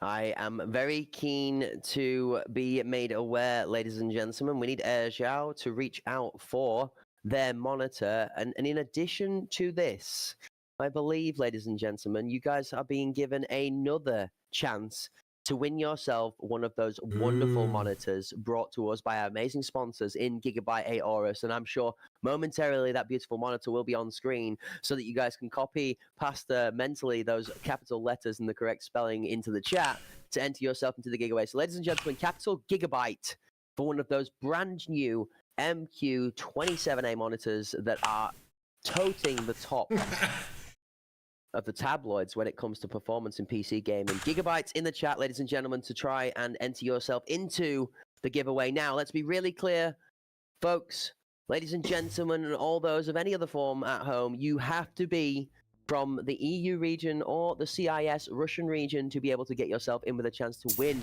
one of those amazing monitors. So please, if you are in the American scene, refrain. By all means, go check out the Gigabyte monitors. Go check out their Gigabyte products, okay? But for this time around, we cannot give you the prize. So if you do enter, you will find yourself sadly missing out and it will be re-rolled. So EU CIS competitors, good luck. We will look forward to seeing which one of you competes to win for this time around or whether we have another monitor to give away later on. And for Zhao61, please get in touch. Apple is waiting to give you a brand new Gigabyte monitor that you have won for free. Don't miss out. Yeah, I'm kind of surprised that we've had 2 winners prior and now maybe this one as well that have won and not reached out for that amazing monitor. I mean, I certainly would be all over that, just waiting. I mean, because there's really not even much time from the opening to the end of that giveaway. So got to be paying attention, guys. Got to be hanging out with us here today. Certainly plenty of opportunities for everybody to get a little piece of the action. And it's great, right? You don't have to be in the tournament here to win something, just for hanging out and having a great time with us. So again, shout out to Gigabyte for that. And of course, Battle State Games for allowing us to come on and yell at the mic here today and partner with Hunt Premier. So again, just thankful to be here today, guys. I hope you guys are having even just a skosh of the fun that I'm having up here today. A skosh of the fun, a minute speck of action that we have been able to have explode into the entertainment on screen today. Almost a metaphor for the Big Bang Theory, from that initial colliding of particles into this universe full of entertainment that we've had on screen. We are only into game number 3 of 4 quarterfinals today, and we're only 1 game down of the best of 3. Ladies and gentlemen, in our next game coming up shortly, we're going to Fort. That's right, the new map Magic and Sicario are going to find themselves a game down versus Virtus Pro in this best of 3. Can Sicario find something to strike back with? Can the rest of the Sicario lineup step up to the quality of performance that Kiyoshima has put on display and rise to the inspiration being delivered from this originally CS player professional environment that they have brought across to Tarkov and have started displaying their skills from that previous FPS environment can be transferred into a scene that is consistently growing bigger and bigger and looking to set itself straight to the starlights? Hey, I'm kind of excited for Fort. I've really only got to see it once in action, and I don't have I'm not as familiar with Fort. So I like to see kind of how both of these teams choose to attack this map, and maybe kind of take some notes down here on the side for some strategies heading forward myself. But again, I'm excited. Skybridge, as I mentioned earlier, not necessarily my favorite, but it's nice to see something that's not Bay 5 or Bull. So just a little bit of a teaser in there to change things up and certainly keep it exciting for us all. Okay, ladies and gentlemen, and as you guys are all being given a little bit of bigger window to be able to get yourselves involved in that giveaway, then what we're going to do is we're going to send you over to an interview again with one of the fantastic quarterfinal players here on screen for you. So whilst you're watching this interview, get those fingers mashing away at fast speeds. Get yourself that gigabyte typed into chat if you are in the EU or CIS region to enter for that monitor giveaway, while we have a look at an insight into how the pro players see the scene right now. Hello guys, my name is Alan, nickname is Rask, playing for Virtus Pro. What are you expecting from your opponent in 1/4? We are playing versus Sicario, a great Europe team with a huge experience, like great captain, I think, that have a unique play style in his team. So I think that will be interesting match for us and for them and for our viewers, I hope. So that's it. What has been the most memorable moment for you so far during the tournament? I think that was we lost versus EPA. We didn't expect it at all, that they are ready to play Fort and they make a lot of work on this map. So I think that was the most memorable moment for me and for our team in group stage. Hello, I'm Fabien Fier. My name is Kiyoshima, and I play for Team Sicario. How do you feel about your performance in the group stage? Our performance in the group stage, we finished with 3-1 in the Swiss format. So we only lost to one team, which is Tarkov Help. We had not really any information on Tarkov Help. So with the result, I feel like we felt pretty happy that we did 3-1. We had no idea how they played. We had no idea how we would be able to counter it. Technically, we did not counter it. So yeah, we got destroyed on that match, but then we filled up the holes for the next part of the group stage. What are you expecting from your opponent in the quarterfinals?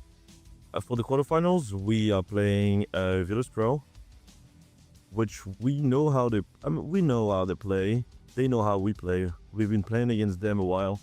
If everything goes to plan, it should be a good match, and it should be a good match in our favor. I hope so, at least. What has been the most memorable moment for you so far during the tournament? I don't know if people saw it on the stream, but the most memorable moment for me is on Skybridge when we won one round. I don't remember which one. I don't remember which match. But if you could see properly, there was Rolex and Zeki doing a high five at the end of the round where they won it. So I think that's like a good highlight. It's a good fun thing to do that adds up to the game as well. Unbelievable there, and a phenomenal insight, ladies and gentlemen. Not only seeing Kiyoshima transferring across from a different scene to come and join us for Escape from Tarkov, but the beautiful face to come with it, and an insight into the familiar feeling that is flooding this team in Sicario, not going to be dissuaded by adversity, winning a great round on Skybridge and stepping to each other with that great high five. using the emotes in game to display their entertainment and positivity that they bring to their performance on the day, so that they don't let their mental composure get broken by potentially a rough match. This is one of the things that makes me consider Sicario to be one of the top teams up there in this day and age, Hot Sauce, is because they are consistently performing. They don't let a bad game knock them down. Because I've They never don't seen let you their tempo before. stop. It Yes, says first Virtus time Pro are a chat. titan, a giant to be knocked Discord out to chat of about this tournament right gameplay. now. But if there is any of a couple of teams out there that can do it, Have a look. Sicario When could did you be one of create them. your account, dude? Yeah, and I think we're getting word as well that we are actually going to Bay 5. So maybe being that lower seed, you get those, it looks like the Account top was seed gets the created ban 2 and then the hours final map ago. pick, whereas that lower seed gets the 2 maps in a row. Wow. So we might Okay. have to wait a little bit longer if we I want to see guess- Fort and, of course, Sicario. Going to have to pull out a dub guess. here on Bay 5 if they want to extend We that do series. this. Yeah, Yay. absolutely. And apologies there for the missing some information from ourselves on the caster desk there. You're absolutely right. Hot Sauce coming in with the correct knowledge. We does look like we Enjoy. are going to be going to Bay 5 instead for our next match. A little bit of understanding maybe needed there to figure out which way it is the teams are picking the maps. But thank you balances and for the picks, but follow. Not to worry Good about that for lads. now, just to make sure that you guys are going into the next game with all the knowledge we can arm you with. We are going to be going, like we said, to the Chaos Central Bay 5 map there. I'm excited. I'm really keen to see what it is that they have to bring to each one. When it comes to the aggression, I'm really, really keen to see which of the two teams are going to bring the attacking strategy to Bay 5 in more strength, because we have seen the story of the day so far, Hawk, being if a team has a better attacking side than they do defending side, that they will take the victory home, as we've seen many a team struggle to get this bomb down and planted with the way that Smokes have been able to stop tempo gameplay. Yeah, I think most teams have done a little bit better on defense, but for Virtus Pro, I felt like they did better on offense. And I think it's because they are such an aggressive team. Even to start things off there on Skybridge on defense, they were often pushing very far forward, finding some early picks and just being, at times what would appear overly aggressive, but they have the skills to work with it. So they find these early picks. They really work well off of each other. And man, did we see a plethora of nade kills coming in there on Skybridge as well. Yeah, absolutely. Lots and lots of grenades being thrown left, right, and center, which will only open the beginning of the round with potentially an advantage for either team. We've seen grenades being thrown left, right, and center, some of them claiming kills and some of them not. And as we have grenades thrown left, right, and center, ladies and I thought if you gentlemen, banned this is someone, your they- last they call to throw can no yourselves at longer the giveaway. see So your last call at chat. Gate Gigabyte, GIGABYTE, to enter into that giveaway. If you are from the EU or CIS region and you would like to take yourselves home one of those amazing monitors provided by the sponsors in Gigabyte Aorus. So ladies and gentlemen, 10 seconds left before we close off that giveaway and then call out and announce ourselves a winner. As that is being closed, Hawk, have you enjoyed the performances so far today? Are you entertained? Enjoyed, I think, would be an understatement. I am absolutely ecstatic over here. This has been so much fun, not only to get to watch, but to be able to cast such high level talent and skill as well. And, some of these teams have been able to throw a wrench in the mix. Some kind of went a little more the way we thought, some just completely the opposite direction. So, I mean, to say at a minimum here, the action has just been absolutely packed. You couldn't ask for a better Arena Cup Series 2 here as we start the playoffs. And I mean, none of these teams have been disappointing here today. The action has been packed. Plenty of headshots, nade kills to go around, triples, doubles, you name it. We've got a little taste of everything other than maybe, Fort yet. So certainly have been enjoying my time here with everybody in chat. And of course, you, Cracked. It's always an honor to be in the booth with you, my friend. Much appreciated, and we will never be found wanting. Those in the chat that know me well enough by now, and those of you that are familiar with any Hunt Premier or Battlestate Games cast with Face Opponent, you will know that when the call to reason is required, when the call to stand to duty is there, myself and all of the phenomenal casters that support me here on the bench are also ready to stand. The likes of yourself, Hot Sauce, grateful to have you beside me today. And speaking of grateful, it looks like Chuken has claimed themselves the next monitor. That is TJOOOKEN.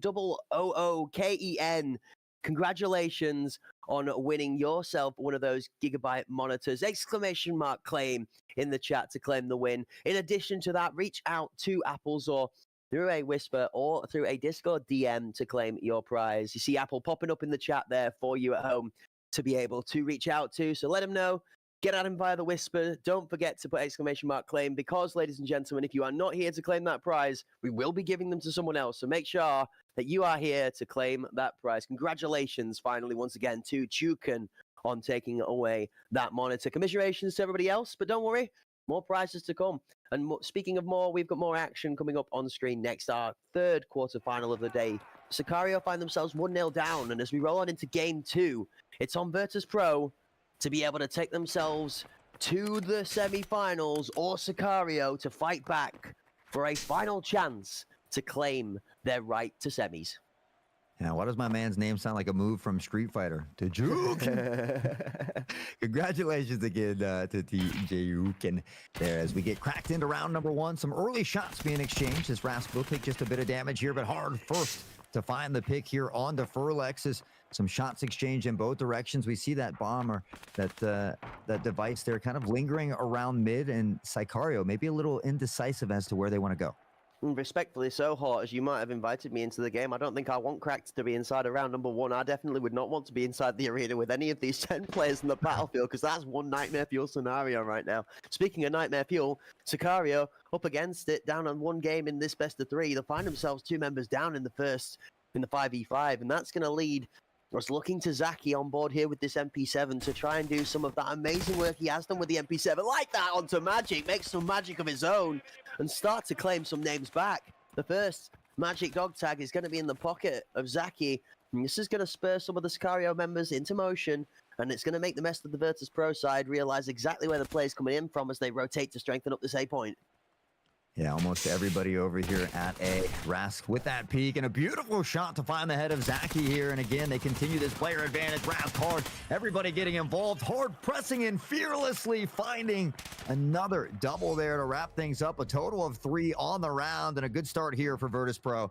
And it looks like Virtus Pro have kind of like got a whiff of what it is that they need to do to be able to close these rounds out. If Kiyoshima is in the ground and Zaki on that MP7 is taken out, then the players like Rask, like FMX, like Hard can just step to the pace of the game. Once they are removed, the danger players, shall we say, the cursed compadres on the enemy team that they're looking out for that can clutch up, once they have been binned off, the Virtus Pro lineup just hits it into gear 7, steps forward and slams the door shut on the back end of the round.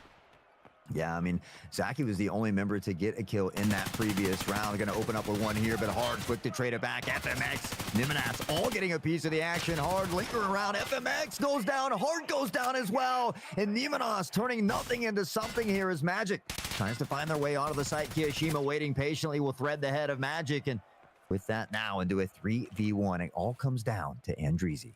Yeah, and this is where we've seen Andreezy make it look easy. The bomb does not get planted. Nemo decides against putting that bomb down because he's got some form of audio cue giving him information. Now he realizes the guy's close. The Connector's going to call it out. He's going to be trapped in a 1 versus 3. And across from the back of the fuel container, Zaki steps out of 90 and puts Andreezy back in his place. 1-1.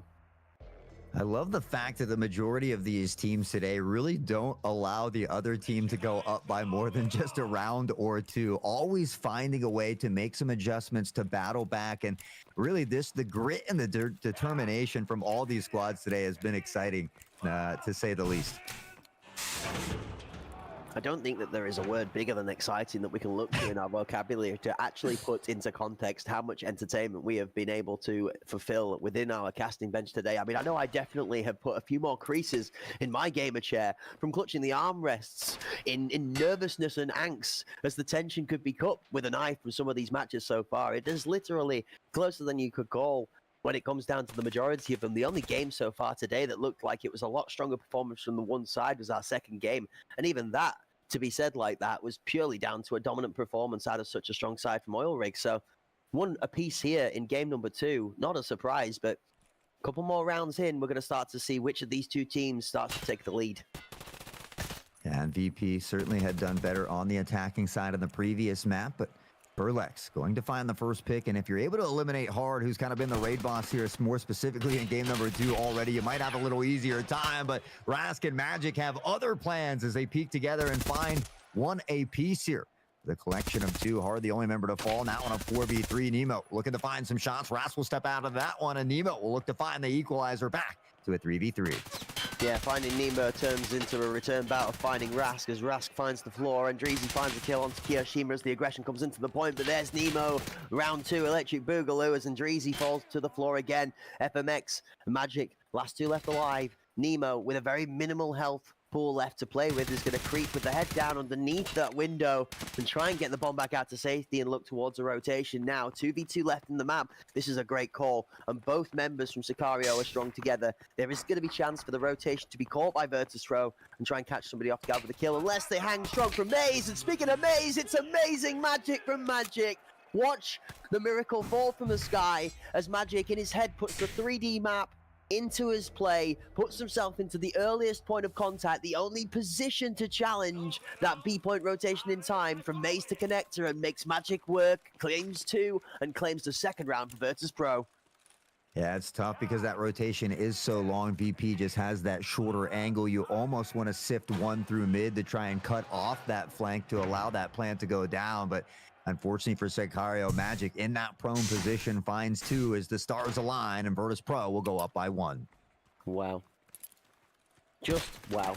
And as I say that, Hard is going to slap Furlex back into the parkour boxes that we was trying to use as cover. Lucky says to the 2 members remaining on parkour from VPR, you're feeling lucky, punk, as he punches 2 people back to their place on the team line on the bench, sitting out this round. Now Parkour in control. Actually, Virtus.pro are starting to realize that Sicario have actually gone the other way. This alley positioning has been given up for free in a shock to my mind here, as Sicario are going to find themselves pushing into this point. A pincer from alley and one from the front door at the same time, as the shot from Andreezy on the pre-fire is going to find himself giving too much information up. Gets re-swung, and that's going to be a clean round from Sicario. Yeah, my man hitting him with a line from Dirty Harry as Sicario looks scary that round and finds a way to tie things back up here. Nemo, Lucky, both finding some MVPs here through these first 4 rounds. And again, that was a huge round there for Lucky, finding those early 2 picks, kind of really setting them up for success. And if you're able to knock Hard down early, it seems like it's a little bit smoother sailing here for Sicario. Curiosity killed the cat, and unfortunately the curiosity around parkour found us with 2 quick clean kills, but it didn't end up coming to fruition in the final play. Furlex finds a first opener onto Rask. Hard hammers home his point as Furlex takes a seat. 2 players down, 1 apiece per side. The grenade goes off near parkour, and Hard's thanking his lucky stars to still be living, as a heavy bleed and that head health going to be saved by a quick use of the cheese there. Very, very short from falling over. That grenade could have been a big decision maker with where the bomb was going to go. But as you see that grenade not land home, look at the bomb positioning. This is slant deep mid from the Sicario side, their side of the map. You've got 2, 1 holding from the container and 1 holding parkour towards the speed site. And then you've got Zaki, this crazy little lurk on the MP7 that's actually going to be found with the crosshair placement. Lacking this time around, Magic makes the kill on that. Lucky finds one of his own, and that's going to cause the play to go towards B. The last remaining member defending that B site has been removed, and in comes Sicario, clearing the angles. Hard is on the point. He is going to be collapsed on by 3 members and have no chance of being able to stop the initial aggression, but it is going to give a little bit more time for the 2 remaining members to start to press up for this retake. The bomb is planted and 48 seconds on the clock. Yeah, and B might be a little harder to take, but if you're able to get that device down, it's a little bit easier to hold here as well. And now, unfortunately for Virtus.pro, they're going to have to sift their way in and also deal with Kiyoshima on this long lurking flank. Magic just trying to clear all of these angles. Lucky tucked in toward the back of the site. Nemos right below this default position here on the box. And again, slow and methodic is the plan. 1 shot will ring out. They try to dip in. Magic finds 1. Lucky will get 1 here as well. But Kiyoshima continuously coming around from behind Magic, trying to check all of these angles. Lucky dancing around the back of the site, eating up a lot of time. Kiyoshima has been spotted, almost picked up. Magic, the spray, no good. Lucky comes away, and Sicario will find a way to clutch up the round off of a nice rotation. Yeah, and Magic might want to have a look to a different form of wizardry. He might have to reach out to Kiyoshima and ask him what the wonder of 2 majors might bring to his fortune when it comes to a magical defense. Kiyoshima seeming to hide behind nothing other than pure invisible boundaries, protecting his body from those bullets being fired his way by Magic. Finds Sicario in the lead in our game number 2. Another close on these 2 teams, certainly bringing all the excitement here. Is again Sicario looking to extend the longevity of this series. They need a win here to be forced into 4, which was Virtus.pro's map pick. So Don't know how much they're looking forward to that, but they got to get through this one at first hard. Up top, looking for a little bit of intel, unable to spot anything just yet, but Virtus Pro doing a great job of displaying some patience. Yeah, and Kiyoshima moves himself up into that heaven position we can see thanks to the spectator visibility. Getting themselves ready again to try and put some pressure towards this B side, maybe even trying to pull out a grenade we heard go off in the background there. So you see the spawn player from Virtus Pro hanging there will have thrown that nade towards Forklift on the audio cue from Kiyoshima, just baiting out that utility, allowing them to start putting pressure down on some of these points of contact. You see Sicario setting up with their attacking play, not looking for anything based off tempo or these smokes. They don't believe in the consistency of this. Instead, they're looking for points of contact, and when they get the kill, they're looking to capitalize on it. Again, Lucky here's information from Rask, and even though a teammate goes down, Lucky steps up for one and then finds a second to capitalize, so Lucky opens up again and access to that B point now. Lucky on site within B is going to enforce that Forklift player to step up, and as hard as holding Connector, they're the only player left around in this scenario to be able to stop this push. The bomb and one strong coming in from Connector towards Parkour is actually going to decide to go around Forklift. She's going to have Hard being circumnavigated by this.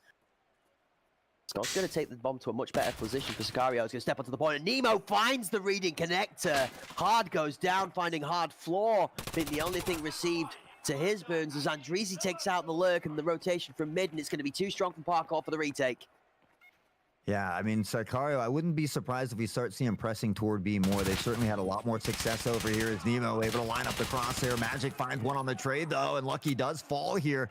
Lucky took a little bit of time to get going in the previous series as Nemo will wrap that up, but Lucky now already in double digits, and we saw Kiyoshima dominating in game number 1. Now just currently stuck with 1 kill here on this map. So I think if Kiyoshima can find a way to get it going here as well, Sicario could very well take this game away from Virtus Pro. And the thing is that I'm seeing from Kiyoshima, although he's not getting so much when it comes to the kill feed, notice how much work it's Kiyoshima that's tapping his feet up in heaven to make that metal audio to pull the utility out of Virtus Pro. It's Kiyoshima who's there for 2, 3 quick kills, or just even the 1 kill in his location on the off-tempo swing on that lurk on Skybridge that made the difference. It's Kiyoshima making the plays, which is why the 4 assists in the name are so no surprise to me. Not only that, but it's enabling players like Lucky, like Nimonas, to get themselves up into the action and to do what they do best, which is just fragging out without having to think about it too much. And it's working. Sicario coming back strong. Lucky tries to jump to point, but that is something you cannot do into a player like Hard. You cannot give him a chance to hit the shot because he will claim it, and he claims 2.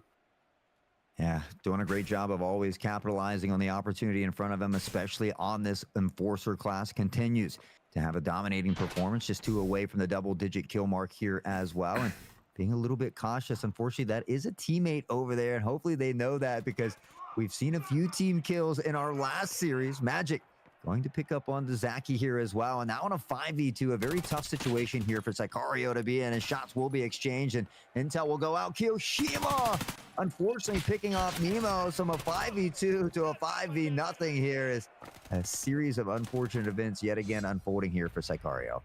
Yeah, it seems like, unfortunately, for a second there, Sicario baited into a bad game of cricket, found Lemony Snicky wicket, and unfortunately they get stuck on that cricket pitch and found caught up in a bad game of cricket, and also bad cricket is bad sportsmanship, and that finds yourself not taking the round home. Unfortunately, the BM within that round was the team kill. Sometimes happens within the pressured environment of Tarkov. Sometimes your teammate steps across the front of you as you're busy trying to challenge. Sometimes you get the most unlucky ricochet that you've ever seen in the world, and we've seen it live here on screen before, Hunt Premier folks, alongside Battlestate Games, where a bullet has been ricocheted off of a piece of scenery and has killed a teammate by pure accident at a 90-degree angle behind scenery. Anything can happen. Sometimes these friendship frags are through pressure and unforced error. Sometimes it's just down to Magic. Magic claiming 1 onto Lucky. Nemo takes Magic out to return. Zaki finds Andreezy as well wanting. And 3 are strong on this point. Furlex ready for the approach from the retake, aggression from the defensive side, and he slams the door shut on their door, steps in behind the cover as FMX and Rask are going to try and push in. Office has some occupation. That is a great kill from Rask. He's going to find the corridor. He's not going to be able to take the kill onto the point. Somehow, Nemo escapes with a shred of health on his body as the final kill is traded into the Office, and then Kiyoshima, playing his best Sleeping Lion impression, steps, or I say prone leans into Rask and collapses them. Sicario moved to 5. What a crazy turn of events on that one, Hawk. Nemo must be starving because he was eating those shots and still hungry, somehow escaping with their life there through a hailstorm of bullets. As we take another look here from that previous round, Nemo, Magic finding some exchanges, and Magic certainly has been very good here for this squad through these last few rounds, but unfortunately it was Sicario able to take that one out here. And again, I don't know how Nemo was still standing after that exchange of gunfire. Have you never seen Finding Nemo, Hot? Do you not Oh, know the phrase, fish are friends, not food? And that is simply what Nemo has decided to be. The proverbial fish flopping about on the point will not be eaten. That last shred of his health bar, saving him from pain. As you mentioned, absolute insanity going down on screen in front of us. Zaki has one of the most gross off angles into window here if Magic decides to step any further. So this creep against the wall protects the head, and you have to duck your head down to be able to get past. But if you're at the right angle, you can see a pixel on the corner here. He's safe for now. This second window is the dangerous one, though. Zaki just lurking on the other side, being patient, trusting in his teammates to watch that back alley here as well. We see Magic able to find the first one. Magic's done a great job of opening up these kills. Kiyoshima, Rask, both getting involved here in the action as well. Still on a 4v3 as Rask continues to assert their dominant spots. Lucky on the back pedal here. Lucky continuing to press the spray. Slightly favoring there, but unfortunately not able to hit those shots. And Lucky will continue to stampede forward, finding a pick. Nemonas got one as well, but Andreezy quick to shut him down, finding a second one here. And Virtus Pro at times looking like they might be in trouble, but you can't count them out, and that's exactly why. This is such a strong approach from the Virtus Pro side when it comes to responding to being rounds down. Sicario are throwing even more at the second game than they did in the first, and rightfully so, because they are down in the tie, 0-2-1. Virtus Pro taking our first map of the day in the best of three here in this third quarter final, but definitely not without it being held strong by Sicario. And again, in game number 2 in Bay 5, Sicario is swinging even harder for their reason and the right to be taking place at a place in the semi-final. You know, I feel like VP is just one of those attacking teams. They're very aggressive. We saw pretty much in the last game as well, be playing from behind a little bit, then once hitting that attacking side, finding their stride and really kind of asserting that dominance. So I feel like they do a little bit better on this attacking side. We'll have to wait and see as they are getting set up, but again, very slow and methodical on their push here. Is the slow and methodical approach going to reap the rewards they are looking for? 5 members strong apiece. Inside on site, Rask has some form of control as Hard steps up to his shoulder and claims the life of Kiyoshima out of alley. That's a good oppressive pick into the site at this moment in time, as Sicario still have 3 members strong towards the B point. So Sicario, in shades of reading their own strategy book, read the fact that Virtus Pro might be trying some form of a fake. And then this contact on the A site is merely going to lead Sicario to believe that it is a B fake. And as that happens, the push through mid gets found wanting, comes through container and gets killed, and that's going to bring Virtus Pro onto the site to plan. Verlex finds one, Verlex gets round the corner, the bomb plant gets cancelled in time, and that brings an easy kill of Virtus Pro taking round number 10. Yeah, I thought he was maybe going to be able to get at least 2 of those kills, but that cancel of the plant coming in, a nice little flick and able to capitalize. So now once again, we see Virtus Pro having success on this attacking side, now able to tie it up once more. And at this point in the game last time, this is where they began to run away with it. So Sicario really needing to lock it down here, work on some of these strategies, and hope that they can continue to take rounds here. Because again, I would love to see a map 3 at some point here today. Oh, I can't wait to see Fort. I honestly can't. I really want to see this one go to map 3 just so we can see Fort being played again. Both teams that approached it before, and we even heard in the interview how impressed Virtus Pro were about EPA's approach to Fort being the new map on the game that had seeming to be been figured out very well by a couple of teams, but not many. Kiyoshima, again, is making their name stand out in this scoreline when it comes to utility and weapon use. A grenade to their boon. Zaki with that MP7. Honestly, if you had to pick a dark horse of the tournament right now, a standout player for doing it different to the meta, my hat goes to Lucky and Zaki. Lucky does not stop dominating regardless of the weapon in his hands, and Zaki is seemed specialist on this MP7 and making it work where most people would say it's just not good enough. Magic takes Verlex out. Zaki again takes out FMX. Andreezy claims the back of Zaki though, and that's going to put them in a 2v3, giving it a little bit easier access to the point for Virtus.pro. But there are two members here, and I'm not sure Andreezy knows where Kiyoshima is. Yeah, Andreezy firing a couple shots, but it's Lucky who will find the head of Andreezy. Enough said. Now on a 3v1, the quick snap of the wrist from Magic. Knows that there's some lurking out here. Unfortunately, there's two. Steps into a firing squad. Still finds one. Lucky on the other side, though, will be able to collapse and collect here as Sicario will win this round. So again, doing a good job of maybe locking it down here on that defensive side. Lucky, Zaki. And you talk about these different weapons that might not technically be the meta. I mean, we got to see some of that earlier with No Fun on that G28 as well.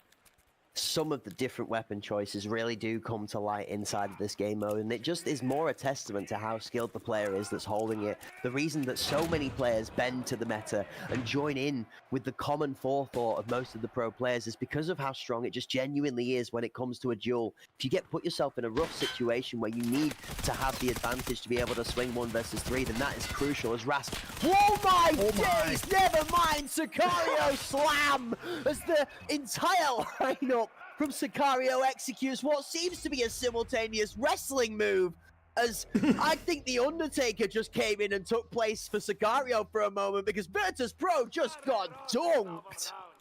Yeah, I mean, that was crazy. It was almost over as quickly as it began. The shots ringing out, and you could just see the kill feed littered with those red dead bodies there against Sicario. I mean, this is where they struggled a little bit in map number 1, really able to lock it down here on defense in map number 2. Now just 1 away from match point, and again, maybe answering our prayers for map number 3.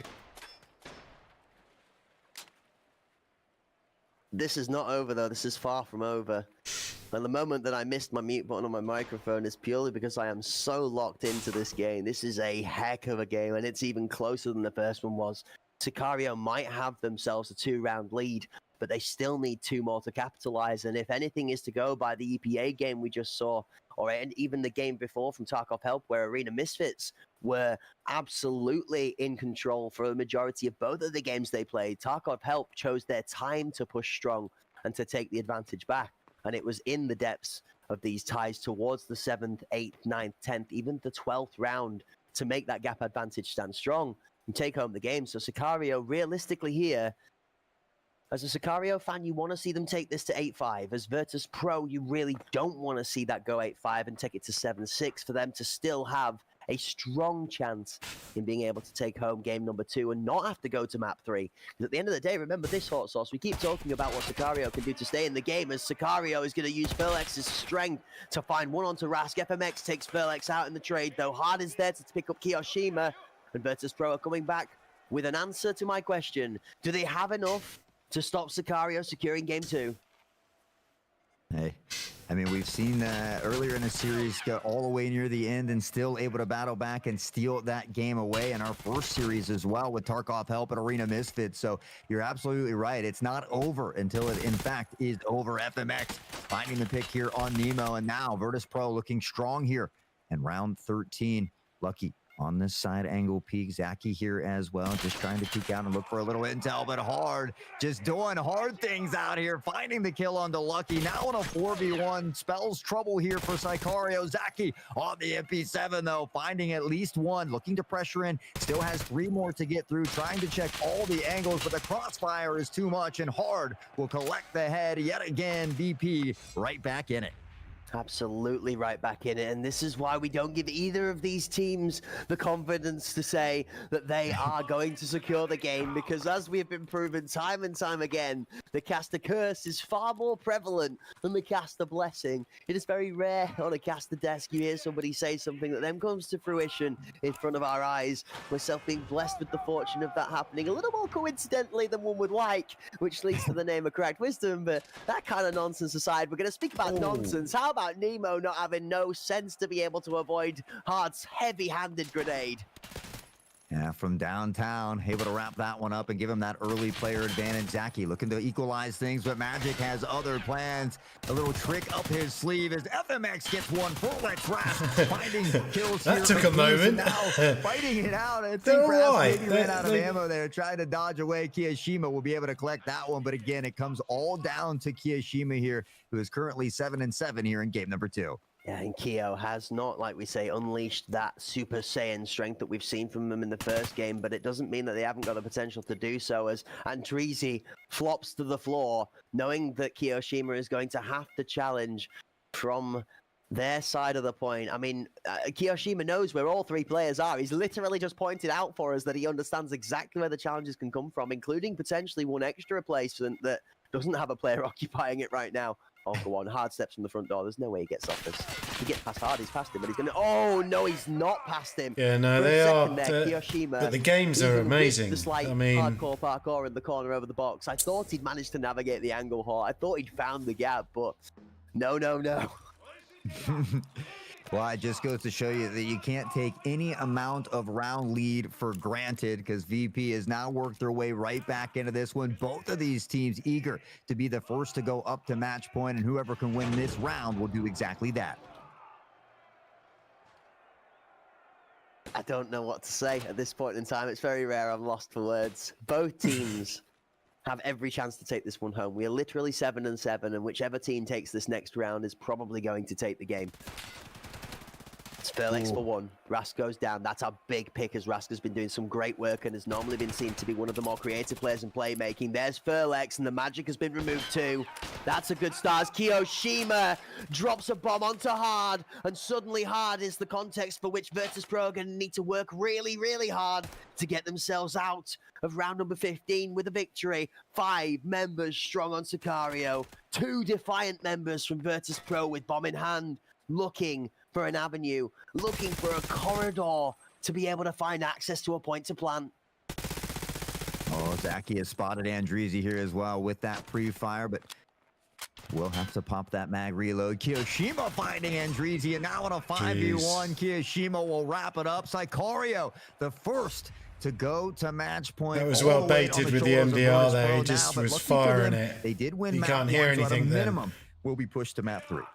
Yeah, it's not over yet though either. Oh, no, we is still that- have the potential for Or Virtus.pro was to it the take us to overtime. MP7? Sicario still need another one of those Furlex flexing. I'm We pretty still sure it was the need a MDR. Kiyoshima kill spree. We still need finding Nemo or a Lucky. We still potentially might need to see Zaki zap people with that MP7 before Virtus.pro are shut out of game number 2. And you can bet your hat, your life savings, and your family on the fact that Virtus.pro are going to come into this round with something wild to try and stop it. Yeah, 4 of the 5 members for Sicario into double-digit kills here as well. The team playing like a cohesive unit for the time being here on Bay 5. Virtus.pro looking for a way to work in here, but not wanting to get too crazy here, not wanting to get picked off early like in that previous round and put themselves at a disadvantage. So just slowing things down here a bit for what could be the final round. And as you see them playing the bait of the audio on their door, calls out the nade thrown to Tetris from the defending side as the players telegraph towards the A side, doesn't find a home. Kiyoshima does find Ras. Magic takes out Zaki, but Kiyoshima is still standing strong for 2. Kiyoshima, the alley defender for 3. And Sicario are starting to believe, as we on the casting bench might start to believe in a game 3. Kiyoshima takes 3 kills and is going to claim their chance to take home match number 2. Sicario 8-7 as the bomb gets planted onto the point. It's going to need a retake, and it's going to need a 3v2 success into Andreezy and Magic, who have arguably been 2 of the most phenomenally performing members. But it's Nemo to claim Well Sicario played. the second game and bring us That back means to we get to 1-1. see, Ladies 4. and gentlemen, we're going to game 3. Game 3. That first We're one good. was 9-6 in favor of VP. Yeah. This one 9-7 Yeah. in favor of Sicario. Now, these 2 maps were Sicario's map pick, though. So as we get ready for Fort, that's something to take into consideration as well. This is Yeah. Virtus.pro's map pick here. So this will be once we interesting to head see how the into Fort. pros do it. We're going to 4, baby. We're actually going to 4. It's 1-1. Virtus.pro have lost a game Well, he's against happy. Sicario, or a match against Sicario, sorry, in this best of 3 series. And I I think he needs to stay off the very Red Bull. excited for 4. Like, the way that Virtus.pro talked about 4 in that I'm gonna go and have a interview makes me cigarette think that whilst they've this invested is- a lot of I'll their wait- time wait into for it just as 4. EPA had. It was a And good that match. leads me to Well believe, as we played. roll on into the highlights, that I hope, I pray that Sicario Esports have got something to bring to the table when it comes to 4. Because if not, Yeah, give me 2 minutes. I'm just going to go and have a It's gonna be a cigarette. tough match to be able to take home the 2-1 victory in the reverse sweep. And as we see kills flooding throughout the screen, Hort, what a phenomenal performance we've had so far. Yeah, I mean, this is just a little bit of a teaser right here as we take a replay or look at the replays from some of these rounds, hard popping off. I mean, everybody getting a piece of the action throughout the day. And when one member seems to stumble a little bit, they have teammates right there to pick them up. We see Lucky, Nemenos, Furlex all getting involved in the action there. Zaki with that MP7 had a lot of success, is shut down in that round, but just so much back and forth between these two very talented teams. Oh, and as we take a moment to breathe, we're just going to settle a little bit and we're going to have a look at what this means for our third quarterfinal and the best of three. Remember, ladies and gentlemen, for those of you at home that haven't had a chance to pop onto the website, the arena.tarkov.com/esports/Arena Cup Series, where you can keep up to date with all of the matches, schedule, team members, players part of the team, and how they place throughout that qualifying section, then allow me to give you a little bit of a heads up. Today, Tarkov Help took home a 2-0 victory against Arena Misfits, other than the 2-0 scoreline, which was anything other than convincing. Arena Misfits in both games pushed them all the way down to the wire in both games, and although it ended 2-0, it could have been 2-0 either way. It could have even potentially been a best of three that went all three matches. Tarkov helped take the first spot in that semi-final. Tarkov Help winning today will claim themselves the chance to face off against Oil Rig. Oil Rig today managing to put home EPA in 2 convincing games, arguably one of the bigger upsets out of the scene, bearing in mind that flawless form that EPA had been showing throughout qualification. Today, EPA not seeming to have got out the right side of the bed, and Oil Rig put them out convincingly, which means that Oil Rig will be facing Tarkov Help in semi-final number 1.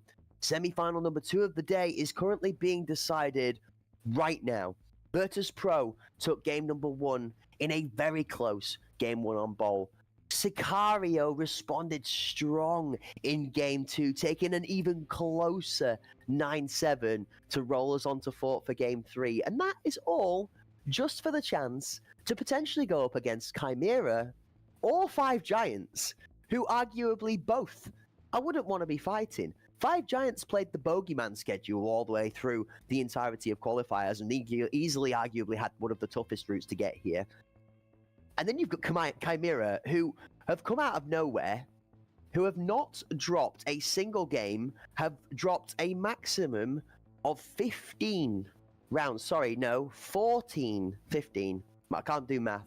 5 and 3 is 8 and 7 is 15. There we go. So they've dropped 15 rounds total across all 3 maps so far. So Chimera, again, both of these teams, as either Sicario or Virtus Pro, after you've got over this mountain of a match to deal with in the quarters, are going to have another mammoth task in the semis. So, ladies and gentlemen, as I'm sure you'll all be well aware, after that phenomenal performance, we're all going to need to get up, stretch our legs, take a mental reset, get some hydration, some snacks, and that all-important seatbelt so you can lock yourselves back in. We will be joining you back in 7 minutes' time for some more action, just so we can have a quick break. Don't go anywhere, you don't want to miss this.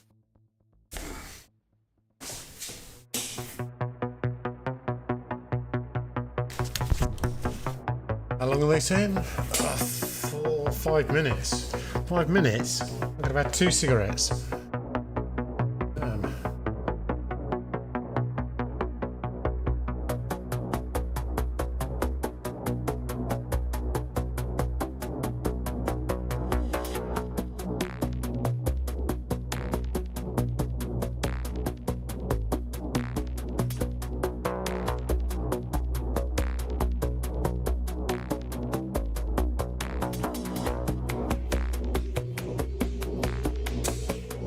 Well, it's been interesting.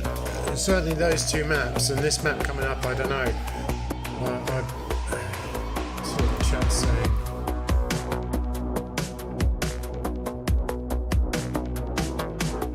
I can't find the soundtrack. They've got an arena theme. Not this one, but there's another one. So I want to steal it for my stream.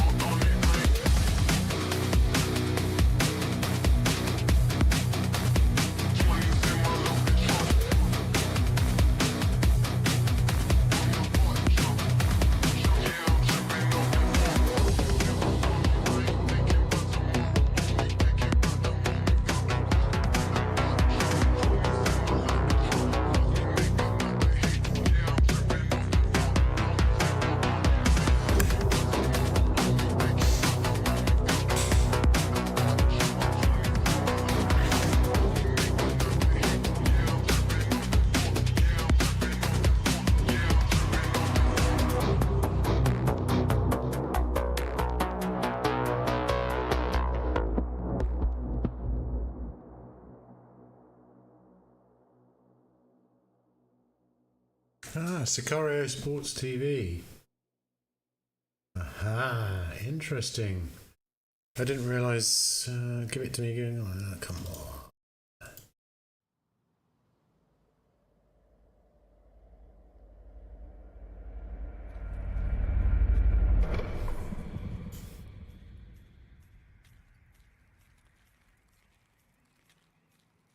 Well.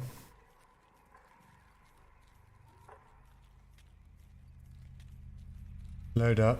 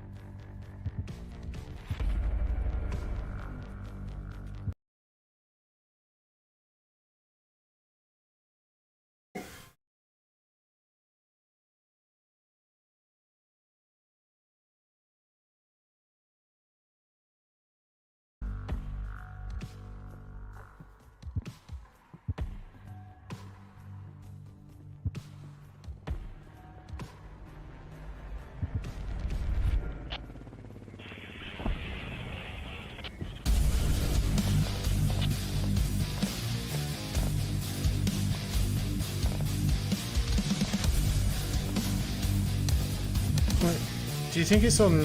Thanks for sending that through. I appreciate that. Thanks. Is he on? Is he going to be on Spotify? John B. Gotta be any.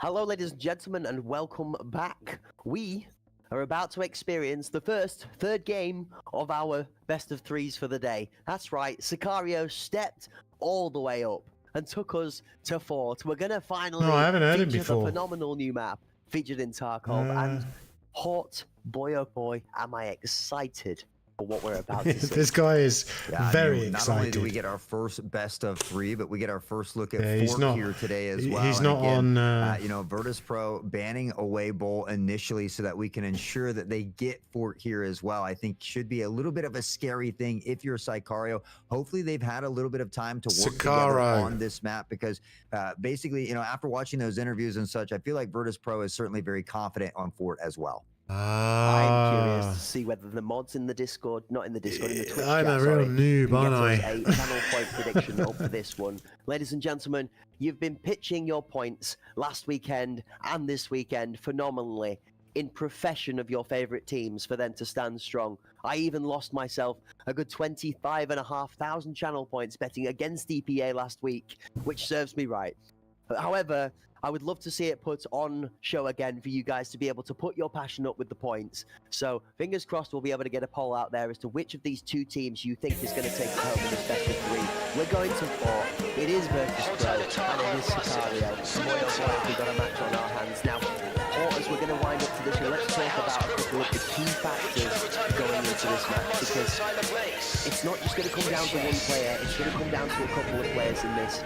You've got Hard, you've got FNX who are performing out of their minds consistently throughout this tournament. You've got Andreezy who in the clutch has not stopped being god tier. You've got Sicario's members, Furlex flexing all over the place, Kiyoshima bringing the kill count up to the limit, and then Lucky again, and Nemo Thanks for sending that through, overperforming Sax. I in strength really on the road. appreciate it. So as we roll into our game number 3, here's 4, ladies and gentlemen. VP versus Sicario for the second semi-final first spot. Kiyoshima finds the first frag. Rask takes Furlex out, and we're going to roll on into the action with 2 players on B, 2 players contesting mid, and then 2 lurkers. Lucky is going to find himself one of those lurkers as FMX gets removed, actually. The bomb up this ramp towards B, potentially just waiting for a couple more kills to collapse before it gets planted, as Kiyoshima is holding this middle lane. Yeah, Kiyoshima just lurking. We've seen some crazy flanks from Kiyoshima. Ayla. Why? In the Let's reload. Ah, it's because I need ads. How nice.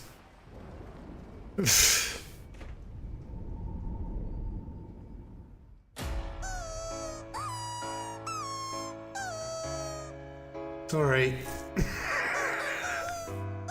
De blauwe zak, daar mag veel in, maar geen speelgoed, elektro of batterij. Is het een verpakking? I mean, I have ads on my channel, so it's only fair. There we go. He's going to come back to Oh the dear. point, but 1v1. Andreezy has died. You don't- Oh my god, this Is- guy is a man of steel. The patience. He doesn't even respond to the plant bait. Hot. Hey, you know, Kiyoshima so close to being able to clutch that up. But you talked about Andreezy coming through in those clutch moments as well. And Andreezy, equally as skilled, finds the triple kill and the defusal as well. He'll be your MVP here in round number 1. But honestly, Sicario looking like they had some game plan of their own here for Fort as well. So this we might just be in for another nail biter here.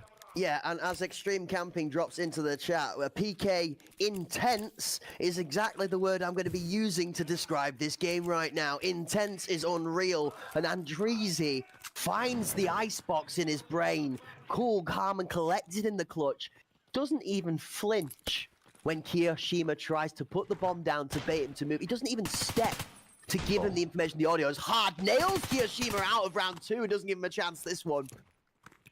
Just great positioning here from Hard, and again, the situational awareness is there as well. Popping the nade over to the other side. Zaki will find FMX got in the it. mix. Furlex able to extinguish the flame that's been Hard here through these first couple of rounds, and now with that, they'll pressure onto the B site. Rask waiting patiently, finds the head of Nemenos. Now back to a 3v3. Zaki rocking the Ash 12 here, so a swap from Zaki as well. You talked about some of those non-conventional weapons coming into play, and Zaki showing that they're here for it all day. And as you realize that, I'm also being my brain exploded by Furlex carrying one of these Ash 12s as well, so let's talk about it. Ash 12, Assault class, PS12B, sometimes found to be a lot weaker into these Enforcers because it doesn't quite deal with Class 6 as well as you'd like it to. But oh no! Double damage back home as a double team kill comes in from Sicario, and short of anything other than crazy, is that going to confuse the Virtus Pro lineup that the bomb's going the other way? That just seemed to stop everybody in their tracks and confuse them all, as now Zaki is deciding that he's got to go for the long run. Yeah, wow. I think Zaki At was least it spotted on that happens. cross. We heard a couple at of pro shots level. ring out, but man, that is devastating to the sales. The win can be taken out. The mental, hopefully not affected Here they by come. that Yeah. double team kill as Rask will be able to secure the final one. Sicario had the player advantage and an opportunity to tie things up. Unfortunately, that nade double kill Fort is coming in from nasty. Zaki. Hopefully, that doesn't come back to haunt him.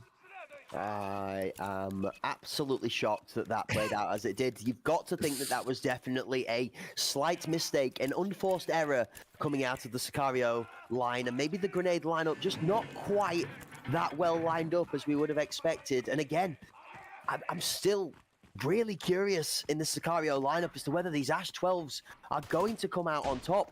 They are great in these close quarter combat fights, and they definitely don't perform very well through the middle chamber, as Rask and Hard are going to take a player apiece in the opener to round number 3.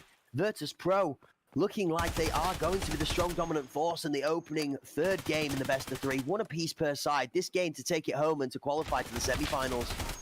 Oh, Rask, great positioning again, and now Virtus Pro showing some great skills here on defense as they continue to pick apart Sicario. Lucky though, the run and gun steps in, finds FMX here as well, back to a 4v1, but now they begin to kind of pincer down. They know where Lucky is, tucked in between a rock and a hard place. The ego peak, no good, and Andreezy will walk away with that one. VP stringing these rounds together very nicely. And as a quick reminder, why we have a little bit of slow time I think here, they're we still have going a to couple teach members them in a chat that lesson. haven't claimed their free monitor, which is absolutely insane. Irjao 61, Tijuken, TJOOKEN. Guys, speak up. Oh, my internet. My internet is pants.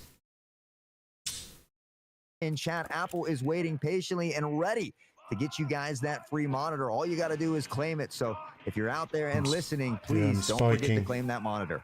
Yeah, guys, if you haven't heard of the common phrase, an apple a day keeps the doctor away, you're getting given a free pass to an apple. Get in contact, grab yourself a monitor, hit yourself some magical display performance thanks to the proud partners in Gigabyte in this Arena Cup Series 2. And speaking of proud, Hard is just that guy. He does not care that the gun isn't quite up in time. Zaki, not aware of him being there, so quickly gets killed. Kyoshima for 2 and Lucky for 1 as the Virtus Pro lineup folds like an envelope. And the response from Sicario, the middle challenge, 2 Virtus Pro members find themselves looking at each other, and a little bit of damage is added extra onto Hard's HP bar as Furlex runs away from the challenge now. 4 members strong, the bomb towards this B site. Are Sicario going to finally put a point on the board in game 3? Yeah, they need to get around here really quickly before VP begins to run away with it, and this certainly could be that round as we see that device will go down and a bit of a rotation coming in from Hard, the pre-fire. Point there. Furlex waiting on the other side. We'll find that one. And these Ash 12 seem to be paying off a little bit here in round number 4. I mean, it's a high-risk, high-reward scenario. I mean, I am honestly, from a personal perspective, no hate intended, this is the biggest gamble in the world to throw 2 Ash 12s at this in game number 3. Honestly, it really does come down to whether this pays off or not. The players are more than skilled enough. We're not questioning that. The question I am asking myself right now, and it's going to be tested live in front of us, is Ash 12 really good enough in this meta to stand strong? In the hands of the right player, anything has seemed good. We've seen this, the MP7 that has questioned many and many a time again, being so strong in the hands of Zaki. So is this Ash 12 the alternative? I mean, I'd have to make some fart noises because I'm not a fan of the Ash 12, but that's probably because it's in my hands. Lucky FMX, both finding picks here early. And again, the spray's coming out as FMX finds another. Furlex will get Rask on the other side of things here as well, but the device goes down. And now lurking on the other side, Zaki on that jiggle peak, looking for a little bit of intel. So it's me every doing a great time. job of remaining patient and holding this angle, especially with the device down. The nade will ring out, and Zaki will have to back off to a safer position for the time being as they continue to trade bullets. And you realize how phenomenal these players are as FMX flicker the wrist removes Zaki from the round over this cannons area to the left-hand side of the map if you're facing it from this defending side. And Furlex is going to find themselves pinned inside a dark in the corridor there between the ramp to that point and the outside cannon access. And as the members of Virtus Pro stack strong towards the dark area because they are defending this bomb that got dropped outside on cannons, FMX is going to step up for the final kill and find themselves getting taken out by Kyoshima. Kyo, only 35% give or take of the health left alive, going to find themselves in a 1v2 with the bomb in a dangerous situation to be able to claim. Andreezy is going to be ready, and Kyoshima is going to sit down for Virtus Pro, claiming their 4-4-1. And I'm going to be honest with you, it looked very good. It looked very good for a second until FMX just did not give up his ground. Yeah, and it's also kind of tough to kind of realize, you know, are these Ash 12s good or not? Because this is VP's map pick as well. Is maybe the lack of map knowledge a little bit kind of what's hindering Sicario? Is it the Ash 12s, or is it just the skill of Virtus Pro on this map? So a lot of things could potentially come into play. We know that every single member out here has a ton of talent, but right now, this map certainly favoring Virtus Pro for the time being. I don't know about favoring. I just think that the players at this moment in time actually are dominating their area. It's Sicario don't look out of place here. And this, look at this. Oh, this is what I was going to say. I'm watching this on the minimap, and it's not necessarily that you're wrong. It's more a case that I think Sicario have just found themselves forced into a bit of a Virtus Pro playstyle, and instead, the sneaky Sicario slug train is starting to slowly creep its way towards this other point.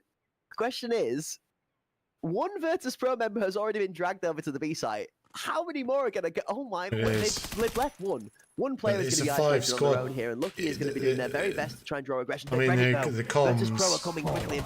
Magic claims 2. It's not going to need to matter. Finally, Magic is removed. Lucky claims 1 from FMX, but it's going to be too little too late as Andreezy and Harder here in time, and the bomb is on the floor as Virtus Pro come knocking after Sicario tried to do a switch play. They tried to telegraph, but I'm going to be honest, Paul, if finish. anything, they almost telegraphed just a little too hard. I'd finish after this one then. I mean, it's tough, right? Again, we Okay. don't know how much they've. So you're ruining my internet connection. It was you. It was you all along, wasn't it? Practice this map or ran these strategies here, so just trying to change up the pace and try different things to see if they can find something that works Could you against not do Virtus that Pro in here. chat, please? Unfortunately, you take a look at the kills. Virtus Pro very There are even. other 4 of the people 5 here, members sweetie. having at least one MVP as well. So again, just playing like a well-oiled machine, a very good cohesive unit at the moment here, and more specifically it's on not the board cute. as well. So we'll see if Sicario can reel it back in. We know they She'll have the beat me talent if I and the don't. skill here. We've seen them pop off throughout the entirety of And the I've been day, a but they're good boy really all gonna have to start week. to lock it in soon as FMX will open up with the first one. Ras gets another, and again, they continue to find these early picks and get I mean, I themselves made that some player really nice advantage. food this This week, is and the I one thing folded that the I've always laundry said myself. today. Pro player I am not, but definitely somebody who likes to spend a fair amount of time within the environment. This map is very heavily defended, favored, except from if your name's Kiyoshima, apparently, that is going to step up and decide to claim 2 lives to his name very quickly in quick succession without losing too much health. And this round might look a little bit recoverable. He's still in 1v3, but he's going to have the entirety of his health bar to play with and a fair amount of magazine to work with too. Still, on this 5.5A1 scout class, not going to have an issue being able to get through the thick armor from some of these enforcer players. They are going to have a struggle when it comes to time. Yeah, a 3v1. I mean, Kiyoshima is certainly one you'd want in your corner. We've seen him with some crazy 3v1 clutches already here today as well. And we'll spot FMX hard waiting below. Quick snap on the wrist. Kiyoshima finds one. Can't get the second one, though. And Virtus a real Pro looking shame. very strong here through this first half. It's nearly And done, again, sweetie. what was their map pick? You have to feel like I they've mean, been it's running not, some but, strategies here as well. So there's a 2 more nice teams early later to start. play. Sicario really needing to get this final round here of the half. But you can't hear me up there. I'm really shocked that they were at a 6-1 scoreline. I mean, it's all in the hands of Virtus Pro. You have to give them the props. The players, Rask, Hard, and FMX, in this middle section of 4 on the defending side, have absolutely full awareness. The defending side clears this middle section much quicker than the attackers do, and they have the first challenge in this chamber versus chamber matchup. There's an example here. Rask, you see, already has almost control over the spawn side push, and he's going to run straight into 2 members. This time, Furlex is ready to weather the storm, though, and Rask is put on his backside. On his backside by the Ash 12 nonetheless, so Sicario having some success with it. We see him rotating around just a bit now, have that player advantage to work with. Virtus Pro, only 1 member walking down that A site for the time being, but luckily for Virtus Pro, it does appear that Sicario is opting to pressure toward the B site here. And remember, ladies and gentlemen, this is the decider. Whichever team take this map home will win the best of 3 and will qualify for semi-finals. They will give themselves a chance to take on Chimera or 5 Giants to fight for a place in the Arena Cup Series 2 final here on Sunday. So, everything on the line, and as Magic claims the life of Lucky, Nemo's going to knock onto Magic's door and find him closing the door early. Andreezy says no to Furlex stepping onto the point, but this time Sicario are going to find a plant. 2 members left alive on the Virtus Pro side. Nemo is going to fall to FMX aggression as FMX pushes Zaki back into the corridor with a reload, and FMX is just going to slaughter the man in kitchen, cooks him off like the master chef that he is, and he's going to go for a tempo defuse. Kiyoshima's too far away. I don't think he can get up to this in time. He's not even going to shot. He's going to have a quick chance. He is just going to find it on the millisecond marker. Oh, I would love to know the exact remaining time. Sicario really needing to win that round. Kiyoshima making sure that happens. And again, 6-2, not the ideal score line at a halftime, but Sicario has the skills. If they can come out and win a round or 2 early, they can find themselves right back in it. It is going to require a very strong performance out of Sicario, coming out swinging after the half. And I think the one question that's on everybody's minds in the audience, including mine, is going to be, which weapons are we bringing to the table? Yeah, do we stick with the Ash 12? I think that's the biggest No, thing. I on agree my with you. mind I here. still don't like it either. It's still a tough map. So, M4, M4, Enforcer, SOST, 60 rounders. This bit here, see, there's no cover I'm whatsoever. going to assess and assess and assess. Another Enforcer with an M4. Both Virtus Pro members sticking to the M4. Kiyoshima also on the scout. M4 claims the first kill of the round. FMX sticking to this M80 SA58 that's been doing so well with. We're seeing Rask donning that Vulcan helmet as well. The tanky kit to keep them alive. The top fraggers as Nemo also running a very thick loadout. Andreezy running that MCX claims one. Kiyoshima takes Rask out with that M4 as well. It looks like we've gone back more to standard default. Furlex claims Andreezy. 2 members left alive on Virtus Pro, and this is something I was going to mention. I do feel Fort is very heavily defender favored. Furlex bolts hard, and the last member alive, FMX, steps into the lineup of Furlex, and the one thing you can't do is count Furlex out of a game that isn't finished. Yeah, and this is exactly what's needed of Sicario, right? They find themselves down by quite a bit. Now the halves have swapped. They come out with a dominating round 1 here in the second half, only dropping a member as well. And, unfortunately, they took a little bit of a gamble. We do see at least one Ash 12 there on the back of, I think that was Zaki. So, but again, making some proper adjustments here. They need to find a couple rounds in a row, though, if you are Sicario. You don't want Virtus Pro to get up to match point here too early.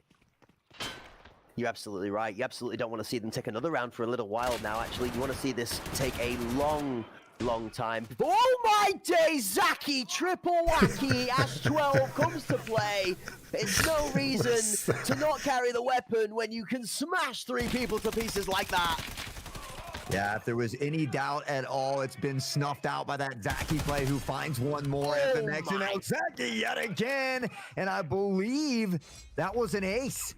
Yeah, okay. Zaki heard us on the commentary desk. The 5-bean chicken nookie bargain bucket is banked by the Ash 12. He claims himself 5 and says, "You casters know nothing. It doesn't matter the weapon. I am the weapon. I am that man."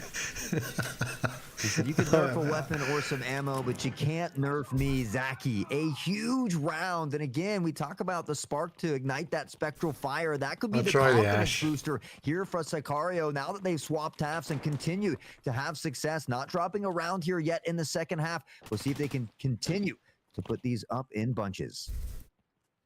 2 up, 2 to go. Level pegging is exactly where Sicario are going to be looking for before they even consider trying to win this match. Let's just get ourselves back to an even playing field and go from there. You see Zaki and Furlex holding this crossfire from each other, playing that audio information game as the bomb is moving its way towards the site. It seems Sicario are prepared for this too. Only 1 member being remained towards that B location. Also going to have good access to this A site in a second if they push through mid. There is a player from Virtus Pro watching for that rotation through mid as the rest are setting up across the site. Shots ring out across the courtyard. Rask claims 1. Zaki claims 1 with that Ash 12 again. 3 strong each. A piece still left alive. Furlex not holding much health though. Dips in through the smoke into kitchen and gets clapped by Rask. Oh boy, that's a dangerous thing to look at. Zaki claims another one. Magic takes out Lucky. It's all going down and the domino effect is coming in again. That plaid patch you were talking about, Hort, is filling up the kill feed. FMX for 1. Kiyoshima back trades. Kiyoshima left alive in a 1 versus 2. Yeah, has to be careful here. I think only 15 rounds in that mag as well. Holding the angle, does spot the gun. The pre-fire there. The swing, and Andreezy waiting patiently will find Kiyoshima. So Sicario, after having a bit of early success here in the second half, we will see Virtus Pro able to slow things down just a bit, snag a round here away, and now, again, just 1 away from match point. Virtus Pro looking to close it out here in this final best of 3. That's it. 2 more. That They'd all better close it critical out, 9 otherwise my round wife will file win for total, divorce. taking you home the victory at a 2 points deficit. You will find yourselves 9 and 7 going home. However, if Sicario somehow managed to claim 3 more rounds back, even 4, and take us to 8 and 8, we might see our second potential overtime of the day. And here's Sicario strong. Nemo for 1, Lucky for the second. Magic knocks Kiyoshima out of the battlefield, though, and that's going to be a big blow to the Sicario lineup. Kyo has been slaying out all day long and telling us exactly why the transfer to Tarkov was the great choice. After 2 majors to the name, that's the man of magic at the moment when it comes to Sicario strength. 15 kills and 9 deaths right now, followed closely by that Smash 12 of Ash. two teams Zaki playing running after that this. weaponry there. 2 members challenging from middle in a Which second I into Nemo. wanted He's to holding the watch. angle. Magic steps up after Rask crosses. Nemo finds the second though. More than ready for the challenge, and Furlex is now distracting Rask across. He's going to get a kill supported from Andreezy behind him as he finds one of his own in the mid. Yeah, just as soon as Sicario begins to have some success, one of these Virtus Pro members just steps in to rain on their parade, and now it's all down to Zaki. Had a lot of success. Yeah, on this Chimera Ash and 12 5 already. Giants. 2 members lurking just to the left. Has to be careful. Tries to bait out the shots. The swing, but Raz said it ain't no thing, baby. VP will take the round, and with that, we'll go up to match point as they look to close it out and make their way into that semifinal. And as much as I do not want to see this match over now, if as a Sicario member you see yourself exiting the tournament in the quarterfinals, eliminated by Virtus Pro, after this kind of a performance, you definitely would not be disappointed. It has been a stellar standing from the Sicario lineup. They have fought hard, tooth and nail, all the way, every game, to try and claim themselves a chance to stand in the semi-finals versus Chimera or 5 Giants. But Virtus Pro are known for being the machine that they are for a reason. They are not consistent without good claim, and Hard consistently claims one with some of that utility opening the round up. Rask for 1. The flank comes in strong though, and 1 is there, 2 is there. Lucky finds 3 for the team alongside 1 from Furlex, and it's going to leave us down to a 2 versus 2 with the bomb in a rough spot. Man, Virtus Pro looks so strong, opening up with 2 nice picks here. It was that flank from Lucky that came in absolutely huge for Sicario as Furlex begins to inch forward on that crab walk. The plant will go down though, and Rask and FMX looking to fall into a safe, secure position. Still have a little bit of utility to work with here as well, and looking to play off of each other. That buddy system has worked in the past. We'll see if it can work for him one more time. We can hear those nades bouncing around. Now the pressure from Furlex looks to go in from behind, but FMX, Zaki gets 1. Now on a 1v1. All of this riding on the shoulders of Zaki, but Rask will secure the dom. Oh, I can go to Virtus bed Pro now. will clinch their spot in that semifinal. According to my wife. 2-1 Virtus Pro, 9-4 fought, and a very strong performance out of FMX, Rask, Andreezy and company on the Virtus Pro side. All right. To take us home. Thank you, thank you for joining me for this bit of it. It's going to continue, so if you go over to the BSG site, they're going to stream until be another hour, I guess. A veritable Good night. performance Sleep award well. goes out to Kiyoshima I will for see standing you so soon. strong, and the rest of the Sicario lineup. Bye for now. Bye again.